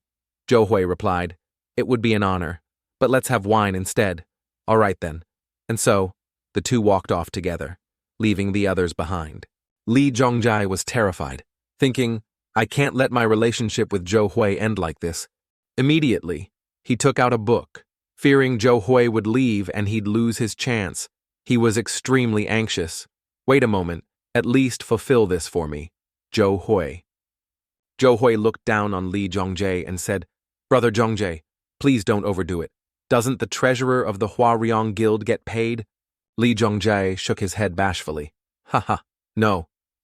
Didn't you calculate? 10, no, 20 times faster than them. I'm in a hurry." Immediately, Zhou Hui turned to Zhang Ho, bowed, and said, "Excuse me, please trouble you for a moment." Zhang Ho replied cheerfully, "No problem, just take care of your business." Zhou Hui sat down, holding the book Li Zhongjai had, reading aloud, "Roofing stone, 5 carts, 288 caddies of herbs, 1536 caddies of metal, ink sticks, 474 caddies, charcoal, 288 caddies, cloth, 3,200 rolls, silk, 380 rolls. If the purchase ledger has a total of 82 items, the total purchase price is 4873 taels." Li Zhongjai asked, 4873. "Yes," Zhou Hui answered Zhongjai and returned the book to him. Seeing Zhongjai's attitude, Zhou Hui asked curiously, "You bought quite a lot of cloth this month, didn't you? Did you find a cheaper supplier? Or is there increased demand somewhere?" Li Zhongjai shook his head as if unsatisfied, explaining, "Not at all. I just bought inventory because it's cheap now." This answer angered Zhou Hui. He said loudly, "See, look at you. That's why. Deep down, you're just a merchant. You never reveal all your cards, and your heart is full of greed. You have business strategies but don't share them with me. How can I trust you?" Being scolded, yet Li Zhongjai was very happy. He laughed. "Next time, I'll keep it in mind. Thank you." Then he quickly ran towards the exit. Watching the way he ran, Zhou Hui felt his eyes were insulted. At the same time, Zhua Gureum perceived Zhou Hui's talent. A question arose in his mind. Ridiculous. How can it be like this? Zhang Ho and Zhou Hui were about to go to their table to drink and talk when suddenly Zhua Gureum stood up and shouted, "How is it possible? How did you do it?" Just getting a moment of peace, and some unrelated guy asks him questions, making Zhou Hui feel extremely annoyed. Zhua Gureum said, "There are 82 items with different weights, totaling over 3,600 caddies of goods and 3,000 rolls of cloth. How could you calculate mentally so fast? Are you a calculation god?" Zhua Gureum visualized all the people he had met in his life, muttering to himself, "Even in the Jagal clan, Scholars there spend their lives studying arithmetic from childhood, yet none can calculate mentally that fast. How the hell did he calculate so quickly? Juagureum's mind conjured countless geometric shapes he had learned. He kept talking. What arithmetic method did you use? The abacus method. No, you have nothing in your hands now. How could you calculate so fast? It's a type of calculation based on memory, right? Bombarded by a flood of questions, Zhou ability to distinguish gender was also confused. Juagureum was clearly male, yet somehow Zhou saw him as female. Zhou recalled knowledge from his previous life, thinking, I want to explain it to her, but how can I explain modern mathematics? The biggest difference between modern math and Central Plains arithmetic of this era is the concept of zero. Even with many items to calculate, I can use polynomials or exponents to calculate easily. Why does she treat something so simple like a supernatural power? Anyway, I have to say something. Let's try, Zhou voice sounded. If you try multiplying 5 by nothing, what do you get? Juagureum was now visualizing 5 sticks multiplying by something invisible. Understanding Zhou question, he replied, How can 5 be multiplied by nothing? Zhou asked. Have you never thought that nothing could also be a number? These words stunned Juagureum. He thought, nothing is a number. What kind of strange definition is that? Then he said to Zhou, a number having some value means it exists. How can nothing become a number? In Juagureum's mind, 1 represented 1 person, 2 apples were 2, 3 buffaloes were 3, and so on, like a first-grade counting problem. Zhou anticipated this would happen, so he wanted to drop the subject. Zhou said, all right, forget about it. However, Juagureum refused to give up. He said urgently, wait, please tell me how 5 can be multiplied by nothing. Zhou replied, because it can't be multiplied, it's still nothing. This answer made Juagureum's brain feel like exploding. What? How can that be? Because a number cannot multiply with nothing. The number 5 should still remain a natural number, right? What kind of calculation is this? Zhou took a short breath, looked contemptuously at Juagureum, and said, blockhead. Juagureum didn't hear clearly and stammered, block. What did you just say? Of course. Zhou thought this guy was quite a blockhead, but didn't dare say it loudly for fear of being hit. He gave a forced smile. Nothing. Namong, standing nearby, sneered contemptuously. If one cannot explain using their own understanding, they won't value others' understanding. So that's your nature, Jiggle right. Divine strategist Jiggle. In Zhou eyes, Zhang Ho looked like a villain always looking for trouble. He thought, no way. He just radiated an orthodox aura. Why suddenly... Being scorned by others, Juagureum remained extremely calm.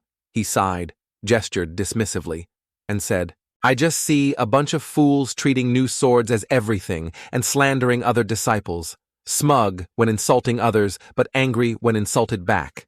Zhang Ho said harshly, I'd rather bite my tongue off and die than live as an effeminate young master who only knows petty tricks, living one's whole life as a martial artist, practicing the sword daily, that is a true seeker of the way. Hearing this guy preach principles, Juagureum turned his head away, refusing to look at him. Humph, that's why I treat Anhui's words like a joke. I don't want to waste brain power. Zhang Ho immediately leaned his head closer, his voice teasing. What was that? You spoke too softly. I didn't hear. Speak so quietly. Suddenly, Namgung So shouted loudly, Stop being silly, please stop! Just then, the cook brought food to the table. Zhang Ho told everyone to sit down. Hua Min, appearing from who knows where, laughed and addressed Zhang Ho's group. He said, with the young sword master and little Zhug here, how could this peach blossom young master be missing senior brother? May I sit? This guy's words caught Zhou attention. Zhou thought, it's definitely him. Although I only saw him from afar, he's the one father and I saw. From the Hua Shu sword sect. Hua Min. The image of this guy in Zhou mind was someone not simple at all. Just as the two sat near each other, Zhou showed respect first. Greetings, brother. I am Zhou from the Zhou family forge. However, Hua Min replied indifferently. Oh, is that so? Zhou was quite angry. Veins popped on his face as he thought, Kid, you swallowed 2,000 tails and don't remember. Hua Taemin turned towards Namgung Soso, smiling brightly. I still can't forget the young Mrs. performance at last year's Double Ninth Festival. I wonder when I can see it again. However, Namgung Soso treated him as invisible at the table. She turned her gaze towards Zhou Hui and said, because I was too rushed. I didn't greet you properly. How rude. Thank you for your guidance. Soso's exquisite demeanor made Hua Taemin look at her as if she were a goddess descended to the mortal world. Zhou Hai returned. Soso's courtesy. Not at all. Please sit. Seeing the mysterious conversation between the two, Jang Ho asked Soso, Sister, do you also want to practice martial arts? Soso replied, Is practicing martial arts the only thing in your head? Brother, being told off so bluntly by his little sister. Jang Ho couldn't do anything. He asked again, Then what did you learn? Images of peach blossoms and birdsong appeared in Soso's mind, her expression utterly content, her voice full of joy, an extremely wonderful piece of music art with profound melodies unattainable anywhere else. Jang Ho heard Soso's words, but understood nothing about music art and melodies because, in his mind, only martial arts were the true love. Juagureum witnessed Soso's attitude, then shifted his gaze back to Zhou Hui, asking, Are you also skilled in music art? To avoid too many questions, Zhou Hui tried to answer dismissively, I am just a merchant managing a forge. But Juagureum knew Zhou Hui was just hiding his talents. He continuously asked himself, Who is he really? Someone who doesn't know martial arts defeated Namgung Jang Ho, a master of calculation methods that astonished me. Now what? Music art. He just said he's a merchant. The best thing I did in Hefei was meeting this guy. Then Juagureum took out something from his person, like a gold bar, but lighter in color. He said solemnly, This is the Phoenix Gold fan of my household. I wish to invite you to my household as an honored guest for a visit. When you have the chance, I hope you will visit. If you show them this, it's the same as seeing me. Anyone could understand that minor households always try to recruit strong individuals. As soon as Juagureum finished speaking, Jang Ho slammed his hand on the table. Put it away, Juagureum asked calmly. Why should I do that? Jang Ho was very angry now, evident on his face. He said, Young hero Zhou Hui is the owner of the token, not an outsider to my household, meaning he's not someone you can play tricks on. Juagureum wasn't inferior in verbal sparring either. So what? Is there a rule against inviting martial artists from other sects as guests? What martial world law is this? Isn't this the time for martial sects to actively interact? I sincerely wanted to invite him as a guest, yet it's seen as playing tricks. Juagureum's words angered Jang Ho so much that if his two accompanying disciples hadn't stopped him, something big might have happened. Jang Ho shouted, So what, you bastard? Seeing the tense situation, Zhou Hui spoke up.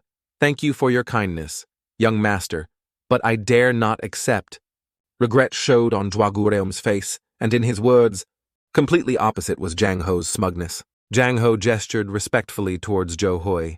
Apologies for spoiling your mood. I invite you for drinks next time. Zhou Hui also nodded, as he never wanted to make things difficult for anyone. After bowing to Zhou Hui, Jang Ho slightly turned his head towards Juagureum. Eat quickly, then depart. You can choose to follow me or not, and Hua Taemin also asked to go along with Jang Ho.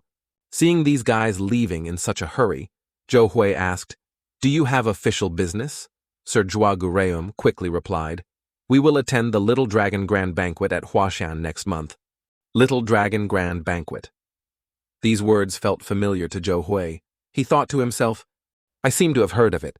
It's said to be a festival for the martial world's heroes, held every 3 years. There will be a grand martial contest and banquets from various sects. Also tea ceremony, painting, music art, calligraphy. A multi-themed exchange festival. Wait, Huashan. Zhou Hai realized something. That was the sword tomb Elder Sword God mentioned, located in Gangquan, on the border between Gansu and Shanxi. Huashan is in Shanxi province. Seeing his goal aligned with Jang Ho's group, Zhou Hui immediately said, May I travel with you? I will cover the expenses for this sudden joining. Zhou Hai thought, They are people I can trust. Take this opportunity to tour Huashan and get acquainted with the 5 great sects and 5 great households. Anyone else? Maybe not. But Zhou Hui was someone they couldn't ask for more.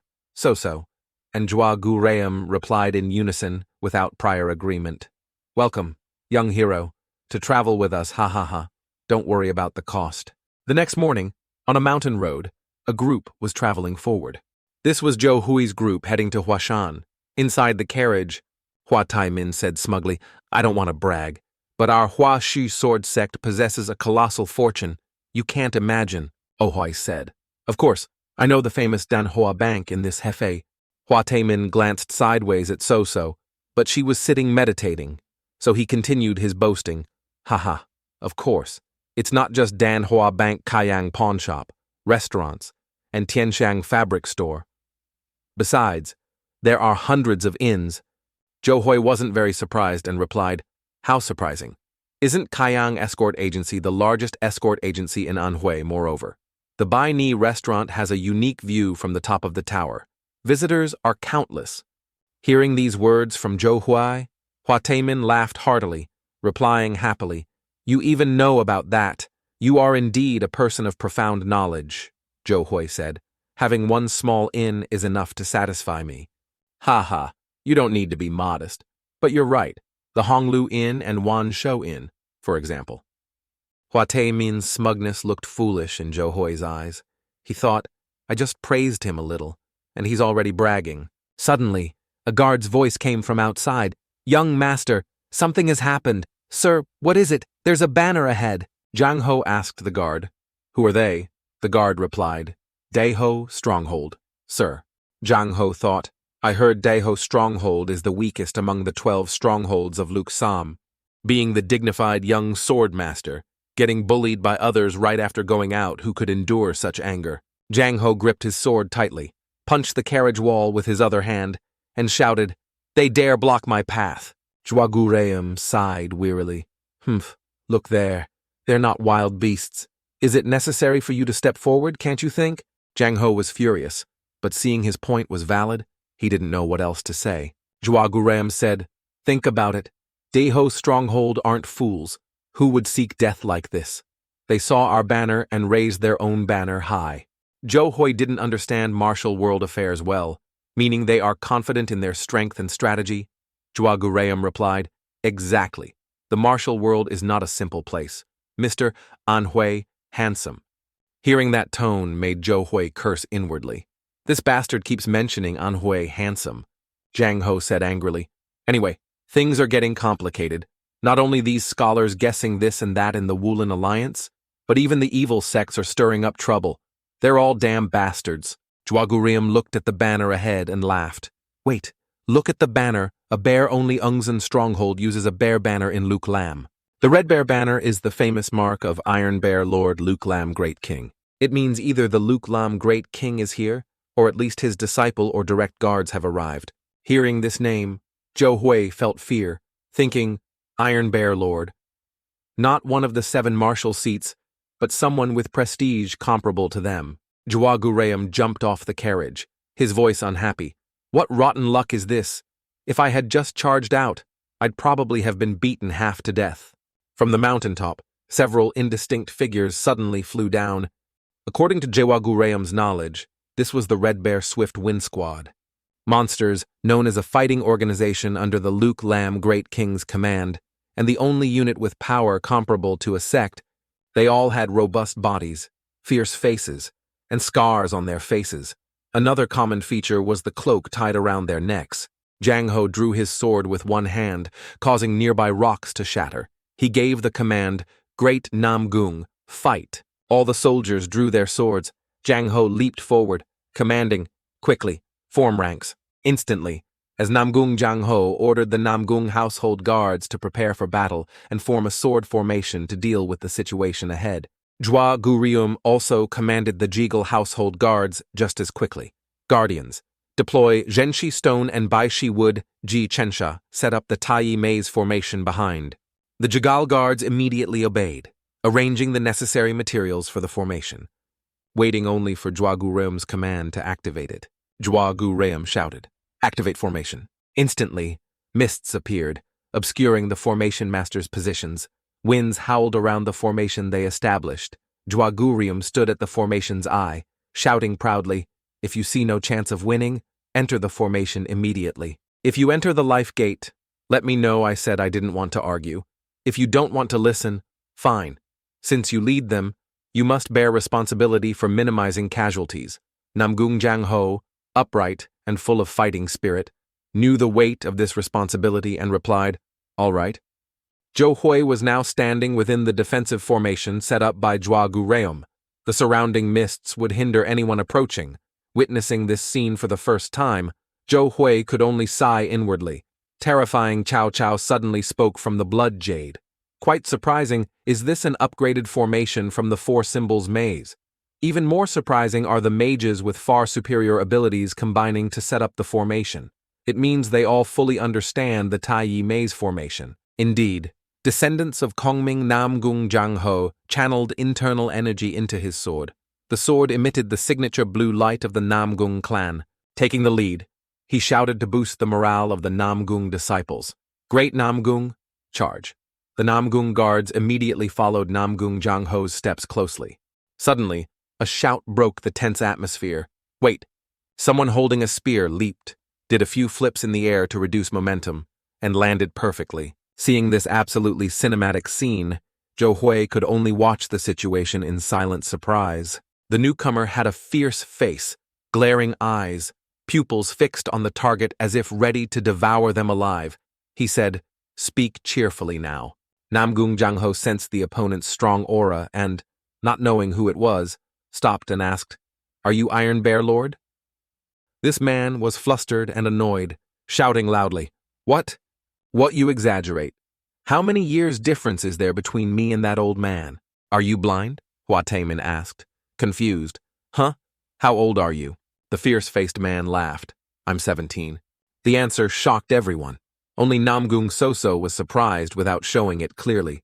Zhou Hui thought, what that expression, younger than me by 1 year, I'd believe 40. Namgung Jangho, his face clearly showing disbelief, replied, joking too much. "Brother, if you want to test us, then—" The fierce-faced man erupted in rage, a part of him dying inside as he shouted, "Damn it, I'm angry now. Why does everyone who meets me treat me like an old man? I'm a teenager. Why on earth does nobody believe me?" Witnessing this scene, Zhou Hui thought, that guy probably never washes his face, let alone looks in a mirror. Why would mountain bandits wash their faces? Namgung Jangho couldn't believe it, and said, "What must you say for me to believe this? Stop talking nonsense. Quickly reveal your identity." That man angrily shouted at the bandits behind him, "Ah, this is crazy, Kang Daeju. Aren't you helping me? Why are you standing there like a statue?" Kang Daeju immediately replied, "If stating the name, this person is the chief disciple of the Luke Lam Great King, young hero Jang Il-ryong." "Please be polite." Jang Il-ryong clenched his fist and shouted, "I haven't even kowtowed to that old man. I said I'm not his disciple. Why do you keep saying that I just fight with that old man? No, no. Shouldn't you tell them my age?" Kang Daeju smiled. "Since you accepted the six-blood robe, you are definitely the great king's disciple. Please respect yourself. And the young king's age is—" Jang Il-ryong glared at Kang Daeju, his eyes full of killing intent, threatening. "Are you laughing at me?" Kang Daeju immediately put on a serious face and replied, "Our young king is definitely 17 years old." Jang Il-ryong grinned broadly. "See, heard that, did you hear?" "You heard, right." Namgung Soso blushed, her heart filled with affection, beating continuously. Her heart went badum. She whispered, "Cute." Zhou Hui beside her looked at Namgung Soso, surprised again, thinking, is that her type? Suddenly, Zhua Gureum stepped out of the formation and spoke. "Who still says they're not stupid mountain bandits? Why not fight first, then talk? Kidding me. Do you know how much money Genshi Stone costs to set up the formation?" "Hey, forget it. You said you're the great king's disciple." Jang Il-ryong replied angrily. "I said I'm not." Zhua Gureum interrupted, continuing, "All right, listen to why we did this absurd thing. Your actions clearly showed hostile intent. Were you planning to attack us?" Kang Daeju threatened fiercely. "Don't you know clashing with the orthodox heroes in this Juji mountain region is foolish?" Zhua Gureum shouted discontentedly. "What? People of noble status doing this? Do you know that just 20 miles away is the Henan branch of the Woolen Alliance? Kang Deju replied firmly, "We only follow the Great King's orders. No other reason." Jwagureum jumped. "The Great King's order? What order?" Kang Deju replied, "But protecting the young king is our duty." Jang Ilryong objected irritably. "Kang Deju seems to have misspoken. I suddenly wanted to raise the banner and leave the mountain, but they followed," Jwagureum said coldly, seriously, his eyes sharp. "Then I must speak with you, disciple of the Luklam Great King." Jang Ilryong angrily pointed at himself and shouted, "I said I'm not his disciple. I am Jang Ilryong Jwagureum," and Kang Deju fell silent for a moment, just sighing. Then Jwagureum spoke. "All right, young hero Jang Ilryong, even if you are young, you shouldn't raise a banner to threaten us. Right, you must take responsibility. If we were a step slower, someone on either side could have died or been injured. Do you think the martial world is your playground?" Yang Ilryong was flustered, then spoke defiantly. "No, consider it a formal request to talk. Would talented disciples of prestigious sects like you just stand still? What if you didn't draw swords? As soon as you saw the Luke Lam banner, you all started clamoring, didn't you? Still daring to boast of talent and prestige. It's you Orthodox heroes who have been causing trouble for our stronghold for a long time." Namgung Jang-ho couldn't stand the insult to the prestigious Orthodox sects and immediately drew his sword, pointing it straight at Jang Ilryong, so-called martial artists, living by robbery or demanding passage tolls from even commoners and women. "Therefore, you are the evil path that cannot escape annihilation." All the bandits behind Jang Ilryong heard this and were filled with killing intent, glaring unpleasantly towards Namgung Jang-ho. Namgung Jang-ho immediately pointed his sword tip skyward, gathering surrounding energy and channeling internal power into the tip. The sword seemed about to rip space apart, destroying everything before him. Namgung Jang-ho shouted, "All right, come today I will send you evil path members to your graves, Emperor severing heaven."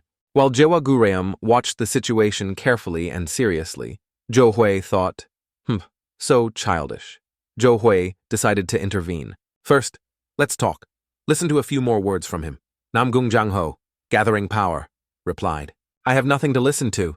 Jang Ilryong faced this situation, but didn't lose his cool, saying slightly annoyed, "That's why prejudice is so scary." "Hey, noble Namgung guy, do you know Luke Lam's highest decree?" Jang Ilryong pointed straight at Namgung Jang-ho and shouted, "Cannot point swords at anyone outside the martial world and merchant guilds in Luke Lam. 200 years have passed since the Mountain Emperor established this decree while living in Luke Lam." Kang Deju spoke hatefully. "Do you think the Orthodox sects care about Luke Lam's decree? They don't even teach their descendants that truth. Is Luke Lam too lenient? This is great for the heroes to use as motivation when viewing us as enemies. You can't teach the young to deal with demons from Tianmo City instantly." Namgung Jang-ho said firmly, "Stop talking nonsense. Aren't merchants common people? Fundamentally, your cruelty will never change." Yang Ilryong sneered contemptuously. "Wow, look at that unreasonable guy. Hey brother, among all the merchant guilds of the Central Plains, tell me one guild not directly or indirectly tied to the government or martial world sects. Then I'll acknowledge Luke Lam as a den of evil." Namgung Jang-ho pointed his sword tip at Jang Ilryong, shouting, "What? Say that again." Namgung Jang-ho's face was ashen as he gritted his teeth. Threatening and robbing, are those acts also justice? "The root of evil never changes," Jang Ilryong replied proudly, instantly.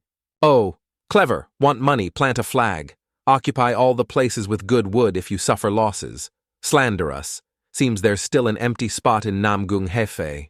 Right." Jwagureum joined the argument.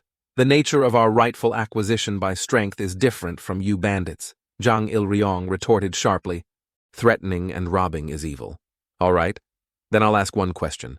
A wealthy merchant opened a large inn in Hefei, attracting recluses, business prospering. Who would be the first to seize that inn? Let's assume your method differs from evil sects by sabotage, but you displayed your force and made it impossible for that person not to rely on you. If they don't get your protection, won't you support competitors or mobilize the government to apply pressure? Isn't that all done to rob them?" Jang Ilryong smugly pointed at Namgung Jang-ho and continued, Isn't that innkeeper a commoner? According to your logic, just encouraging business is enough. Why live off commoners? Namgung Jang Ho, flustered, didn't know how to retort, just uttering, what, live off? Jang Ilryong clenched his fist, his eyes as if wanting to devour Namgung Jang Ho raw. His anger, like anger on behalf of all commoners, boomed. That's what you said. We are the evil ones. We only touch merchants connected to the orthodox martial world. You guys, for profit, no. Shouldn't you say honor? Don't you often fight with other sects, as I see it? We holding knives and robbing are no different from those secretly fighting over benefits. If it were the 9 sects, perhaps they wouldn't want to hear such words from you. 5 great households. Zhou Hui watched silently, thinking. Normally, a mind like this would be underdeveloped. Suddenly, Wan Xiangchao in the blood jade, witnessing everything, spoke. But this reasoning resembles Lu Tongshu's Renben Xingji. Zhou Hui took a deep breath and bravely stepped forward. There's a major flaw in your words, Zhang Ilryong said fiercely. Flaw? What flaw? Zhou Hui stood tall, pointing one finger straight at Zhang Ilryong. First, what you call rules still have flaws, Zhang Ilryong said angrily. Still have flaws, Zhou Hui said sharply. You talk about rules from 200 years ago, but just 7 years ago, during a famine, bandits robbed all the relief grain the government distributed to commoners. Zhang Ilryong realized this and was momentarily unable to retort. All the bandits on Hua Mountain in Anhui Province, Fengtai County. We call them the Gaoxiong Stronghold. Back then, those bandits killed commoners and robbed all their food, people who were clinging to relief grain, without any remorse. My father was also one of the victims, Zhou Hui continued fiercely, based on my investigations. The leader of Gaoxiong Stronghold back then, Yang Cheonhua, definitely belonged to the 72 Luk Lam strongholds. Can you still say the Luk Lam law can govern the tens of thousands of strongholds under it? Zhou Hui's voice was steely. His fearless attitude surprised everyone around. Zhou Hui continued, such things happen frequently even in a tiny area like this. What wrongdoings do you think I'd find if I searched the entire Central Plains if an organization's important rules are so half-baked? How can they be called laws? Even now, the title Luk Lam Bandit is likely still being used by others to bully the weak. So your argument that we belong to the same type of people is meaningless. You say the orthodox sects don't remember the rules you amended? Of course, they would. Why should they pay attention to incorrigible evildoers like you? Zhang Ilryong stammered an excuse. Wait, that's because the Luk Lam world is too vast. Zhou Hui continued pointing out flaws. Furthermore, the method of earning profit is also different. Okay, maybe they are somewhat similar. Zhang Ilryong stammered an excuse. Wait, that's because the Luk Lam world is too vast. But do you possess the chivalrous heart to help those who have erred? Or do you help people in times of hardship? Chivalry. Have you seen the faces of Hefei's commoners when they speak of the Namgung household? Are their eyes filled with envy, fear, and dread? No. You will see admiration filling the commoners' eyes because they have helped people. Along with that is the deep respect commoners hold for the chivalry and justice they uphold. Did anyone force the commoners to feel that way? Zhang Ilryong glanced at Namgung Jang Ho and saw confidence and pride. Namgung Jang Ho's dignity. At this moment, Zhou Hui continued his judgment. I'm not saying there are no arrogant bastards in the Namgung household. There are also those who use their strength to satisfy their own greed. Namgung Jang Ho felt stung but dared not say anything. Zhou Hui pointed straight at Zhang Ilryong and said loudly, but they have cared for those needing help for a very long time, enduring hardships with the poor, sharing joys and sorrows. Those are things you don't have. Chivalry and justice, Zhou Hui thought. Roadblock finished, still using swords to threaten and collect tolls. What nonsense philosophy of fairness do they still want to talk about? Just kill them all and be done with it. Zhang Ilryong glanced towards Kang Deju and the other bandits, then spoke. Now you know why I tried to avoid meeting and talking with them. I really hate being a bandit, Kang Deju exclaimed in shock. Young king. After being enlightened by Zhou Hui, Zhang Ilryong immediately took off the 6-blood robe he was wearing and threw it to the ground. Kang Deju and the remaining bandits exclaimed in chaos. Oh, he threw away the six-blood tablet, Jang Il-ryong said nonchalantly. I don't understand why this robe is so important. I wear it simply because the old man gave it to me, and it looks quite sturdy. Jang Il-ryong continued coldly. Go report this to the old man. I am leaving the stronghold. Kang Daeju and the other bandits replied in panic. Young king, young king. Jang Il-ryong slowly walked towards Namgung Jang-ho and Jo Hui, asking, what must I do to join the Namgung household under the name of a martial artist? While Namgung Jang-ho was still surprised, Jo Hui thought, this little brat.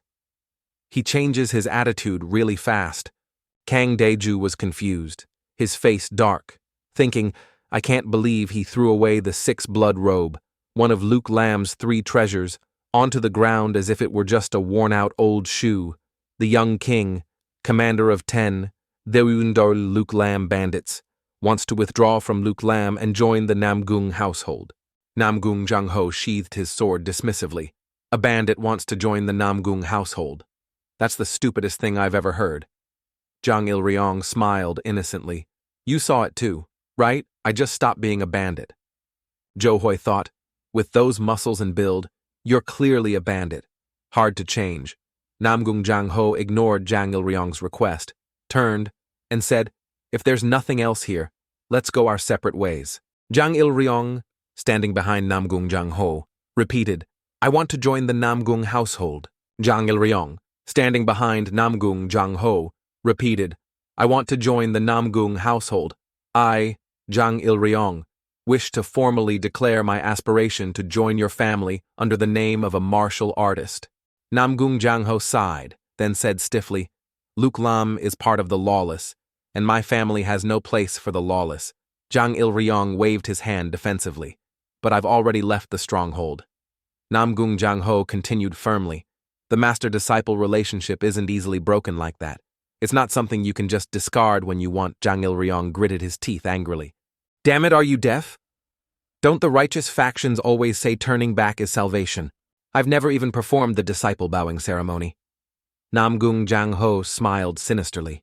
If you bring a letter here bearing the Luke Lam King's seal proving you've left the stronghold, I will consider you joining the Namgung family, or you can choose to request a letter of recommendation from someone directly related to the Namgung household.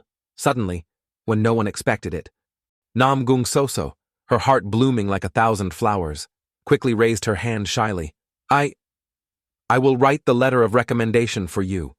Namgung Jang-ho was startled, spinning 360 degrees to ask, Soso, what are you doing, sister? Jang Il-ryong felt elated, tearing a piece of cloth from his trousers, revealing a thigh half as thick as Jo Hui, and laughed. Kaka, please quickly write the recommendation letter for me before he changes his mind. Jang Il-ryong smugly and nonchalantly placed the piece of cloth into the hand of Namgung Soso, who was too shy to look directly at him. Jang Il-ryong said casually, do you have a brush?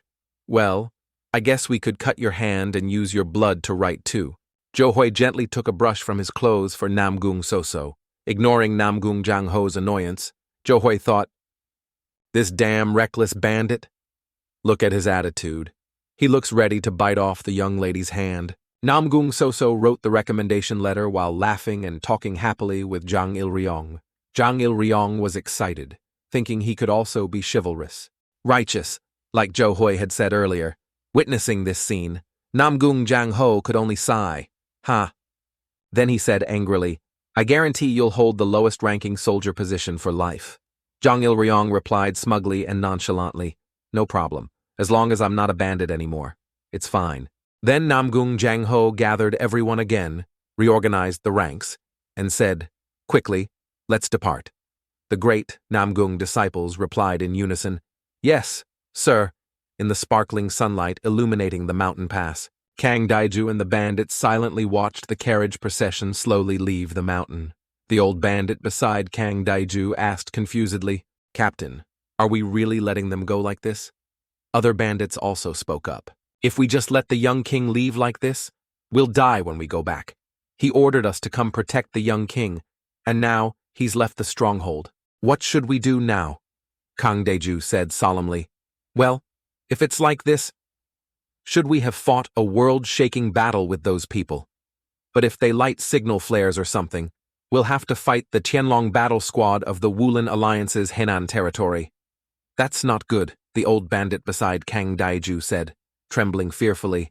Then what should we do? I'm scared Kang Daiju gave an order. First, just pick up the 6 blood robe, change clothes and follow them. Does anyone still have a human skin mask? Some bandits raised their hands. On the road out, inside the carriage escorting Zhou Hui and the others to Huashan, Zhua Gurem broke the silence. Someone who just joined isn't just the lowest-ranking soldier with no status. Why is he sitting in the carriage with us? Namgung Jang Ho thought irritably. If it weren't for my sister's strange aesthetic taste, I would have kicked him out of the carriage already. Zhua Gurem teased Zhang Ilryong. You look very healthy. How about you get down and walk? Zhang Ilryong casually replied, My stamina isn't that good. Zhua Guun sighed and teased again. Come on, don't joke so absurdly. Namgung Soso, sitting opposite Zhang Ilryong, sharply defended Zhang Ilryong. He might be the lowest-ranking soldier, but we must acknowledge his status properly. Isn't it also improper to treat the former top disciple of the Yuk Rim Wang disrespectfully? Zhou Hui watched Namgung Soso defending Zhang Ilryong and thought worriedly, Wait a minute, aren't you supposed to be on the side of justice? Is it okay to speak up for the future leader of the Yuk Rim world? Namgung Soso paid no attention to anyone else, her eyes only on Zhang Ilryong, smiling happily as she asked, By the way, how many brothers do you have? Zhou Hui, sitting nearby, eavesdropped and deduced, gathering information already. Zhang Ilryong also answered casually, There are 7 of us in total. Anyway, my father is quite strong, Zhua Guan guessed blindly. Don't tell me your second brother is So Ryong Little Dragon. Zhang Ilryong answered innocently, You're quite smart. And the youngest is Chil Ryong 7th Dragon. Zhou Hui thought to himself, His father didn't even bother thinking of names for you guys. Only Namgung Soso was enthusiastically chattin' wow, so he only had sons. Zhang Ilryong replied, No, the third sibling is a girl. Namgung Soso asked innocently, So is her name still Ryong Jang Il? Ryong smiled enthusiastically and replied, No, because she's a girl. Her name is Bong Phoenix. So, the third sister is named Jang Sam Bong. Ryong means dragon. Bong means phoenix. Namgung Jang Ho couldn't hold back a chuckle, letting out a sound. Pfft. Zhou Hui quickly noticed and said, He just laughed, didn't he? Zhua Guun continued, Seems so. Suddenly, Zhua Guun became serious again and asked, But why did you attack us? There must be some reason, right? Zhang Ilryong answered honestly, I was planning to ask for your help. Zhua Guun was curious. Help. How Zhang Ilryong scratched his head awkwardly and said, I really want to join the Great Soryong Association, but I couldn't figure out how to join with my identity. Zhou Hui was speechless, momentarily unsure what to say, thinking, Wow, he's really straightforward when he talks. Zhua Guun scolded angrily, You did all that just to join the Great Soryong Association. Zhang Ilryong forced a smile and said, Sorry about that. Hua Seomyong crossed his arms, putting on an air, and said, First of all, we will treat you as a soldier of the Namgung family, and if you are really 17, shouldn't you address all of us formally? Ignoring such etiquette makes you seem like an impolite person. Zhang Ilryong felt guilty and asked, How old are you all? Zhua Guan replied, Except for young lady. So, everyone else is older than you. Zhang Ilryong beamed and said, Understood. I'll do that since I'm on the side of justice now. Hehe. Zhang Ilryong, with eyes sparkling like crystal, radiating a pinkish sparkle so bright it could bend the reader, said softly, Seonbae Nim's senior brother. Zhou Hai jumped, getting goosebumps from Zhang Ilryong's action. He quickly said, Don't do that. Still with a satisfied face, eyes sparkling like stars, looking towards Namgung Jang Ho, he said, Namgung Hyung brother. Namgung Jang Ho couldn't stand this situation either, and said sharply, Say one more word and I'll slit your throat. Zhang Ilryong changed his target to Zhua Guun, still with a baby face, eyes so bright they could light up the night Jagalhyong. Zhua Guun hastily pulled out a Formation Master's talisman to seal Zhang Ilryong's terrifying cuteness, shouting, Don't do that. Only Namgung Soso, with eyes sparkling just as much as Zhang Ilryong's, said Ilryong Hyung, Zhang Ilryong replied immediately, So, my sister. Just like that, night had fallen without anyone noticing. Half a month later, the convoy escorting Zhou Hui and the others was nearing its destination.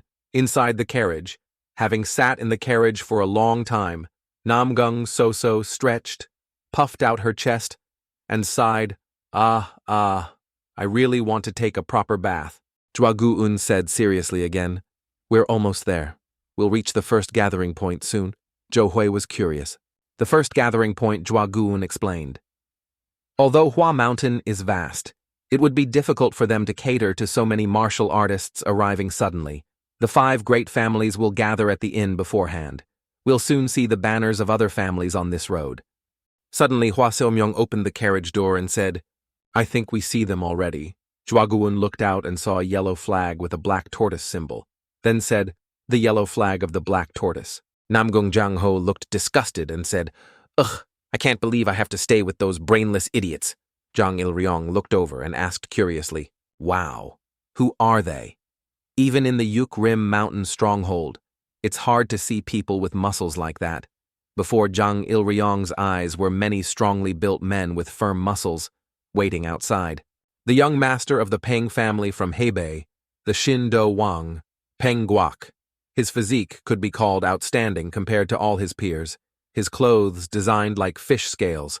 Peng Guok sat leisurely on a large wooden plank, thinking men must be strong. The saber is truly the best weapon with its unparalleled fierce power. Swords are just another type of spear. Using diverse footwork and hidden moves are just tricks of the weak. 3 years ago, because I couldn't fully utilize my own strength and saber techniques, I lost to these bastards. The So-ryong of Hua Mountain, Yang So-un, that bastard tricked my eyes with those flashy sword techniques. This time, I'll definitely defeat him. I'll make him realize that strength is the only truth in the world. Saber techniques are supreme. While mentally preparing for the match in a few days, a soldier suddenly came to report, Young Master, the Jagal family and Namgung family have arrived. Paeng Guok said casually. No need to worry about the Jagal family and Namgung. Suddenly, Paeng Guok was startled because the person leading was a large, muscular young man holding a spear.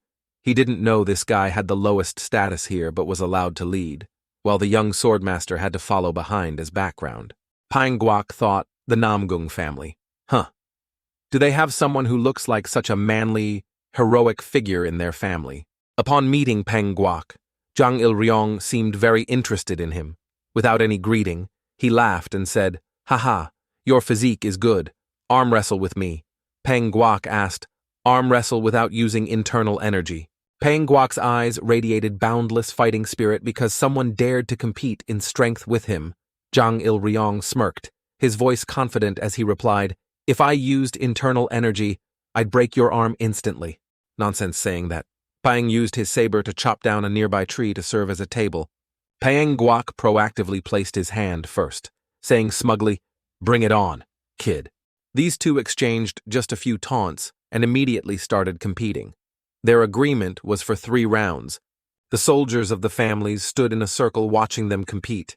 Both sides had supporters cheering, so the situation remained balanced, not favoring either side. Zhou Hui, doubting his eyes, asked Zhuaguun, Why on earth are they doing this? Zhuaguun replied, Well, he's just behaving like someone from the Paeng family usually does. That's how they are.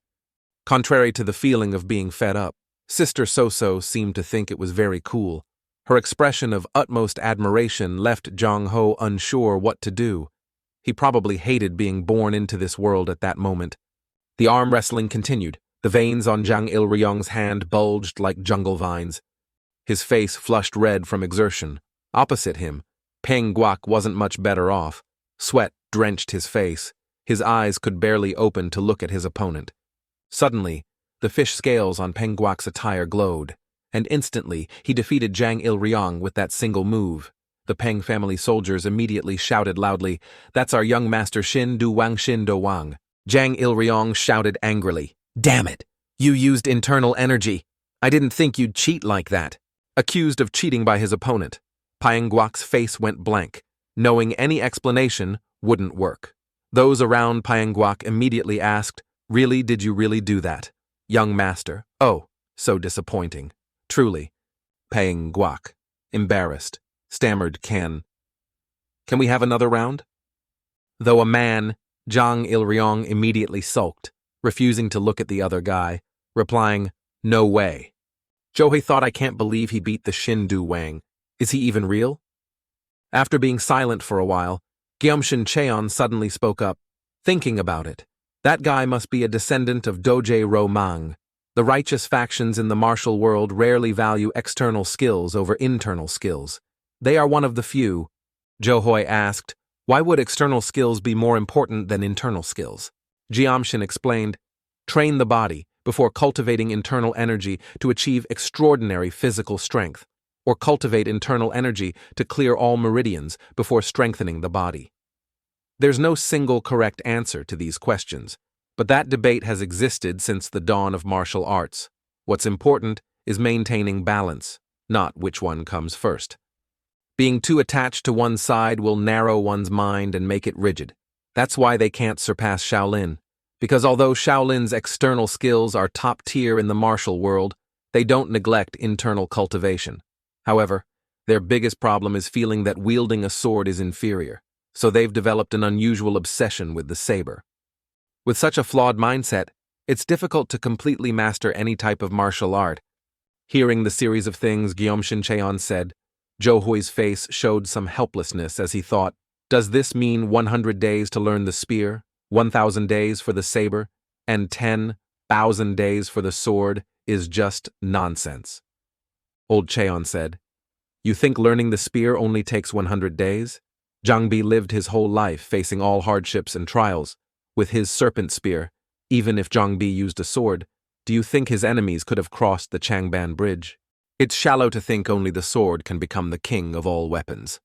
The reason there are so many sword sects in the martial world is also because fist and foot techniques haven't been fully developed in the Central Plains yet. A saber cannot be combined with fist and foot techniques. Only the sword is suitable for all types of fist and foot techniques. As soon as Cheon finished speaking, Zhou Hui asked via mental transmission, "What didn't? What you just said imply the sword is the best?" Gyumshin Cheon, questioned like that by Zhou Hui, also laughed foolishly and asked, "Does it sound like that?" Zhou Hui was also helpless against old Gyumshin.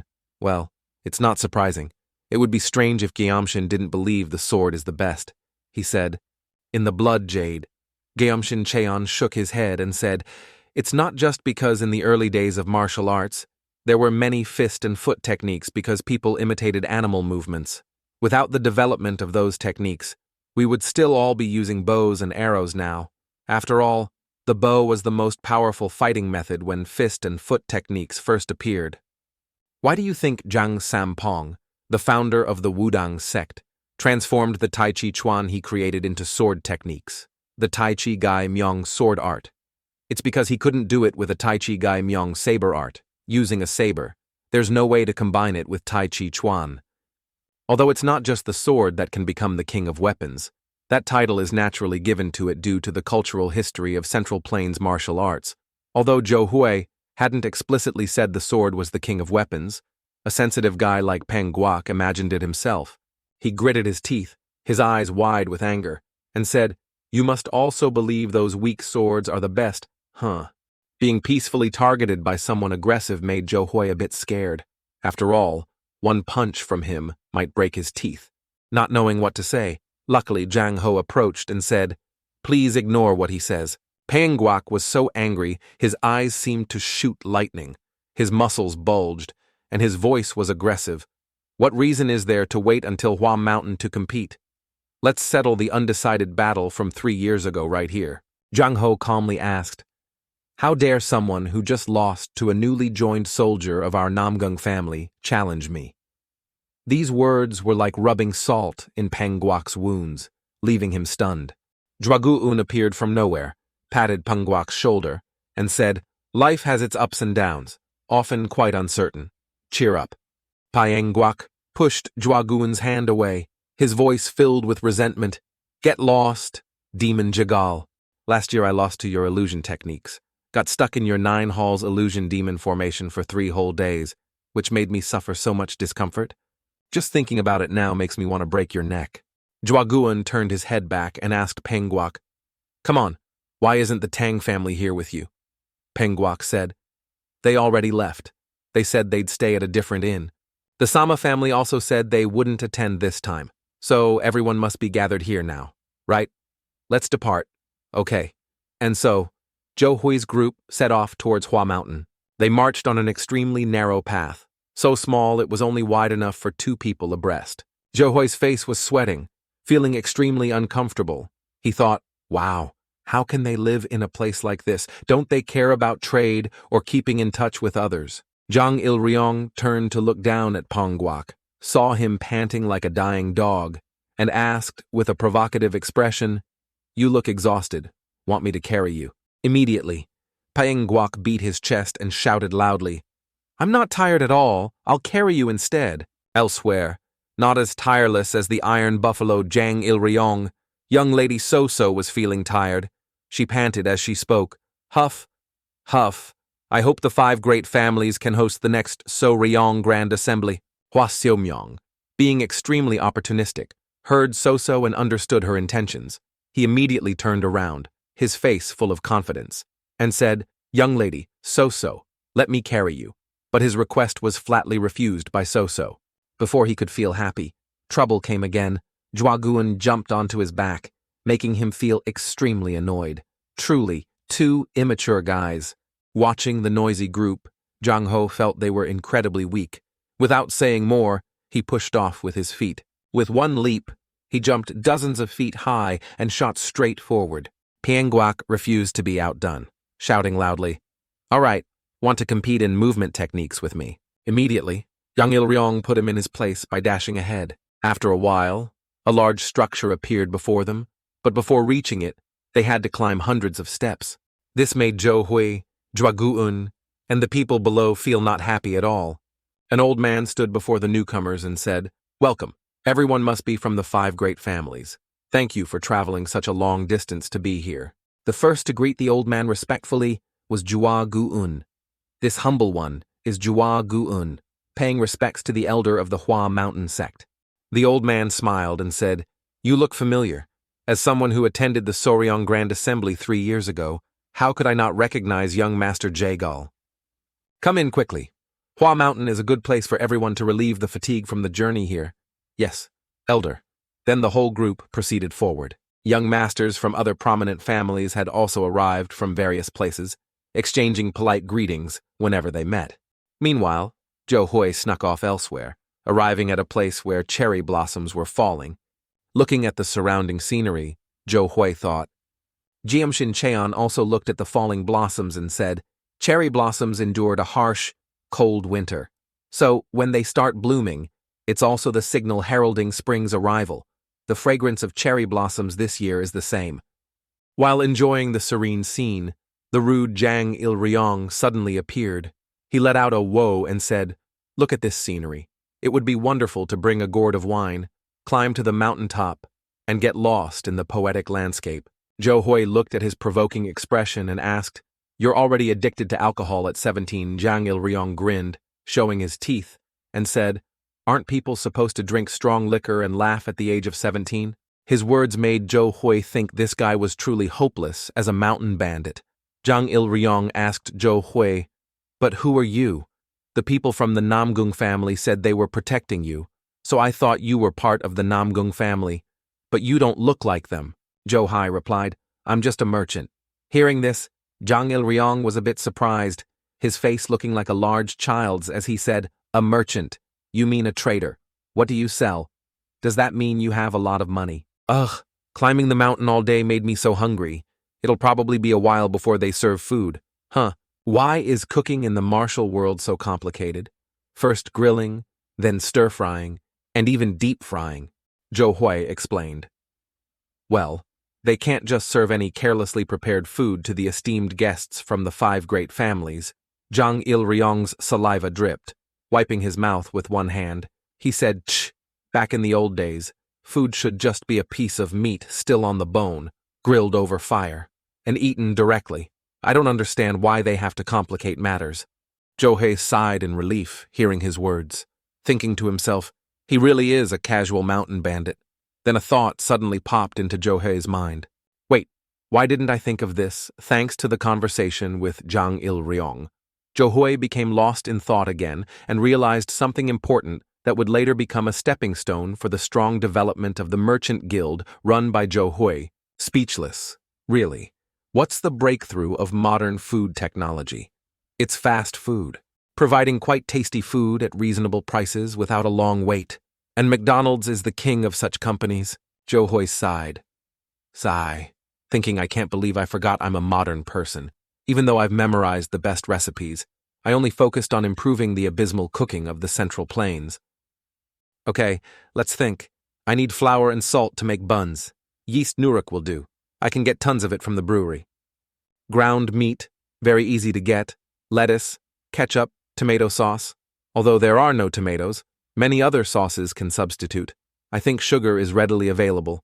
After thinking for a while, Zhou made a decision that Zhou would later not regret at all. Zhou smiled at Zhang Ilryong and said, "Do you want to do business with me?" Zhang Ilryong replied coolly, "Business." "Really?"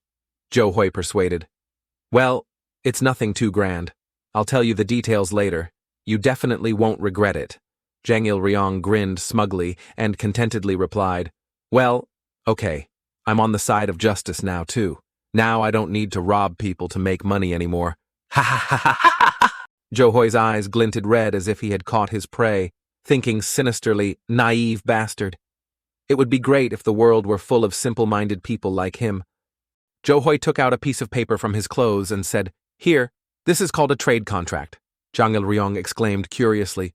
"Ooh, a contract," Zhou explained gently. "It's nothing special. The important part is the salary. 50 silver taels a month. What do you think Zhang Ilryong was shocked hearing the large sum, blurting out 50 silver taels? He thought to himself, if we're unlucky, the whole stronghold doesn't even make 30 silver taels a month, yet he wants to pay me a whole 50 silver taels. Zhang Ilryong asked awkwardly. "Will you really give me 50 silver taels every month?" Zhou replied calmly. "Don't waste words. If I didn't intend to, I wouldn't have said anything," Zhang Ilryong said worriedly. "I'm an honest, righteous martial artist now. You're not planning to tell me to kill people or anything like that, right?" Zhou replied. "You just need to stand in one place," Zhang Ilryong said in surprise. "Just stand there. That's called working." Zhou laughed and said, "Ha ha, just take it easy. I'll gradually explain it to you." Suddenly, someone appeared from the mountain gate, gradually walking into the gathering courtyard. This person attracted the gazes of those gathered here, and someone shouted, "The Soryong of Hua Mountain, the newly famous, strongest martial artist in Jianghu." This Soryong was a slender person. His movements were graceful, yet he possessed an aura completely different from those around him. Entering gently, Zhou exclaimed inwardly, "Wow, the aura around him is truly special." Jiamshin Cheon heard Zhou thoughts and explained, the peach blossom transformation art they possess is also known as the peach blossom life art, the only transformation arts that cultivate internal energy, also called a person's inner power, are the taking cultivation method and the peach blossom transformation art of the Wudang sect. That is truly a wonderful cultivation method, Zhou thought. Is it even better than the great heaven sword cultivation method I learned? Zhang Ilryong said enthusiastically. Let's go together now. The Hua Mountain. Soryong clasped his hands in salute to Zhang Ho and said, "Thank you for traveling such a long distance to be here." Zhang Ho also saluted in return indeed. The Hua Mountain Soryong. You look even more dashing than before. The Hua Mountain Soryong said with a mocking tone, "Actually, you impress me more. Your meridians are truly extraordinary. Improved quite a lot." Zhang Ho thought uncomfortably. His way of speaking is what I hate the most. But he's human too. Right. Such arrogance. He has fallen into the deep, arduous path of arrogance. The soul in the blood jade witnessed the situation and said, because he possesses special talent, he has now reached the peak. However, he is too immersed in his own sword techniques. Truly dangerous, Gyumshin Cheon said angrily. What the hell are the Hua Mountain Taoists doing? I'll crush that guy myself. Zhou Hui quickly reacted to stop Gyumshin Cheon's agitation, replying, "Senior, you can't crush anyone. This body is mine. Please stop right now," Gyumshin Cheon said angrily. "If I don't straighten him out right now, he will bring disaster to the martial world in the future." The Hua Mountain, So Ryong, Jung So-un, spoke. "I heard the rewards offered by each sect are quite substantial. I hope everyone performs well." Zhuaguan saluted and continued. "Very pleased to meet you, Mr. A. Jung So-un. It's been 3 years since we last had the chance to meet." Jung So-un also saluted and said sarcastically, "Meeting you is always my honor. Young Master Jagal, I hope this time you will also live up to the title Treasure of Humanity, the supreme strategist of the Jagal family." Zhuaguan sighed and said, "I guess from the perspective of the great Hua Mountain sect, the 5 great families are just insects. The influence of the 9 great sects remains the same after all these years. Truly wonderful." Jung So-un, arrogant again, clasped his hands in salute and said with a disdainful tone, "You misunderstand my meaning. How could I dare speak recklessly before the person renowned as the supreme strategist of the Jagal family? If my words offended you, please forgive me," Zhuaguan thought uncomfortably. Even his apology is full of provocation. Penguak laughed loudly and said, "Bah-ha-ha. A weakling who only knows how to use flashy moves like you is talking more now." Jung So-un didn't bother competing with the brainless guy, turning sharply away, giving Penguak the cold shoulder. Namgung So-so spoke up, asking Jung So-un, long time no see, "But what are the wonderful rewards for this year's So-ryong Grand Assembly?" Jung So-un said, "You know about the 7 treasures pill and the divine wood set, right? Because our sect leader said those would be the rewards for the next So-ryong Grand Assembly, plus the divine sun sword and the 10,000-year ice silver." After hearing the rewards, the atmosphere at the gathering place became quite lively. The common martial artists chimed in. "Aren't those all treasures that haven't been found since the Great Martial World Border War?" Jung So-un continued explaining, "That's right. The Divine Sun, sword and 10,000-year ice silver are treasures of the Divine Sun Hall and the North Sea Ice Palace." Guan guessed blindly, "Could it be—" Jung So-un arrogantly interrupted, "That's right. The martial gods' family brought them here as rewards for this assembly." The atmosphere became lively again. Zhou Hui thought, the martial gods' family. Is he talking about the Sama family? A common martial artist said. "Does that mean the Sama family will also participate in this assembly?" Jung So-un answered. "No, they informed us they won't be able to attend as usual." Hearing this, the martial artists simultaneously sighed in relief and then chatted relaxedly. Jung So-un, with eyes looking down on everyone around, laughed disdainfully and thought to himself, "Are they that afraid of the Sama family? Do they think they can surpass the Hua Mountain sect?" Suddenly Zhou Hui spoke up. "Now I understand." Jung So-un looked behind him and saw Zhou Hui. Zhou Hui continued loudly, "That narrow-mindedness and arrogance of yours should never appear in someone learning Taoist martial arts, the core martial art of the Hua Mountain sect. A demon should never be allowed to grow strong on this sacred Taoist land." Jung So-un glared daggers at Zhou Hui. Zhou Hui stood proudly but still thought worriedly, "I didn't mean it like that. I couldn't resist Gyumshin's urge to intimidate, so I had to say it." Zhou Hui boldly continued, "It seems the influence of the demon god has reached the Hua Mountain sect." Jung So-un and the other Hua Mountain disciples looked at Zhou Hui with eyes full of malice. Jung So-un's wide-open eyes conveyed intense hostility. The Ziming demon god, the first demon god to appear in Jianghu. He was the first leader of the heavenly demon cult and also the symbol of ultimate evil. His martial art was called the Ziming demon art, and the righteous martial artists all cursed that technique because his body was always covered in purple demonic flames whenever he appeared on the battlefield. But the sudden appearance of the Hua Mountain sect's internal energy seemed similar to the Ziming demon art, the Ziming divine art, overwhelming power that made people tremble. Limitless internal energy and even the purple demonic flames were too similar. Secret rumors spread everywhere. And indeed, the Hua Mountain sect went to other sects in Jianghu to verify what kind of martial art the Ziming divine art was. At that time, the most respected martial artist in Jianghu, the sage Il Yang, confidently declared in the taking hall of the Wudang sect, The Zeeming divine art of the Hua Mountain sect is definitely righteous. There wasn't any demonic power in the Zeeming divine art that he saw. Jung So-un's eyes widened, radiating a fierce martial aura as he said, "That's a matter we settled 100 years ago. I can't believe this is being brought up again. You've got some nerve." Jeomshin Cheon angrily said to Zhou Hui, "Get lost." Zhou Hui replied confusedly, "Why do you keep telling me to get lost? This is my body. If you offend everyone standing around here, how can I explain it to them?" Zhua Guun suddenly stepped between the two to mediate. "Haha. On such a grand occasion, why are you two behaving like this? There will be many opportunities later to determine who is superior, right?" Jung So-un, with eyes that wanted to eat Zhou Hui alive, said, "State your name." Zhang Ho appeared and spoke up for him. "He is Zhou Hui, a guest of the Namong family. He is still very inexperienced, hence his behavior. Please understand this matter." Zhou Hui uncomfortably questioned Jeomshin Cheon in the blink of an eye. "I've become the inexperienced one. All thanks to you, Jeomshin. Please don't be angry anymore. I'll give you a chance to do what you want when no one is around." "I don't like that guy either." Jung So-un turned his back and left. Jeomshin also silently suppressed his anger. Zhua Guun spoke, "All right, the greetings are done. Let's all go back to our rooms." Some time passed. Darkness enveloped all of Hua Mountain. In front of Zhou Hui's resting room, Zhou Hui stood in the courtyard. At this moment, Jeomshin Cheon had possessed and was controlling Zhou Hui. After testing control of the body, Jeomshin Cheon said, "This body is more useful now." Jeomshin Cheon, controlling the body, glanced at the buildings on Hua Mountain and detected 2 purple inner cores. Jeomshin took a step, causing the ground to crack open.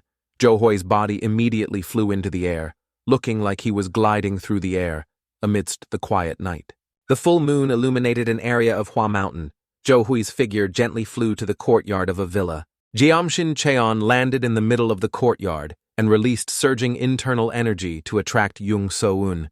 Jung So-un felt the overwhelming pressure of internal energy coming from right inside the courtyard. He immediately jumped straight out of his room and thought, "Who is emitting such a bloodthirsty aura?" Jung So-un trembled before the aura Jeomshin emitted, saying fearfully, "You are..." Jeomshin, using only his gaze, controlled internal energy to pull a random sword from the rack into his hand. Jung So-un thought fearfully, mental telekinesis. Even a master couldn't do it from that distance. Jeomshin Cheon stood proudly in the courtyard, channeling internal energy into the sword, making it sparkle as if empowered by the stars, shining like nebulae in the universe. Jeomshin said fiercely, "Show me your techniques." Jung So-un, arrogant and feeling mocked, angrily widened his eyes, utilizing his characteristic purple internal energy like poisonous smoke swirling around, converging at the sword tip, and said, "If you want to see it that badly, then I'll show you." Seeing the half-demon, half-human state of Jung So-un, Zhou Hui possessed by Jeomshin said, "Just as expected. You used your spiritual power to hide your aura. No wonder you could deceive all things under heaven. Even if you can hide everything, it doesn't change your true nature, does it? Your previous battle must have been with a demon's soul and the twin flame body." Jung So-un's face was extremely ugly. Being accurately exposed by an unknown stranger made him grit his teeth and think, how does this guy know about the twin flame body technique? Zhou Hui's sword tip pointed straight and said, "Ultimately, you still can't block my sword with just the twin flame body." As he finished speaking, blue starlights appeared around Zhou Hui, and instantly, images of swords simultaneously materialized from those starlights. Flowing heaven sword, meteor. Across the heavens, just hearing this name is elegant enough, no different from 10,000 swords returned to origin. Instantly, as Zhou Hui's eyes flashed, those swords also chose Jung So-un as their target. Seeing the crazed swords rushing towards him made Jung So-un unsteady. He knew if he didn't defend, death was the only path. Immediately, he executed the plum blossom sword Art Heaven Proves condensing fragrance. True to its name, the sword technique he struck out formed a ribbon of plum blossoms blocking Zhou Hui's attack. But how could a mere Jung So-un cause trouble for Jeomshin? The move he executed only served as a background for Zhou Hui's sword tips to pierce through. Jung So-eun didn't even have time to process what just happened, as dozens of sword tips pierced through his body, making him groan in pain. After striking once, Jo Hui said, "I've extinguished your twin flame. Now what will you do? Do you now have any reason to fight the true self hiding within you?" Jung So-eun looked extremely pitiful, currently resembling nothing more than a moving meat shield. Yet, he still shouted loudly, "Ultimately, the sword of Hua Mountain is not an evil sword." "Is that so?" Jo Hui asked these two words, then raised his sword. Blue starlights appeared again at the sword tip. Jung So-eun felt his body shattering and asked fearfully, "What are you doing to my body?" Inside his body, a sword and a silk ribbon were piercing through. Before he could understand, it was as if dozens of swords shot out from within him, making his screams louder and louder. He couldn't stop those swords tearing his body apart. Jo Hui said, "Now you're truly going against the divine physician's will. Show me the truth about the divine body, people praise. Now you're truly going against the divine physician's will. Show me the truth about the divine body, people praise." Jung So-eun looked at him now. Nothing but screams and a bloodied body. Jo Hui asked coldly, "How pitiful are you now?" Suddenly, Jung So-eun's eyes shot out purple energy. His body was subsequently enveloped by that energy, a state completely like demonic possession. Shouting loudly, "Shut up, don't talk nonsense, shut up, you bastard." Jo Hui held his sword forward and said, "So it's a heart demon. Taoists who should harbor desires for a peaceful departure are instead swallowed by such trivial aspirations." As soon as he finished speaking, Jo Hui's sword slashed. This one strike caused Jung So-eun's heart demon to dissipate into nothingness. Jung So-eun's body simply fell, immediately collapsing onto Jo Hui. Jo Hui supported him, so his gaze turning towards a nearby room that also emitted the same energy as Jung So-eun. Instantly, Jo Hui leaped, also causing the surrounding surface to crack. In the room, Jo Hui had detected an old man was writing something. That old man was the 28th generation sect leader of Hua Mountain, Jajong Geum Yang Cheon-dan. The old man was leisurely working when suddenly the room he was in began to shake. This greatly startled Yang Cheon-dan, but he was even more shocked when a voice from outside echoed directly in his mind. "Show yourself." Yang Cheon-dan's face showed fear. He looked at his own hand, which was trembling uncontrollably. The old man thought, "This aura mental communication, a vague state forcing me to go there. This person must be a wise master. I will go meet the wise master." Just as he opened the door, Yang Cheon-dan was instantly shocked, because what he saw was the bloodied body of Jung So-eun, sitting next to the young man he had met for the first time. Yang Cheon-dan ran over, shouting loudly, "What have you done? How could you act so cruelly?" Jo Hui's face was extremely angry as he said, "Someone like you who desires power and has instilled evil things into his disciple dares to talk about cruelty with me." These words from Jo Hui made the old man before him turn pale with fear. Jo Hui extended his hand. An invisible thread of spiritual power appeared again, but naturally, others couldn't see it. Jo Hui said, "No matter how much you cultivate the Tao, you are still human. You can be swayed by ambitions contrary to morality." However, the sword Jo Hui said earlier was caught by the spiritual thread and instantly pulled to where Jo Hui was standing. Holding the sword in his hand, he spoke, "If you were truly a Tao cultivator, you should end your greed, desire, and suffering with death, yet you dare to corrupt even the succeeding generations." The tip of the sword Jo Hui held began to glow. This light was not simple at all. Just being shone upon by it caused old Yang Cheon-dan to instantly vomit blood on the spot. The old man thought fearfully, "Just the sword chi emanating from his sword severed my meridians. Peaceful sword chi, I can't possibly resist it. He's like a god. Someone like that cannot interfere in the mortal world." The old man didn't know he was facing Geum-shin Cheon, so his heart was still full of doubts. Yang Cheon-dan's whole body was trembling. He asked, "This is a matter of our dynasty. Why is the immortal realm interfering in our affairs?" Jo Hui's eyes suddenly radiated energy. He said, "I am not the wise master you think I am. I am merely someone bound by the blood jade. Interfering in your affairs is truly not a good idea. However, I will speak up for the sake of fellow martial artists. Moreover, I have possessed this body, so currently, I am also human.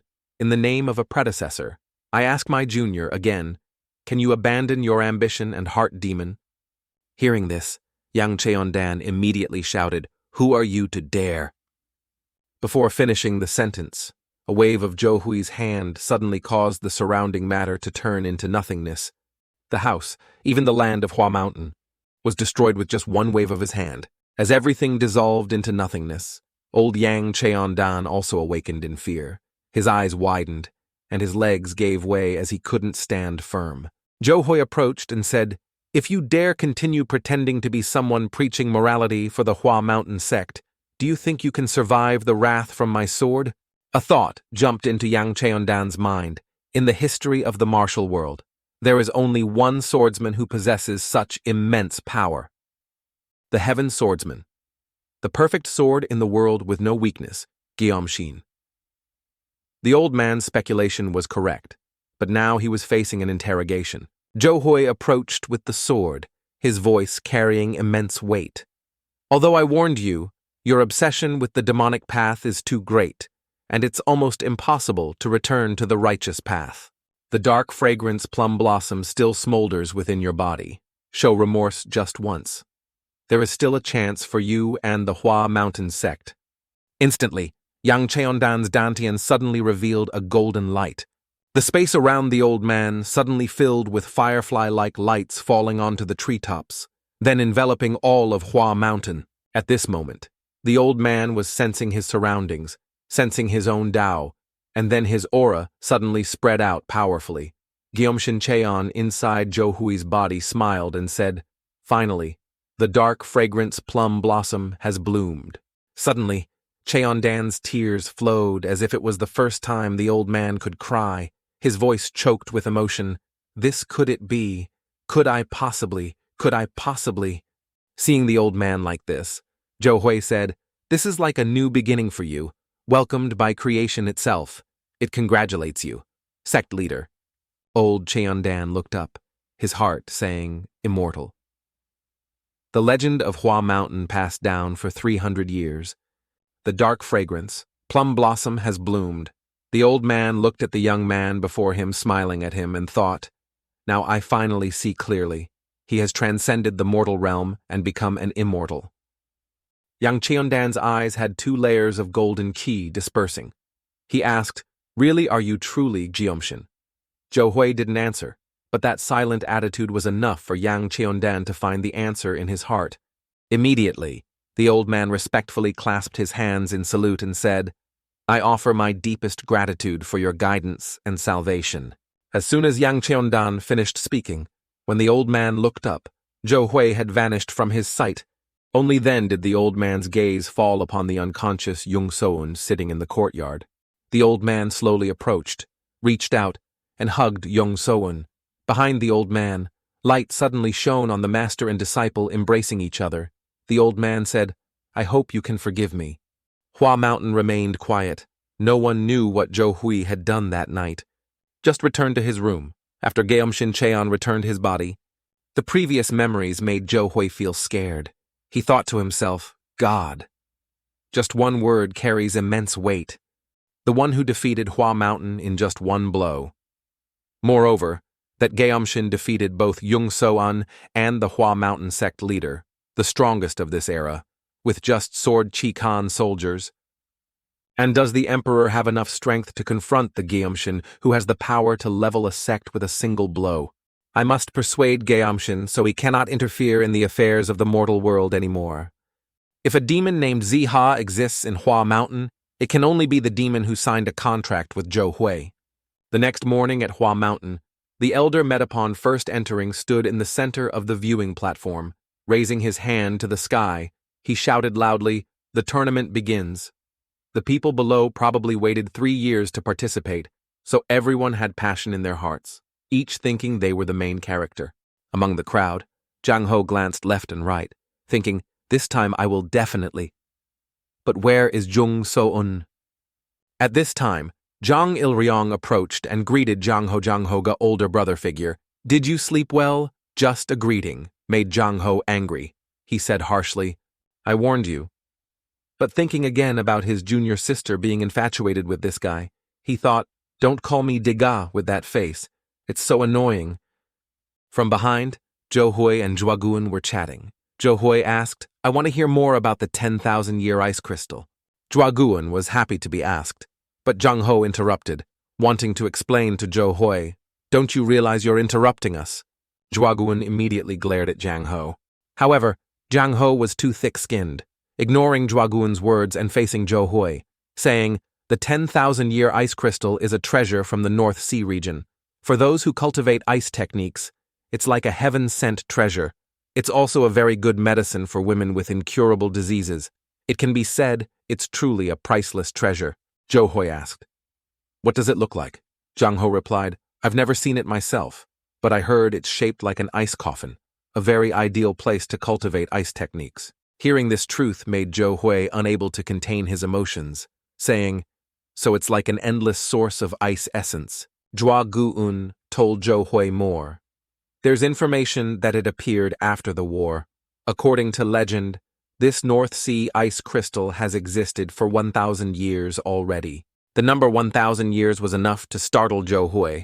Zhou Hui's heart filled with anticipation. Immediately, he asked, So, what aspect does this competition test? Zhua Guan thought for a moment and replied, The organizers decide everything about that.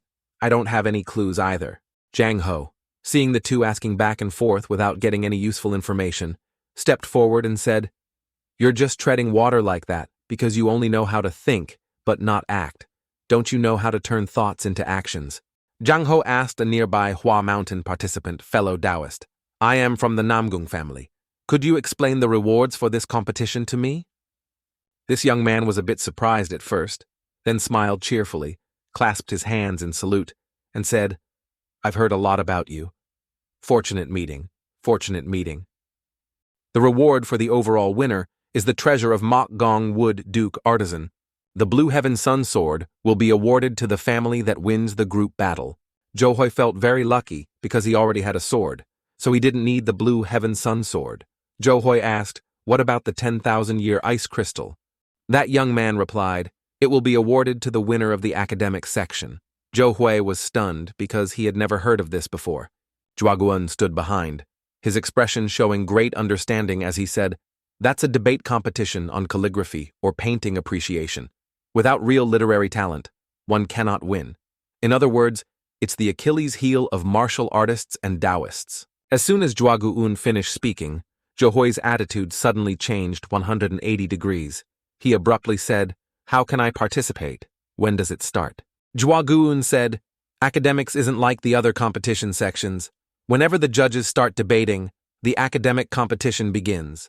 Zhou Hui asked, Oh, really? Then was last year's winner? Before Zhou Hui finished asking, Zhua Guan chuckled and nodded, his face proud. Yes, it was me.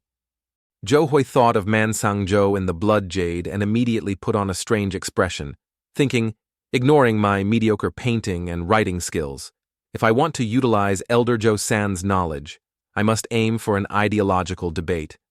I think it has started already. Zhua Guan's gaze fell upon a group of people gathering together. In the center of the noisy crowd was a young man with the appearance of a knowledgeable scholar, holding a fan, looking no different from Gongsun Che. He said, If anyone is confident enough to debate academics with me, please step forward. Zhua Guan also used his fan to cover half his face, his mind full of calculations, saying, Well, should we give it a try?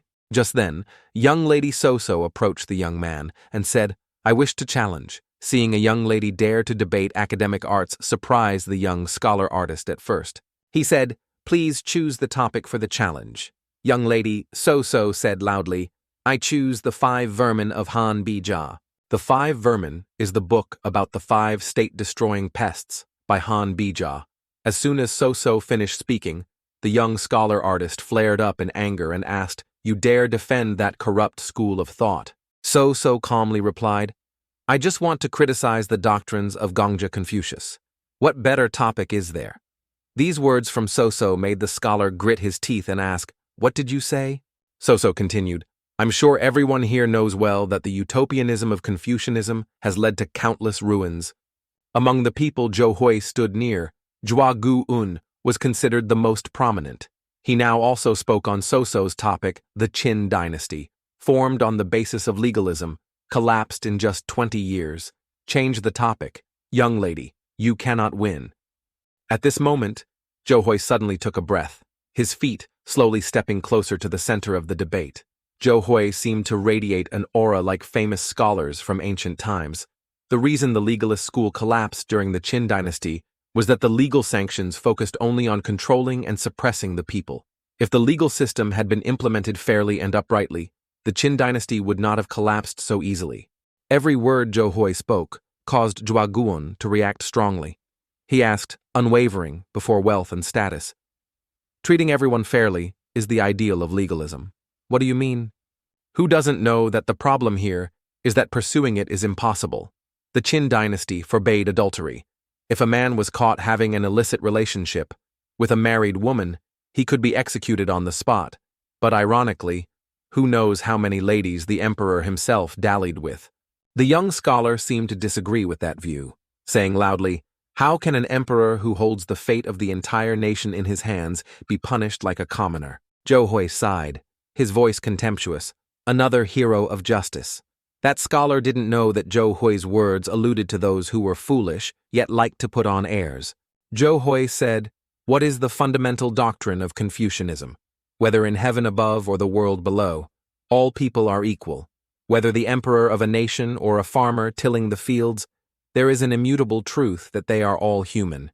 Isn't that fundamental Confucianism, yet you claim the emperor and commoners cannot be compared? Do you mean one is human and the other is an animal? Johui's reasoning made Zhuaguan have many doubts. Guun said, Confucianism once said the state is simply a family.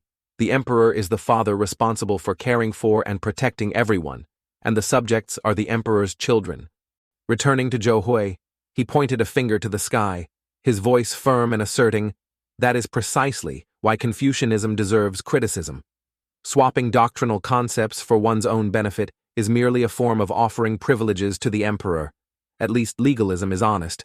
The words Johui uttered made the onlookers standing aside feel enlightened after hearing them, faces sweating profusely. They said, "Confucianism. Thinking of the people, those are the teachings of Gongja, Confucius. As for young lady So-So," her eyes closed tightly with joy, Johui spoke loudly again. "In other words, saying the emperor is the father of the nation is just a justification for the emperor's privileges, isn't it? Now I ask again, can you confidently refute that the Confucian teaching that all people are equal and the idea of the emperor being the father of the nation do not contradict each other? Do they truly not conflict but complement each other? If you say all people are equal, then the emperor and commoners being two different classes is completely meaningless. Or do you mean the emperor is a non-human existence and thus deserves privileges?" Everyone standing outside was buzzing with discussion. Most people found Johui's words perfectly accurate. I repeat once more. The reason the Qin dynasty collapsed was because the law was not applied fairly to everyone, regardless of status or position, and that is the consequence of enforcing legality with overly harsh punishments. That scholar, after hearing a barrage of words from Johui's mouth, looked blank, asking somewhat vaguely, "Do you mean there are other ways to enforce the emperor's orders besides applying punishment?" Johui, thinking of people subjected to various forms of torture, replied, "Applying punishment isn't wrong, but the problem is those punishments are too harsh. Execution for adultery, interrogation by branding the face with hot iron, and even pulling out the tongue for lying. Do you really think those laws are fair and equal for everyone? It's not just the weak and powerless who have to bear those things. That's why the law must distinguish between major and minor crimes. Not only that, but it must also differentiate between punishments involving confiscation of property and physical punishments. Enforcing legality must prioritize effectiveness. If it's not effective, what use is the law?" Johui's words were like thunder in the ears. Even those with little learning or considered erudite were stunned by his arguments. Zhuaguan couldn't help but ask, "Then what are the criteria for distinguishing between major and minor crimes?" Johui replied, "That depends on each nation. But in my view, if someone endangers another's life in any way, that's a major crime, the rest are minor. That's how I distinguish." Zhuaguan, seeing such a perhaps unique distinction for the first time, thought he follows the legalist school. yet his understanding of Confucianism is far from ordinary. Zhou Hui was now the center of attention for everyone in Hua Mountain. Even martial arts fanatics were captivated by Zhou Hui's words. Minor crimes can include stealing others' property, mockery and ridicule, insulting others' honor. The former can be punished by fines and imprisonment, while the latter— After briefly explaining legal knowledge from the old world, Zhou Hui reached a conclusion. Every citizen must have the freedom to vote, not controlled or bound by any law or person. The state must be responsible for implementing correct governance policies to protect the people. Wasting tons of saliva debating with the crowd here, Zhou Hui thought to himself, damn it, seems I went a bit too far. Zhua Guan and the surrounding crowd took Zhou Hui's topic as the subject. Even strangers gathered to discuss. Zhua Guan, holding a card, thought and said, "The people rule the nation. I agree with all that, but I still don't understand the last sentence. Putting such great power in the hands of commoners is too dangerous." Zhou Hui asked, "Why do you think so?" That scholar also suddenly realized and quickly said, "That's right," ignoring that reasoning. How can you entrust the fate of the entire nation to the ignorant masses who can't even read? What do those people know about ruling a nation? This arrogant bunch angered Zhou Hui. He spoke sharply to the scholar, "I respect your learning, but that doesn't mean you can regard everyone else as an ignorant, uneducated mob. A person's value does not depend on whether they can write or paint. A farmer who starts early and works late also knows filial piety towards parents. He knows enough about love to protect his wife and children. He knows enough about courage to fight off robbers. And he knows enough about kindness to share grain with neighbors after each harvest. Yet you dare say they are just an uneducated and ignorant mob. The lowest viewpoint of an intellectual is to assume commoners are ignorant fools always needing to be taught and enlightened." After scolding the guy, Zhou Hui's face was extremely satisfied. He felt he was very cool. Manzhangzhou appeared majestically and said, "Move aside." Zhou Hui sighed in relief and obediently replied, Yes, the path is yours." The first time yielding his body to his ancestor felt so comfortable for Zhou Hui. Manzhangzhou in Zhou Hui's body made Zhou Hui's aura surge, an indescribable calm confidence, then calmly said, "All right, how do you want to compete?" Zhua Guun also wanted to join the fun, fanning himself as he spoke. "I'll participate too. Let's discuss the first page of the Da Ya in the Book of Odes, the decade of King Wen." Manzhangzhou closed his eyes and said, "The decade of King Wen. May I borrow paper and brush?" Zhua Guan immediately ordered a servant, "Bring it here." The servant quickly replied, "Yes, Manzhangzhou," in Zhou Hui's body said slowly, "Thank you," then gently knelt on the mat to grind ink. Just this action of grinding ink could indicate the opponent's understanding of calligraphy. Zhua Guan witnessed this and exclaimed, "Wow." Zhou Hui gently lifted the brush. His hand was steady as a rock, yet produced flowing, flexible strokes. Just witnessing Zhou Hui write calligraphy, one could imagine how a masterpiece is born. Each character gradually appeared on the pristine white paper. Every character Zhou Hui wrote exuded the essence of calligraphy. Each stroke could be considered a work of art, combined into a massive masterpiece. The onlookers' eyes widened, mouths agape, unable to close their mouths seeing it, only able to gasp, "Oh, what exquisite strokes." At this moment, Zhua Guun, standing beside and witnessing it firsthand, trembled and exclaimed, "What is this?" he thought. How can someone barely in his 20s have such masterful handwriting? Impossible. Zhua Guun, knowing his place, bowed his head and said, "I lost." The surrounding crowd buzzed with discussion. Zhua Guun admits defeat. Unexpectedly, he admits defeat without even touching his brush. The one who just boasted about wanting a calligraphy match with Zhou Hui accepted the outcome and said, "This humble one has lost. May I know your esteemed name, sir?" Just then, Manzhangzhou returned the body to Zhou Hui. Zhou Hui, excited thinking about the reward he would receive, blurted out laughing, "Haha, refrigerator." Unexpectedly, the scholar heard it, misunderstood, and saluted, saying, "Sir Tu Lan, refrigerator." Today this humble one has truly broadened his horizons, just as the predecessors often said, "There are always higher mountains." Zhou Hui, blushing, beet red with embarrassment, waved his hands and reintroduced himself. I'm not Tulan. I'm Zhou. The scholar replied, Ah, yes, Sir Zhou. Sunset descended. Twilight covered Hua Mountain. That evening at Jung So-eun's villa, he had just woken up after being beaten to a pulp by Zhou Hui. Jajong Geom Yang Cheondan came to visit his disciple. Yang Cheondan asked, You're awake, are you feeling better?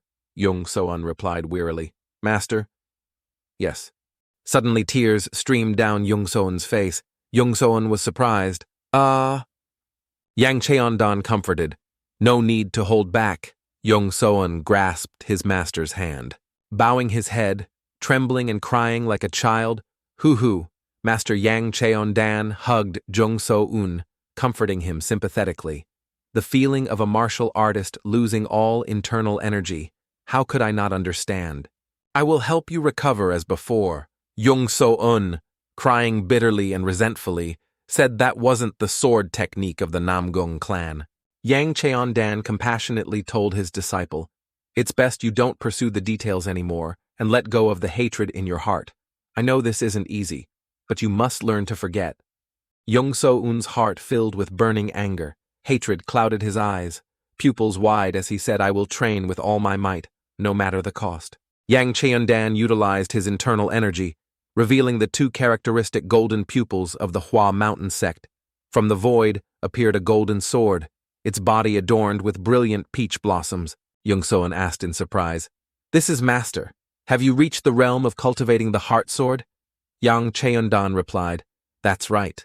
Jung So-eun stopped crying and exclaimed, The scent of peach blossoms. Yang Cheondan continued seriously, Even though I have reached this realm, I am not confident I can deal with him. Jung So-eun was shocked, speechless, like being struck by lightning. Yang Cheondan continued, The realm he has reached surpasses that of mortal flesh and blood.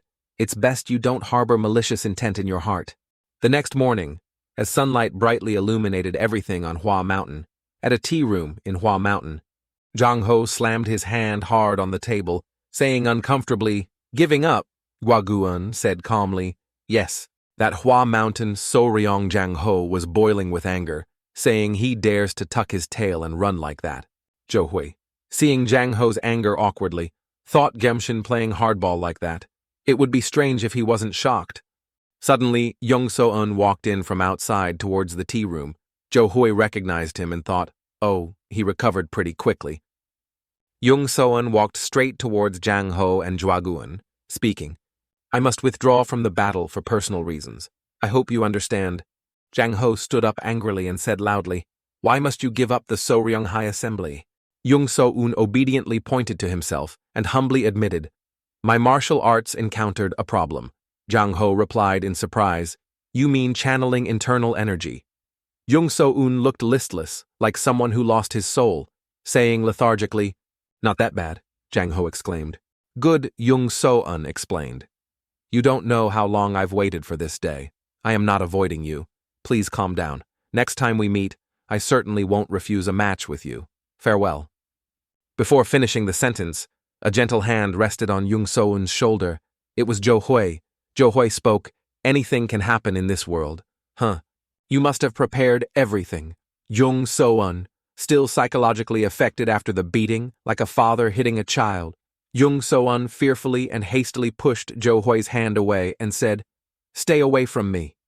Zhou Hui was confused. I'm talking to you normally, but the psychological trauma hadn't recovered. Jung So-eun knelt down shouting, Go, don't come near me. Zhang Ho, Guaguan, Peng Guak standing nearby saw this scene, only able to remain silent and curious about the situation. They all glanced towards Zhou Hui with confused faces mixed with a bit of fear, making Zhou Hui feel unnatural. Guaguan sharply spoke, What did you do to make him react like that? Zhou Hui loudly defended himself. You mean, I only know how to cause trouble all day. I'm sad now. Guaguan, with a suspicious look, replied, No, it's just that there must be something hidden about this. Peng Guak guessed blindly. You probably dragged him into some dark alley and beat him up properly. Right. Zhou Hui was speechless, only thinking it wasn't me. It was Guillaume-shin. Zhang Ho also looked towards Zhou Hui. Zhou Hui immediately clarified, I told you it wasn't me. Zhang Ho thought back on all the events he knew about Zhou Hui. I don't understand. A martial arts genius who can face the immortal heaven sword. A musical prodigy who can make the #1 beauty in Hefei. Ki, Namgung Soso, amazed.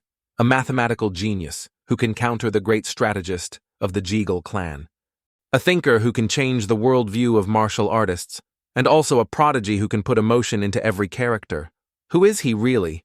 Zhou sighed and said, Goodness, now I will leave the mountain, Zhuaguan asked surprised. Right now, Zhang Ho said provokingly. The match hasn't even started. Are you scared of me and running away? Zhou answered innocently, You are the genius swordsman of the Namgung clan. Of course, I have to avoid you. Am I crazy to fight you? Zhang Ho froze, only able to blurt out, Oh, he thought. Not quite what I imagined. Then said, So you're just leaving like that? Not staying any longer? Zhou Hui completely ignored Zhang Ho and turned away, slowly walking towards Zhang Ilryong, who was sleeping face down at a tea table in the corner.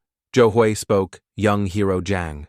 Zhang Ilryong, still half awake, half asleep, replied, What young hero? Zhou Hui quickly said, Didn't you agree to work with me? You must clearly understand the contract you signed. Right. Zhang Ilryong slowly took the contract paper out from his clothes, then said excitedly, Oh, rank, is that a position? Zhou Hui replied. Just understand it that way. If you do well, your rank will increase very quickly. The higher the rank, the higher the salary. Zhang Ilryong, excited, grasped the contract as if holding a bright future, exclaiming, Gowa. Little did he know Zhou Hui was laughing secretly. If he knew the things he'd have to do soon, I wonder if he'd still be laughing happily like this. Zhou Hui said seriously, I don't know when I'll reach Hefei, so arrange things with the Namgung family first. I'll send you a letter. After receiving it, go to the place I request. Zhang Ilryong laughed and said, All right, HVK. Zhou Hui immediately corrected this junior Daga. Say it again. Zhang Ilryong obediently said. Daga Zhou Hui gave a thumbs up in agreement. Then Zhou Hui went to Zhang Ho and Zhuaguan. Paing Guak saluted and said, Thank you for accompanying me. I have learned a lot. Zhang Ho waved goodbye and said, Since you want to leave, there's no other way. See you in Hefei. Then Zhang Ho asked curiously, What do you plan to do with that 10-year-old essence stone? Zhou Hui suddenly realized the problem. Oops, carrying that burden. How can I get to the sword tomb? Zhou Hui had to ask for help. Can I leave it with the Namgung family? Zhang Ho replied happily, Yes, but I need to hand it over to someone to receive your item. Zhuaguan, standing nearby, quickly replied, I'll do it. Zhou Hui, having solved the problem, said happily, Many thanks. At some towering mountain peak, Zhou Hui, on his way down Hua Mountain, was resting on a rock. Where Zhou Hui was is Gangquan Cliff Road, Shanxi. Zhou Hai worriedly asked the blood jade.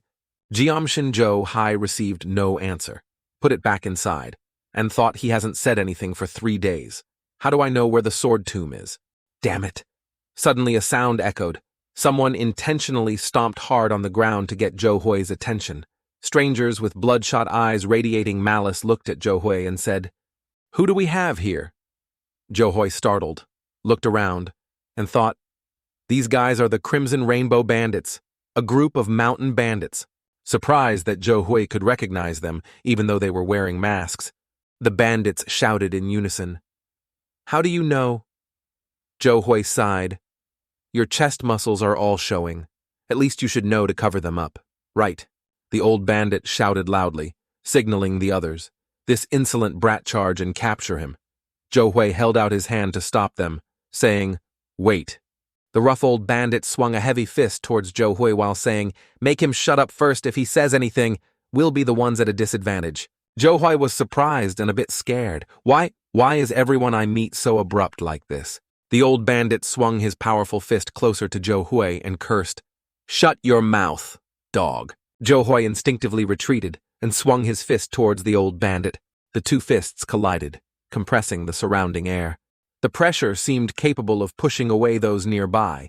The old bandit was surprised that Zhou Hui could block him, shouting angrily, This bastard is not ordinary. Are you trying to act different? You've run into a wicked evil faction like us, so you're finished. Zhou Hui, angered and losing composure, cursed shit, just dealing with me alone. How many of you are there in total, and you still dare call yourselves men? Truly uneducated mountain bandits are just like this, daring to fight 10 against 1. Who does that just sit down calmly, drink tea, and talk for mutual benefit? You! This sissy Kang Daeju's fierce voice rang out. Enough! He slowly approached with sharp eyes. Jo Hoi was surprised and said, the leader of the Blood Ice tyrants, Kang Daeju, wearing women's clothes and Nasia-style hair buns, appeared fiercely and said, we meet again by fate. What's with that expression? Jo Hoi didn't know what to say seeing the strong and fierce Kang Daeju appear in such an attire. Jo Hoi regained his composure and continued, you're persistent like a leech. Now all of Shanxi is filled with all sorts of evil sects. Kang Daeju's eyes, full of malice, laughed coldly and said, the martial arts competition assembly at Hua Mountain is about 25 miles from here, so no matter how loud you shout, no one will come to save you, Jo Hoi thought. Damn it! These pig-brained bandits, how did they not only not get smarter but become even stupider? Jo Hoi explained, someone like me who has only been to Anhui once or twice has no reason to make enemies in Jianghu. I'm different from you. Jo Hoi confidently presented the blue heaven gold plaque, saying, see this. I am the esteemed guest invited to the Namong residence. Also, the master of the heavenly sword. You bastards, please use those tiny pea brains of yours and think, if you dare touch a single hair on my head, will the renowned Namong family let it slide?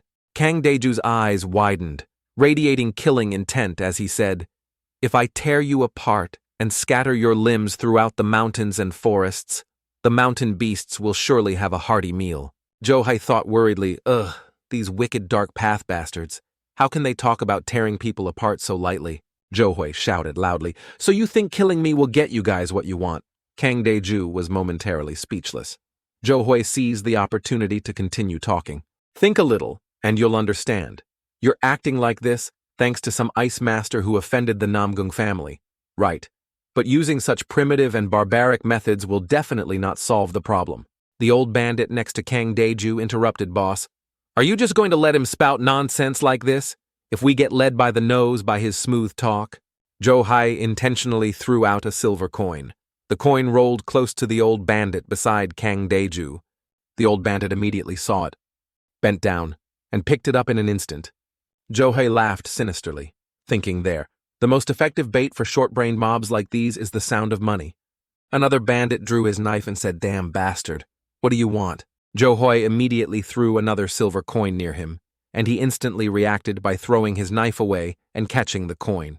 Kang Daeju angrily looked towards the bandits and shouted, useless bunch! You dare beat your chests and call yourselves members of the renowned Yuck Rim Bandit Alliance like this? Suddenly Jo Hoi held a gold ingot in his hand and laughed sinisterly. Kang Daeju startled, thinking, is that a gold coin? You dare tempt the notorious leader of the Blood Ice tyrants with just that gold coin? I want it. Kang Daeju thought this, but his body craved this money. Jo Hoi tossed the gold coin into Kang Daeju's hand. Kang Daeju instantly seemed tamed, smiling contentedly and saying, what does your excellency want? Jo Hoi made an offer. I will leave all the silver I have, as long as you let me go. Kang Daeju and the bandits, blinded by money, immediately smiled brightly and said, no problem, does our boss get a share? Wow, how much is this fortune worth? Is that kid that rich Jo Hoi's anger reached its peak? But he still thought Gongja taught for a gentleman. 10 years is not too late for revenge. Jo Hoi sighed while thinking, only 3 days have passed since the day I went against Gongja's teachings. Why do the sage's teachings have to pop up at times like this? Is life really a repeating cycle of unpredictable events like this? Suddenly, a voice echoed from the blood jade. Do you really feel that way? Jo Hoi was surprised. What is the elder suddenly saying? After speaking, the blood jade went dim again. No one answered. Jo Hoi thought curiously, what was that? Returning to the current situation, Jo Hoi asked the bandits, so, can I go now? The bandits, mesmerized by the pile of gold and silver, waved their hands dismissively at Jo Hoi to just go, then laughed and said, okay, go, hope to never see you again. Jo Hoi was so angry his eyes looked like they could eat these bandits alive. Leaving with a belly full of resentment while they were still gloating over the pile of gold and silver, Zhou Hui thought to himself, "This shameless bunch, I will definitely meet them again." Then Zhou Hui continued on his way to the sword mound. One person, one path, one mountain, looking a bit lonely. At this time, Gyamshin Cheon thought about something, then said confusedly, "I will never manifest before you again." Zhou Hui thought, "Look at this old man, secretly scheming, becoming more and more unreasonable. If this were a game, he'd probably be a grandmaster already." Zhou Hui thought, surprised. Normally, if I badmouthed him this much, he would have made a fuss long ago." Zhou Hui asked, "Could it be you're angry?" Gyamshin Cheon said coldly, "I should quickly get to Autumn Valley." Zhou Hui wondered. Autumn Valley. "Where is that?" Gyamshin Cheon replied. "Just go straight towards that birch tree. Follow the mountain ridge all the way. You'll see the edge of the Dangshi forest. Climb that mountain." Zhou Hui heard, looked around, saw a birch tree, and jumped, saying, "You want me to climb a mountain again? Sir, I just repented for a great sin. This body of mine is at your disposal. If it were you, sir, you'd surely reach that Autumn Valley place in a heartbeat." Gyamshin, angry, waved his hand and shouted, "Stop nagging. The sun is about to set. Hurry up and go." Zhou Hui, bowing his head resignedly but worriedly, replied, "Yes, sir." At the place Gyamshin indicated, towering mountains stood close together, a magnificent scene. Zhou Hui, however, was precariously perched on a ledge halfway up the mountain, looking down at the whistling wind and lamenting. "Ugh," Zhou Hui thought fearfully. "This is too much, too terrifying. Why make me climb this mountain?" Zhou Hui teetered midway up the mountain. Behind him was a height scary just to look at, accompanied by winds that seemed to want to blow Zhou Hui away. Ahead was a mountain with a slope so steep it was almost vertical. Gyamshin grumbled, "Sunset means big trouble for us. When it gets pitch black, you'll wish you had started earlier." Zhou Hui, struggling to cling to the ledge, thought, "This grudge must be repaid. Just badmouthed him a tiny bit. So stingy. This old man is definitely tormenting me intentionally, using a shortcut he knows." Gyamshin Cheon angrily shouted, "Silence. If your determination is only this much, what value is there for me to use? You talk about revenge all day long, but you don't even have the willpower to overcome one mountain." Zhou Hui, remembering the moment he had to hand over the entire pile of gold and silver to the bandits with both hands just to survive and get here, felt angry. Zhou Hui gathered all his courage and strength, crawling step by step quickly, shouting, but the ancients said haste makes waste. In this case, it was luckier. Zhou Hui, while gathering momentum to grab hold, pushed off a bit too hard, causing a rock to crack and fall below. Zhou Hui immediately felt himself free-falling, desperately trying to use his hands to claw at the cliff face to reduce friction, shouting in panic. Zhou Hui was lucky to land on a ledge while free-falling. Zhou Hui panted, looking down worriedly, and said, "Whew, managed to land on a ledge." Zhou Hui, more careful this time, mustered his remaining strength and determination to crawl to the destination Gyamshin had mentioned. Finally, before darkness fell, as twilight illuminated the entire valley, Zhou Hui reached the steps outside the cave entrance. Zhou Hui, battered, looked like he could collapse at any moment. His hands were mangled from gripping sharp rock fragments. Zhou Hui panted and then exclaimed, "Ha! This place really is the tomb of the sword god." Gyamshin Cheon replied coldly, "That's right. Right now." Zhou Hui stood right before the entrance of a cave nearly as high as the clouds. People say the higher up, the thinner the air, so Zhou Hui kept panting and hadn't yet entered the cave. Gyamshin Cheon continued, "What you realize in this sacred place depends entirely on yourself. Don't bring dirty schemes. Just step forward frankly, with goodness in your heart."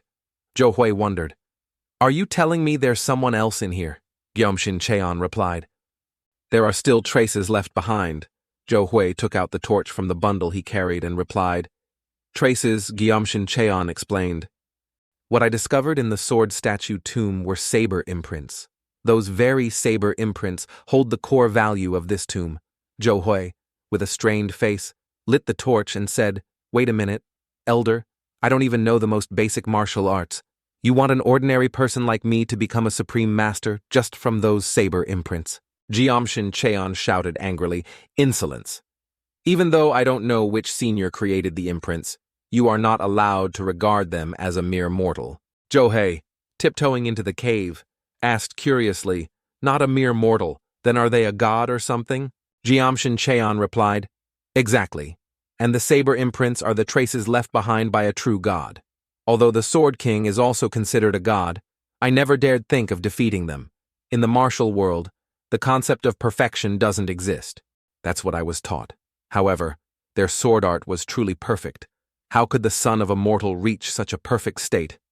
Upon witnessing the saber imprint traces in the cave, Jeomshin Cheon's core beliefs were shaken, unsure of what he knew, and truly felt overwhelmed seeing them. Johei asked again, how skilled was that senior? Suddenly, gusts of wind shot up from below. Johei moved the torch away to look and saw the entire cave filled with slash marks. From every possible angle and place, the mountain cave was densely covered with deep imprints on the walls. Johei stood frozen in surprise at the sight before him. Jeomshin Cheon, seeing Johei's state, couldn't help but ask, can you read those ancient texts I tried copying hundreds of versions and showing them to countless scholars, but no one has ever deciphered that ancient language. Outside, mentally, Johei couldn't believe what was before him. He was scared because these sites only appeared during his school days. Those were vector values connecting points, instantaneous acceleration, free fall motion. This knowledge made Johei's brain reel again. He thought he calculated all the fundamental sword techniques using physics and divided by internal energy to achieve velocity, instantaneous free fall. Even created a formula to calculate gravity based on the saber's weight. Johei said in panic, wait, could the person who knew these formulas definitely be from the modern world, and Korean too? Jeomshin Cheon, startled, unable to restrain his mouth, asked, what are you saying? The person who left these ancient writings is from your old world? Johei regained his calm expression and replied, that's right. When was this cave discovered? Old Cheon said, at least over 1,000 years. Johei, holding the torch, walked all around the cave, observing every character, thinking, a modern person came to the Central Plains over 1,000 years ago, but relying on just one person's strength, they could hone sword skills to this level. Did that person really leave a mark on history, just thanks to these ruins? An image of a person holding a sword, only a cloth covering from the abdomen down, hair long like a woman's. Old Cheon said, I've also wondered about this. The final sword trace they left behind is no longer the product of a human, such a great realm of sword art, yet it wasn't passed down or famous in Jianghu at all, is a bit strange. Johei, hearing about the final sword trace, couldn't imagine what it was like. Cheon, his face horrified, asked, do you remember that the terrain in Autumn Valley is very strange? Johei pondered the things he had seen on the journey, thinking back. It really is true. Normal valleys should wind and twist, but this valley has a straight path. Jeomshin Cheon's voice suddenly quieted. He said, Autumn Valley is the final sword trace of that person.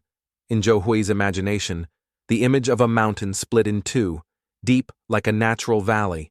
He couldn't help but curse, holy crap, that terrifyingly deep valley gorge, 4 kilometers long, is the product of a human. Johei again slowly walked around the small cave, his gaze looking up to read the characters carved on the wall. After 24 days and nights studying the wall, I noticed they removed sword techniques that cannot be analyzed by physics. For example, they ignored fields like culture, demons, and similar things, then categorized techniques that can apply the first directional vector product variation, techniques needing substitution coefficients due to the second variation, and finally, the most complex techniques capable of causing optical illusions. And after compiling all the formulas, 100 days had also passed. Through these 100 days, Johei's mind worked non-stop. His face also showed fatigue. Johei thought, this man is truly persistent. We came from the same world, but not the same time. What a pity. He continued reading the content on the wall. After 120 days studying the wall, the fundamental sword techniques of various sects have all reached a higher level of perfection compared to the final technique. However, there are exceptions, and the opening twin consciousness C technique of the shaman sect is one of them. Opening twin consciousness C is a technique that maximizes the value of a function containing variables, dividing the divine consciousness into two parts to use two types of sword skills simultaneously. According to mathematical interpretation, it means more than one variable can appear simultaneously, with the constant function being the given technique. This technique needs more thorough research. After 139 days of studying the wall, the only things left in my head are points, lines, and planes. Why do straight lines bend at a specific point in the technique? To minimize deviation at the point of contact instead of the curved center of mass, I must use a linear transformation. Just change it.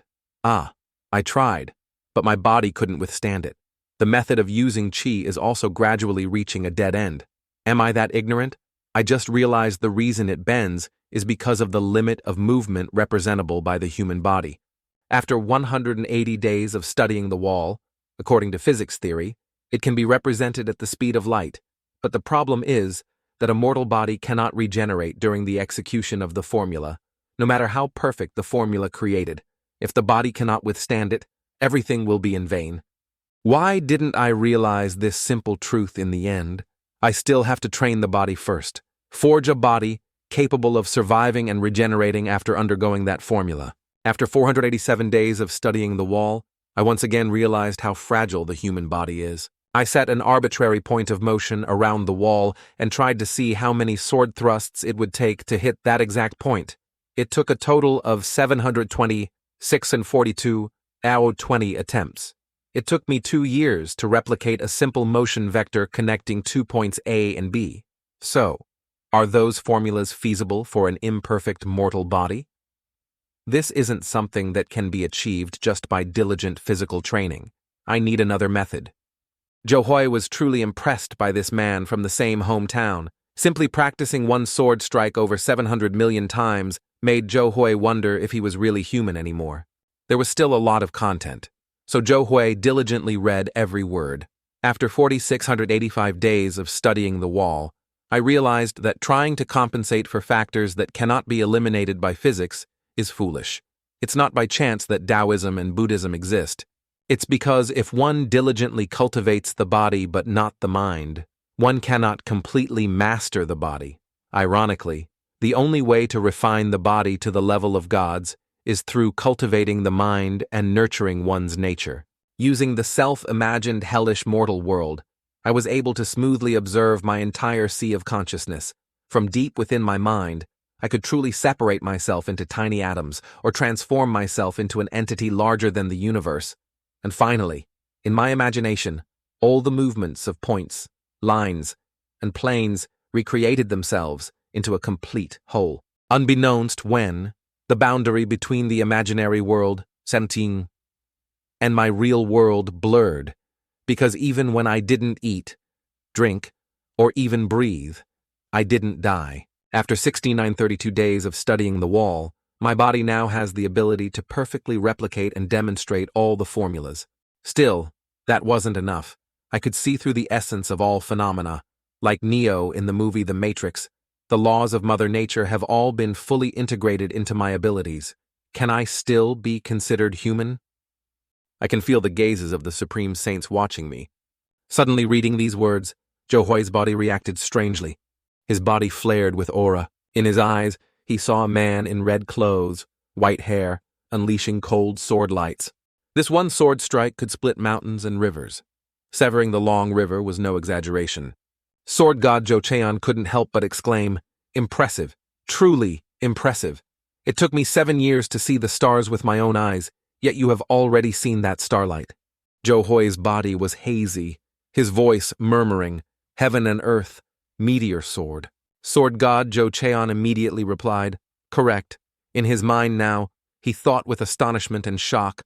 Too impressive, comprehending so much in just 15 minutes. Furthermore, feeling both the heaven and earth meteor sword and the stars simultaneously. This is the highest realm of enlightenment of the heaven and earth meteor sword. It has completely merged into this boy's soul. A genius. That sword wasn't strong enough to reveal everything, Fate. Huh. So the heavenly Tao preordained this kid's destiny, and I am the bridge to that door of fate. Inside the blood jade, what the sword god was thinking was unknown, but perhaps he was greatly looking forward to Zhou Hui's future. Outside, Zhou Hui was reveling in the tiny lights surrounding his body. Zhou Hui had fallen into the sea of consciousness for 3 years without realizing it. That was the birth of the genius sword god. The next day, in Habi, it was no longer the Habi of that year. Instead, it was incredibly magnificent. Beneath that splendid path, a very distinguished-looking man, clothes neat. He was the young master of the Kim family head, Kim Juk-san. In front of Kim Juk-san was a man leading a horse carriage, approaching. Seeing this scene, Kim Juk-san was a bit annoyed and quickly said, "Hey, I told you to go slowly." He snatched the reins, shouting, "Do you know how much this Cheon-un carriage is worth?" "Huh, handle it gently." The slave resentfully bowed. Sorry, young master. This lowly one will get the reins right away." "Shut up." Young master Kim Juk-san cursed him, then dusted off the dirt on his shoes and directly drove the Cheon-un carriage himself. Traveling on the crowded market road, Kim Juk-san felt very happy because since buying this carriage, this was his first time going to Geharu. Then, passing a stretch of road, Kim Juk-san suddenly noticed a sign carved with 5 characters. Zhou family benevolent heart brightness. A beautiful girl suddenly stood beside Kim Juk-san, smiling and asking, "Hello, esteemed guest. Welcome to the Zhou family's tavern. What would you like?" Out of nowhere, a pretty girl appeared, making Kim Juk-san unable to refuse. He had to order a meat sandwich and cooling black tea. The girl beamed and replied, "Understood. Sir, please wait a moment." Kim Juk-san watched her figure leave and chuckled to himself. Soon, the 2 items Kim Juk-san ordered were ready. It was still the same girl. She carried 2 plates of food with both hands and said, "Here is your order. Sir, total 99 Kwan coins." Kim Juk-san gave the girl a silver coin, and the girl also wished him a good meal. In his mind, Kim Juk-san thought, 99 Kwan coins. Why not just take 1 silver coin, but having 1 Kwan coin left over? I still feel like I got a bargain. Holding this meat sandwich, just taking 1 bite, the flavor of the grilled meat blended with the bread crust, accompanied by some vegetables, was enough to make Kim Juk-san feel enchanted. Then he took a sip of black tea.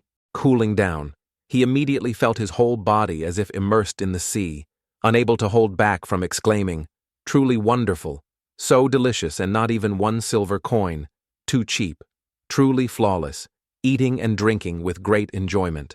On a road where both sides were lined with lamps, the light at the entrance was blinding. This is Geharu. The magnificent, noisy, and bustling Geharu appeared imposingly before Kim Juk-san. While Kim Juk-san was still looking around in surprise, he noticed the carriage beside him. That carriage, it's even a limited edition. The number of this type of carriage produced per year can be counted on one hand. Getting out of the carriage was Seo Tai Myung. The attendant immediately recognized him and greeted the customer. "Welcome, young Master Seo. Today, I, Il-ryong, will serve you," Seo Tai Myung asked. "How are the flowers today?" Flower is short for flower lady, slang referring to courtesans of ancient times. The attendant immediately smiled brightly and replied, "Don't worry, sir, the flowers today are excellent." Kim Juk-san, standing behind, saw the attendant's name tag and thought, Lee So-ryong. Then this Lee So-ryong must be very good at fighting. Kim Juk-san also slowly stepped down from his carriage. Immediately, an attendant came out to introduce himself. "Young master, today, I shall serve you. My name is Hong Gyum-bo.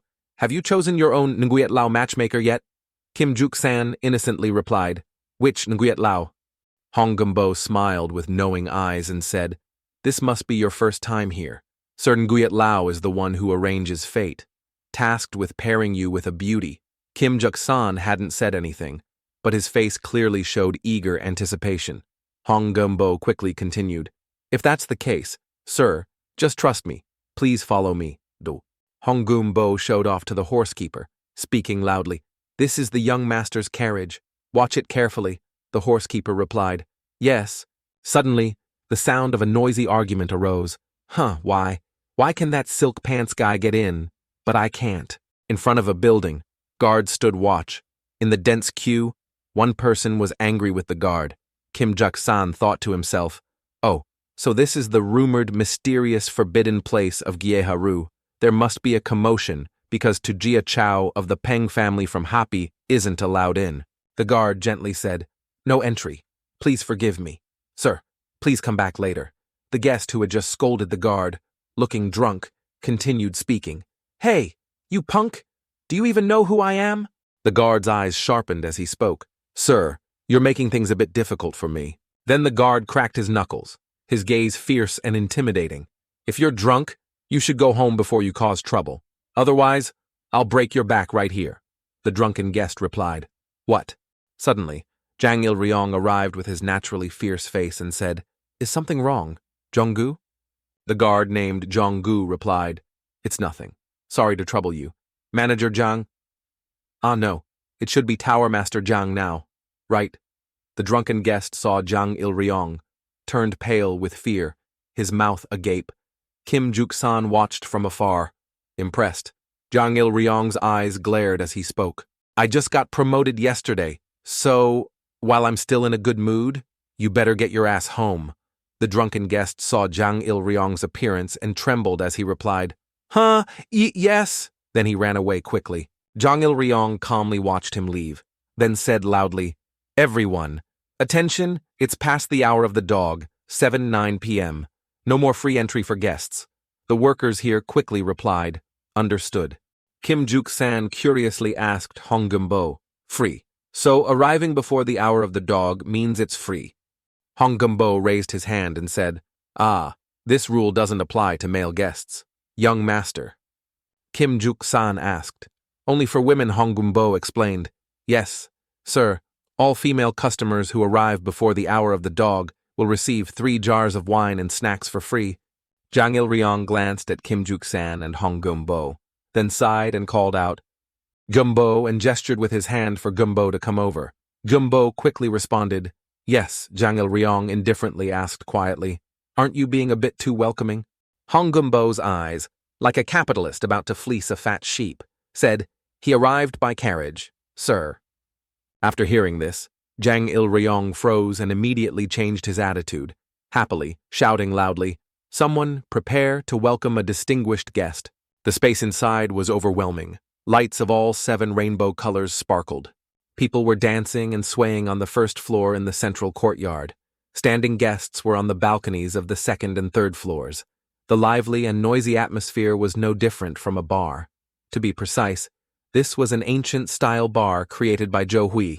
Here, there was also a stage, private tables, depending on location, lighting, and singing and dancing beauties. Kim Juk-san, encountering these things for the first time, was covering his ears because it was a bit too noisy. Hong Geumbo continued his introduction.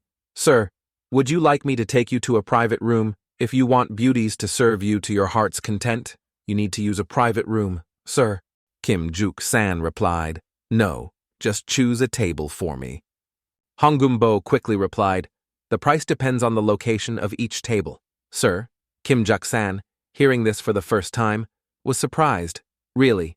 Hong Gumbo continued, "Do you see the closest spot facing the stage over there? That table is the most expensive, but it's worth the money. Would you like to choose that spot, sir?" Kim Juk-san saw the beauties. His eyes lit up, and he immediately replied, "Excellent." Hong Gumbo continued to demonstrate his sales ability. "What kind of wine would you like?" Sir Kim Juk-san innocently replied, "Give me a bottle of Cheongju." Hong Gumbo frowned unpleasantly and replied, "You're joking too much. Sir, do you think beauties will follow someone who can only drink Cheongju? Sitting in a position like this, you should at least order 2 jars of Hanbang Guk, right?" Kim Juk-san looked at the menu with the slightly dizzying price and said, "Really, I think 2 jars. That's a whole 20 taels of silver." Suddenly, bright, prominent lights shone on the stage. A staff member stood on stage and announced loudly, "Today, our young master CEO has ordered Seolhwa Sinju music up." Kim Juk-san was curious. Snowflake wine. The flower ladies on stage descended amidst the awe of the surrounding guests. 3 people respectfully carried a wine jar, smiling and asking, Excuse me, which one is young Master Seo? The eye-catching ceramic wine jar was placed on a platter that enhanced its beauty. Kim Juk-san looked towards Seo Tai-myung's table and thought to himself, who is that guy? The flower ladies, smiling brightly like flowers, competed to speak. Young Master Seo ordered Seolwa Sinju. What are you doing here? Ho ho ho. Oh sir, you are too handsome. Seo Tai-myung sat at the table looking prideful, then noticed Kim Juk-san, looked scornful, smirked, and waved dismissively. Kim Juk-san noticed his action and cursed irritably. Arrogant dog. Kim Juk-san felt insulted and spoke loudly. Give me 1 bottle. No, 2 bottles of Seolwa Sinju Honggeumbo said. That's 100 taels of gold per bottle. Young master, and you have to pay up front. Kim Juk-san said loudly. No worries. Bring the wine here. Honggeumbo smiled and said, Yes, please wait a moment. Sir, I'll bring it right up.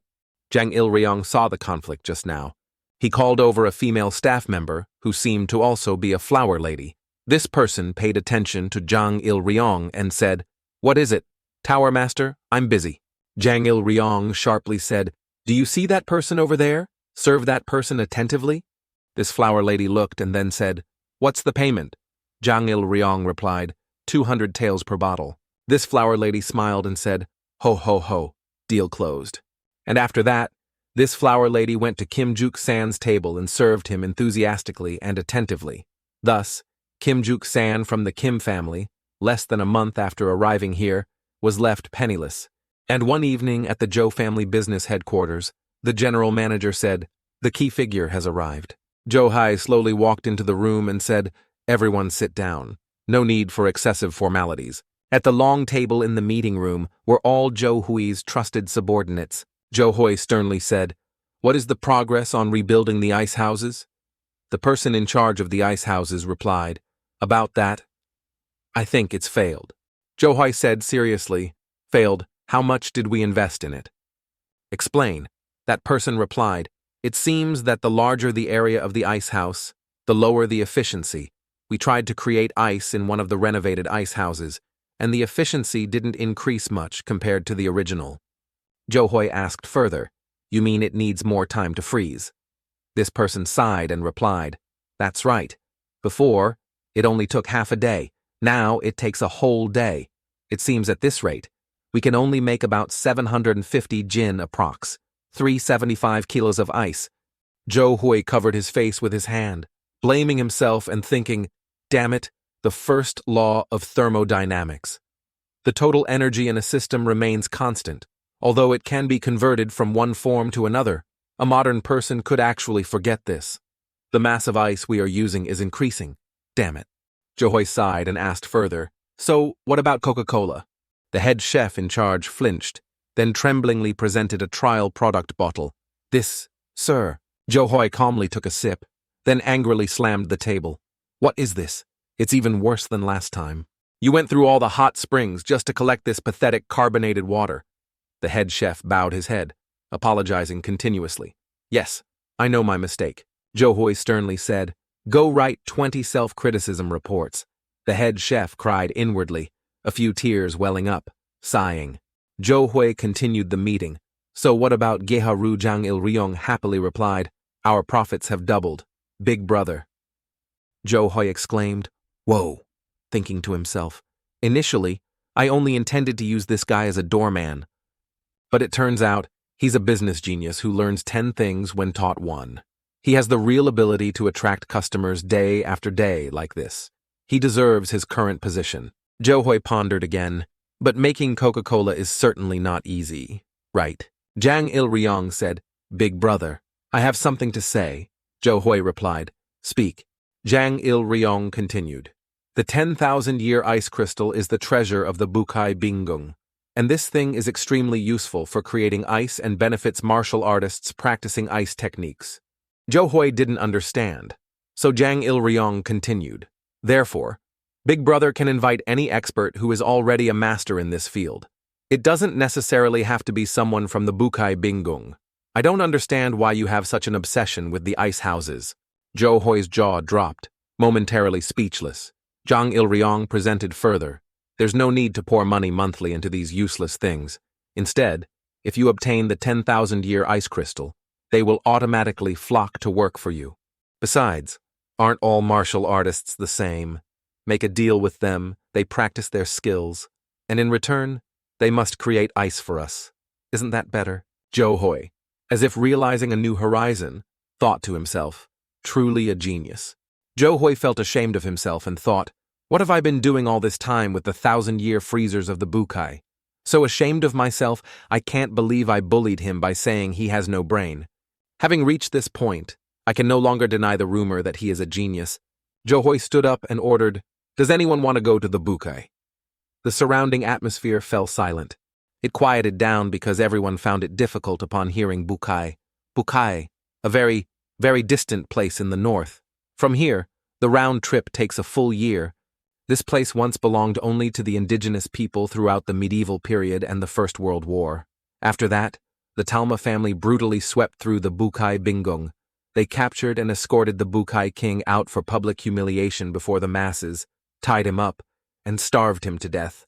With the difficulty of traveling up to the Bukai, Zhou Hui made an offer, 1,000 taels of gold. That will be the reward for the person who finds the ice-making technique, Su. Zhang Il-ryong heard the amount and immediately raised his hand eagerly.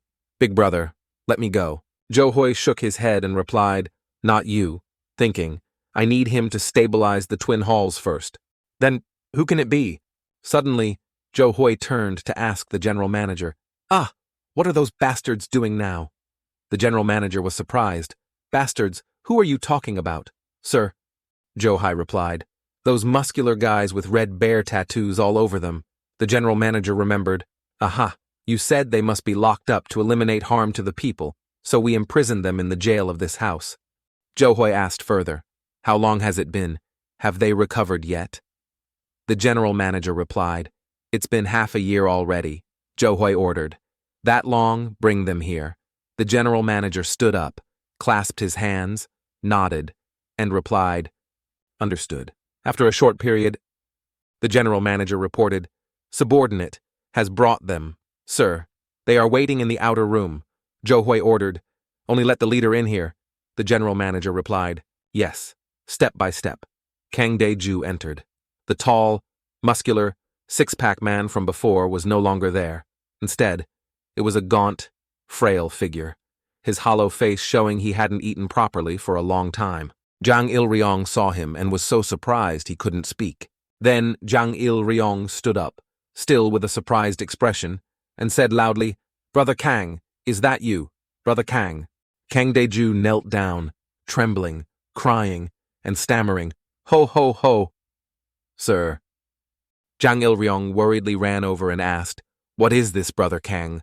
What happened to you? Kang Daeju wailed. Zhou Hui showed annoyance, his eyes sharp, saying, enough. Don't put on a tearful act in front of me. Stop crying and come here right now. Zhang Il-ryong, perceptive, immediately realized, if Big Brother treats him like this, there's only one reason someone must have harmed him before. Brother Kang must have done something wrong.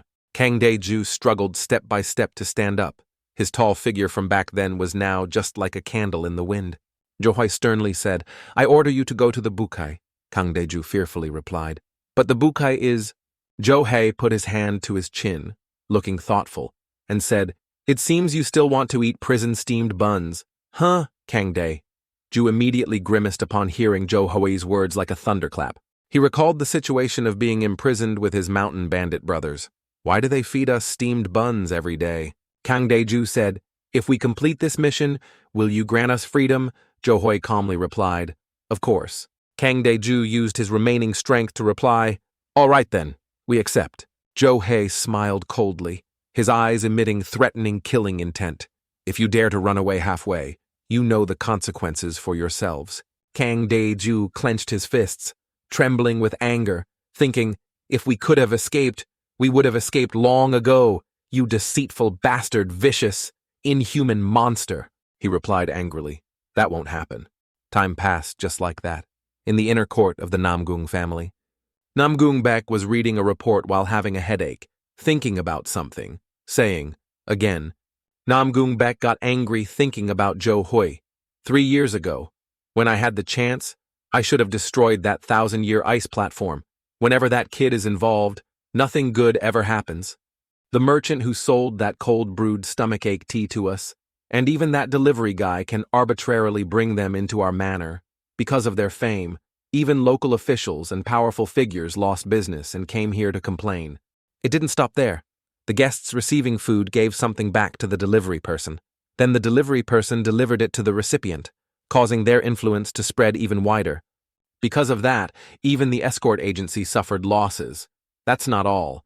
They also created a new type of carriage called automobile, which has completely changed the current carriage buying and making industry. He also created the Zhou family brewery and dominated the entire beer market in Hapi with just a glass bottle. He even built an entire tavern selling rice cakes. Coca and the 6-layer pancake have overwhelmed the entire food production and food business industry. The problem is, every time he starts a new form of business, he waves that command token everywhere. Therefore, many people have flocked to the Namgung Manor. We have tried to stabilize the public sentiment, tried every possible way over the past 3 years. But the thing that annoys me the most is, suddenly, a servant arrived, interrupting Namgung Baek's train of thought. This servant said, "Sir, the food from the Zhou family shop has arrived.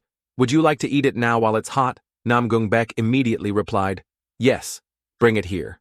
Namgung Baek immediately picked up the drink bottle, took a strong sip, and exclaimed, "Ah!" A refreshing coolness filled Namgung Baek's mouth and mind, as if all anger had vanished. Namgung Baek thought to himself, "I'm completely addicted to the taste of the food from the Zhou family shop." Suddenly, a disciple of the Namgung family ran in to report, "Sir, I have something urgent to report. Another group of people has come looking for you." Namgung Baek, not having finished enjoying his drink, replied, "Why right at this moment?" The disciple replied, "Subordinate thinks it's about the tavern matter." Namgung Baek, stomach growling because he hadn't had time to enjoy his meal, said irritably, "This guy almost forgot those damn taverns," the disciple continued. "Also," Namgung Baek cut him off. "What else?" The disciple worriedly said, "The sect master of Hwasun Sword Sect has come again." "Sir," Namgung Baek held his forehead to maintain composure, sighing, "Ha, damn it, that Zhou Hui again," he thought to himself. "What did we do to Hwasun Sword Sect? Why do they keep wanting to cause trouble with us?" The disciple continued, "And," Namgung Baek snapped loudly, "What now? What is it this time?" The disciple replied, "Young Master Jagal has also come to visit." "Sir," Namgung Baek angrily said, "if he's here to meet friends, just let him in. Why bother reporting back to me?" The disciple continued, "He didn't come here as a friend," Namgung Baek asked sternly. "Then, as what?" The disciple's face darkened worriedly, replying, "He came here as an intermediate inspector of the Murim Mayang."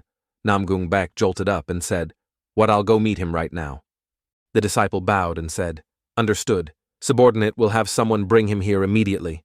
Namgung Baek thought confusedly, what is all this about afterwards, when the bright sunlight shone upon the entire Namgung Manor? In a certain room, the disciple had led Jwagu-un to meet Namgung Baek and said, "Sir, Inspector Sir has arrived." Jwagu-un entered the room step by step. Namgung Baek stood up to receive him, saying, "Welcome." Jwagu-un politely bowed and said, "Lord Baek, it's been a while, hasn't it? Are you still well?" Namgung Baek gestured for Jwagu-un to sit down at the tea table, saying, "I am very well. By the way, you've already risen to the rank of Inspector T. His young master is truly wonderful. Please, come sit here." Jwagu-un sat down and replied, "Many thanks. I will get straight to the main point. Please feel free. But may I venture to ask one question first?" Jwagu-un replied, "Please do." Namgung Baek perceptively said, 3 months ago, an inspector came here. Logically, the next visit shouldn't be for another 2 years. What is this about?" Jwagu-un smiled faintly and said, "A few days ago, the chief inspector visited Hapi, and he has some suspicions." Namgung Baek asked, "About what?" Jwagu-un said, with a serious face, "He suspects that the powerful business of the Zhou family is under the control of the Namgung family." Namgung Baek said loudly in surprise, "Aren't you his friend? You know better than anyone that the Zhou family's business is a completely independent organization. How can you say such a thing?" Jwagu-un sharply said, "Do you still not understand the alliance's intentions?" Namgung Baek perceptively realized something and said, Could it be? Zhuaguan coldly said. Habi's population has doubled in just 2 years and will soon be equal to... No, perhaps even surpass Namkin. Therefore, the alliance's intention is... Namgungbek realized something and said, I understand. But we are just a small branch. Zhuaguan continued. Huk Cheonwol's movements are extremely suspicious. Namgungbek exclaimed in surprise. Huk Cheonwol. Zhuaguan explained. Because of them, Habi has now become a battlefield where people are ready to sacrifice their own lives. As long as we can possess the powerful businesses of the Zhou family and Habi, with that enormous fortune, we will be number one in the 300 heavens. But the Zhou family business is currently still very ambiguous. They lie between the two boundaries of righteous and evil. This is an extremely dangerous act. The alliance wants to obtain their treasury. You should lend a hand for the benefit of both sides. Namgungbaek frowned and sighed. Zhuaguun continued. The man holding the power to control the strongest merchant group in Hatbi is someone not belonging to the alliance. So how can he receive the alliance's support in the worst-case scenario? The Namgung family might have to face Hukcheonwol alone. I know it's very difficult, but you are forced to make a choice. Namgungbek tried to maintain composure and said, How much time do we have? Zhuaguun said, The Shadow Guard team has been eliminated. Currently, the alliance temporarily has no eyes or ears. We don't have much time left. Namgungbek angrily slammed the table, sighing, thinking. The situation where both sides obviously shared intelligence is ruined. This is no different from a declaration of war. Namgungbek said, I will call Zhou Hui here to discuss immediately. The alliance has also sent a message to him. He should arrive quickly. Namgungbek replied with a serious expression. All right. After some time passed, at the Namgung family manor, Chief Pai Chin Thien was guiding Zhou Hui, arriving. A guard disciple of the Namgung family warmly pointed the way, saying, We were ordered to waive the identity check for you. Sir, please go this way, Zhou Hui replied. Okay. Chief Pai Chin Thien bowed and said, I hope you will act wisely and properly. Zhou Hui bowed back and replied, Take care. Zhou Hui thought to himself, Properly, what does that mean? In the main hall of the Namgung family, here, a tense atmosphere enveloped the entire room.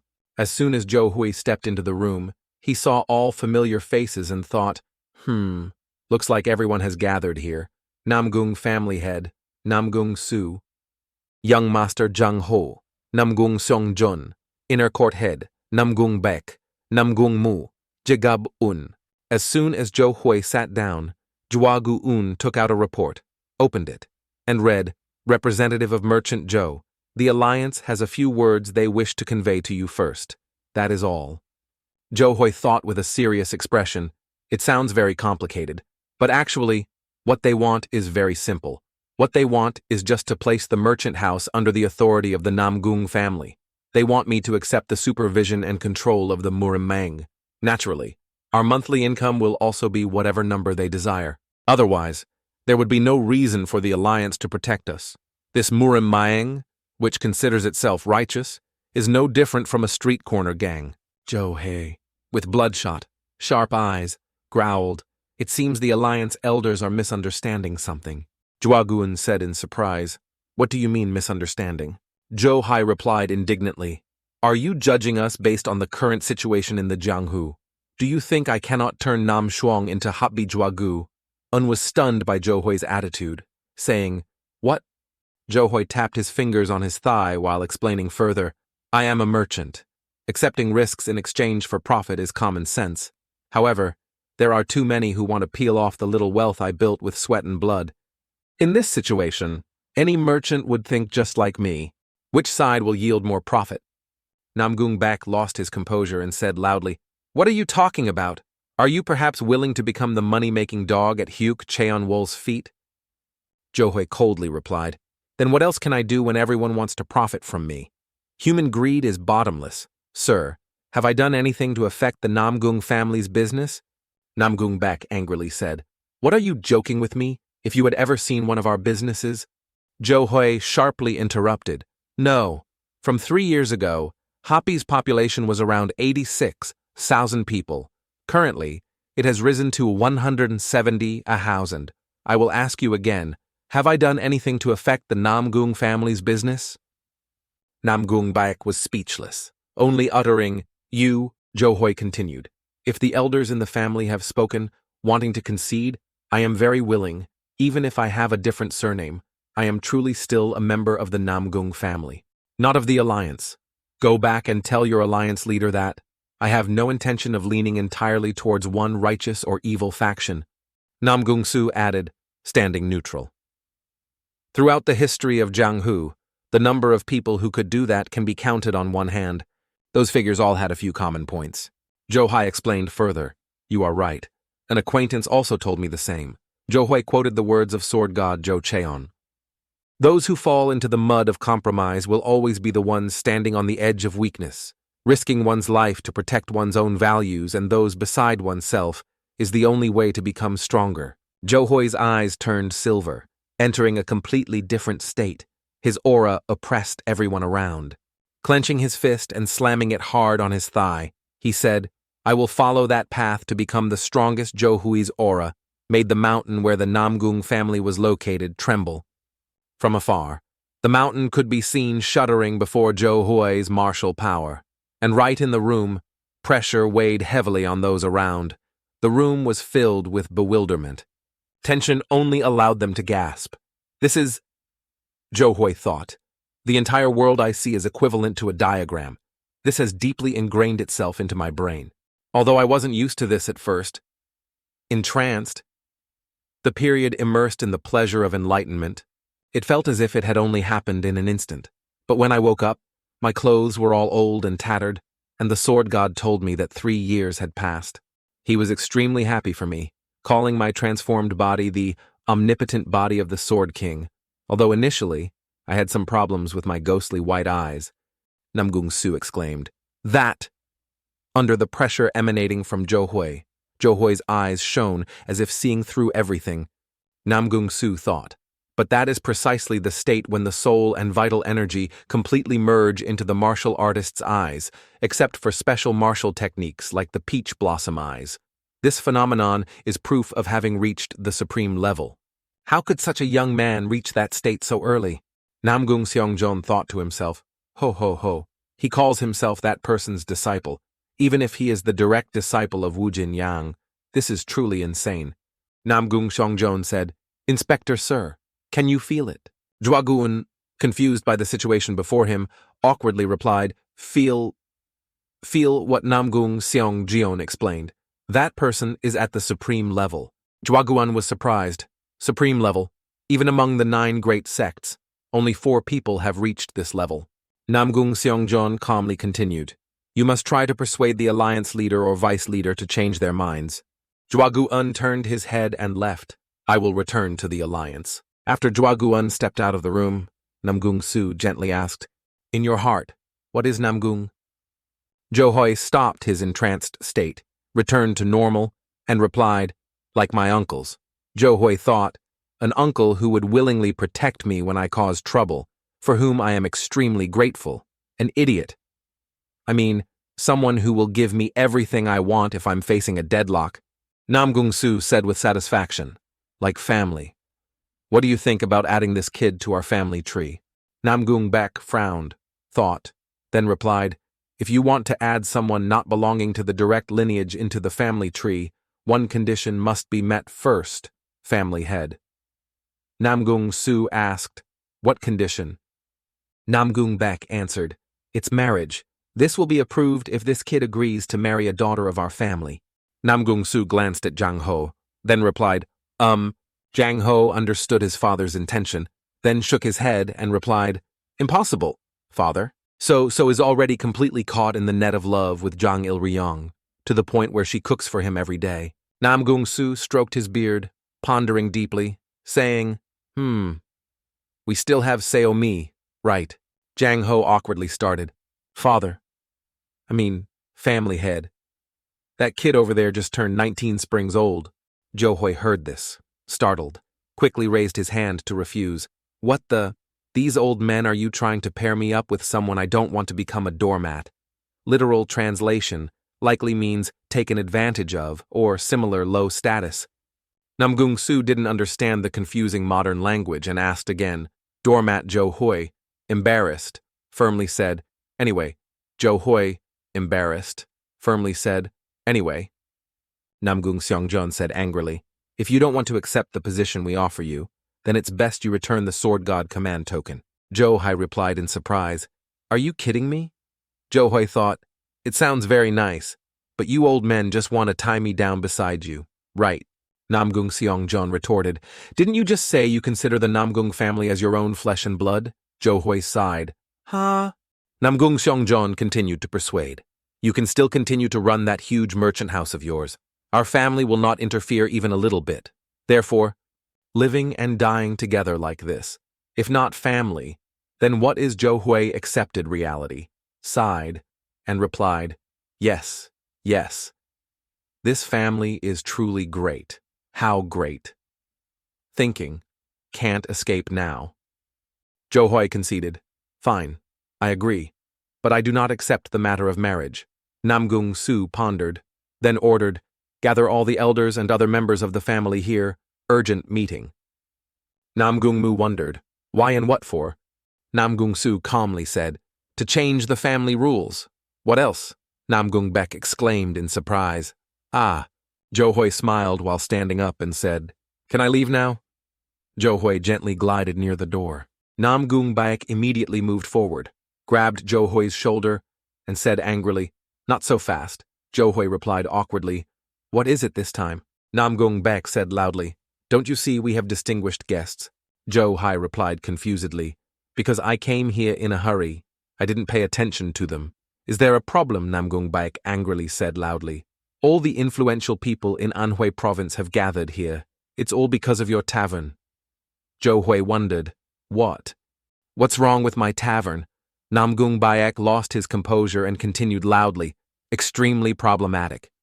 Most descendants of prestigious families in the Jianghu are currently burning money at your tavern. You know, they no longer focus on studying classics and history, but now prefer debauchery. You think before marriage, what do men and women often do? Organize bachelorette parties. Do you know how many marriage arrangements of various families have gone up in smoke thanks to that tavern of yours?" Jo Hui felt guilty, then straightened his back and boldly justified, "But I didn't force them to spend money on those expensive foods and drinks."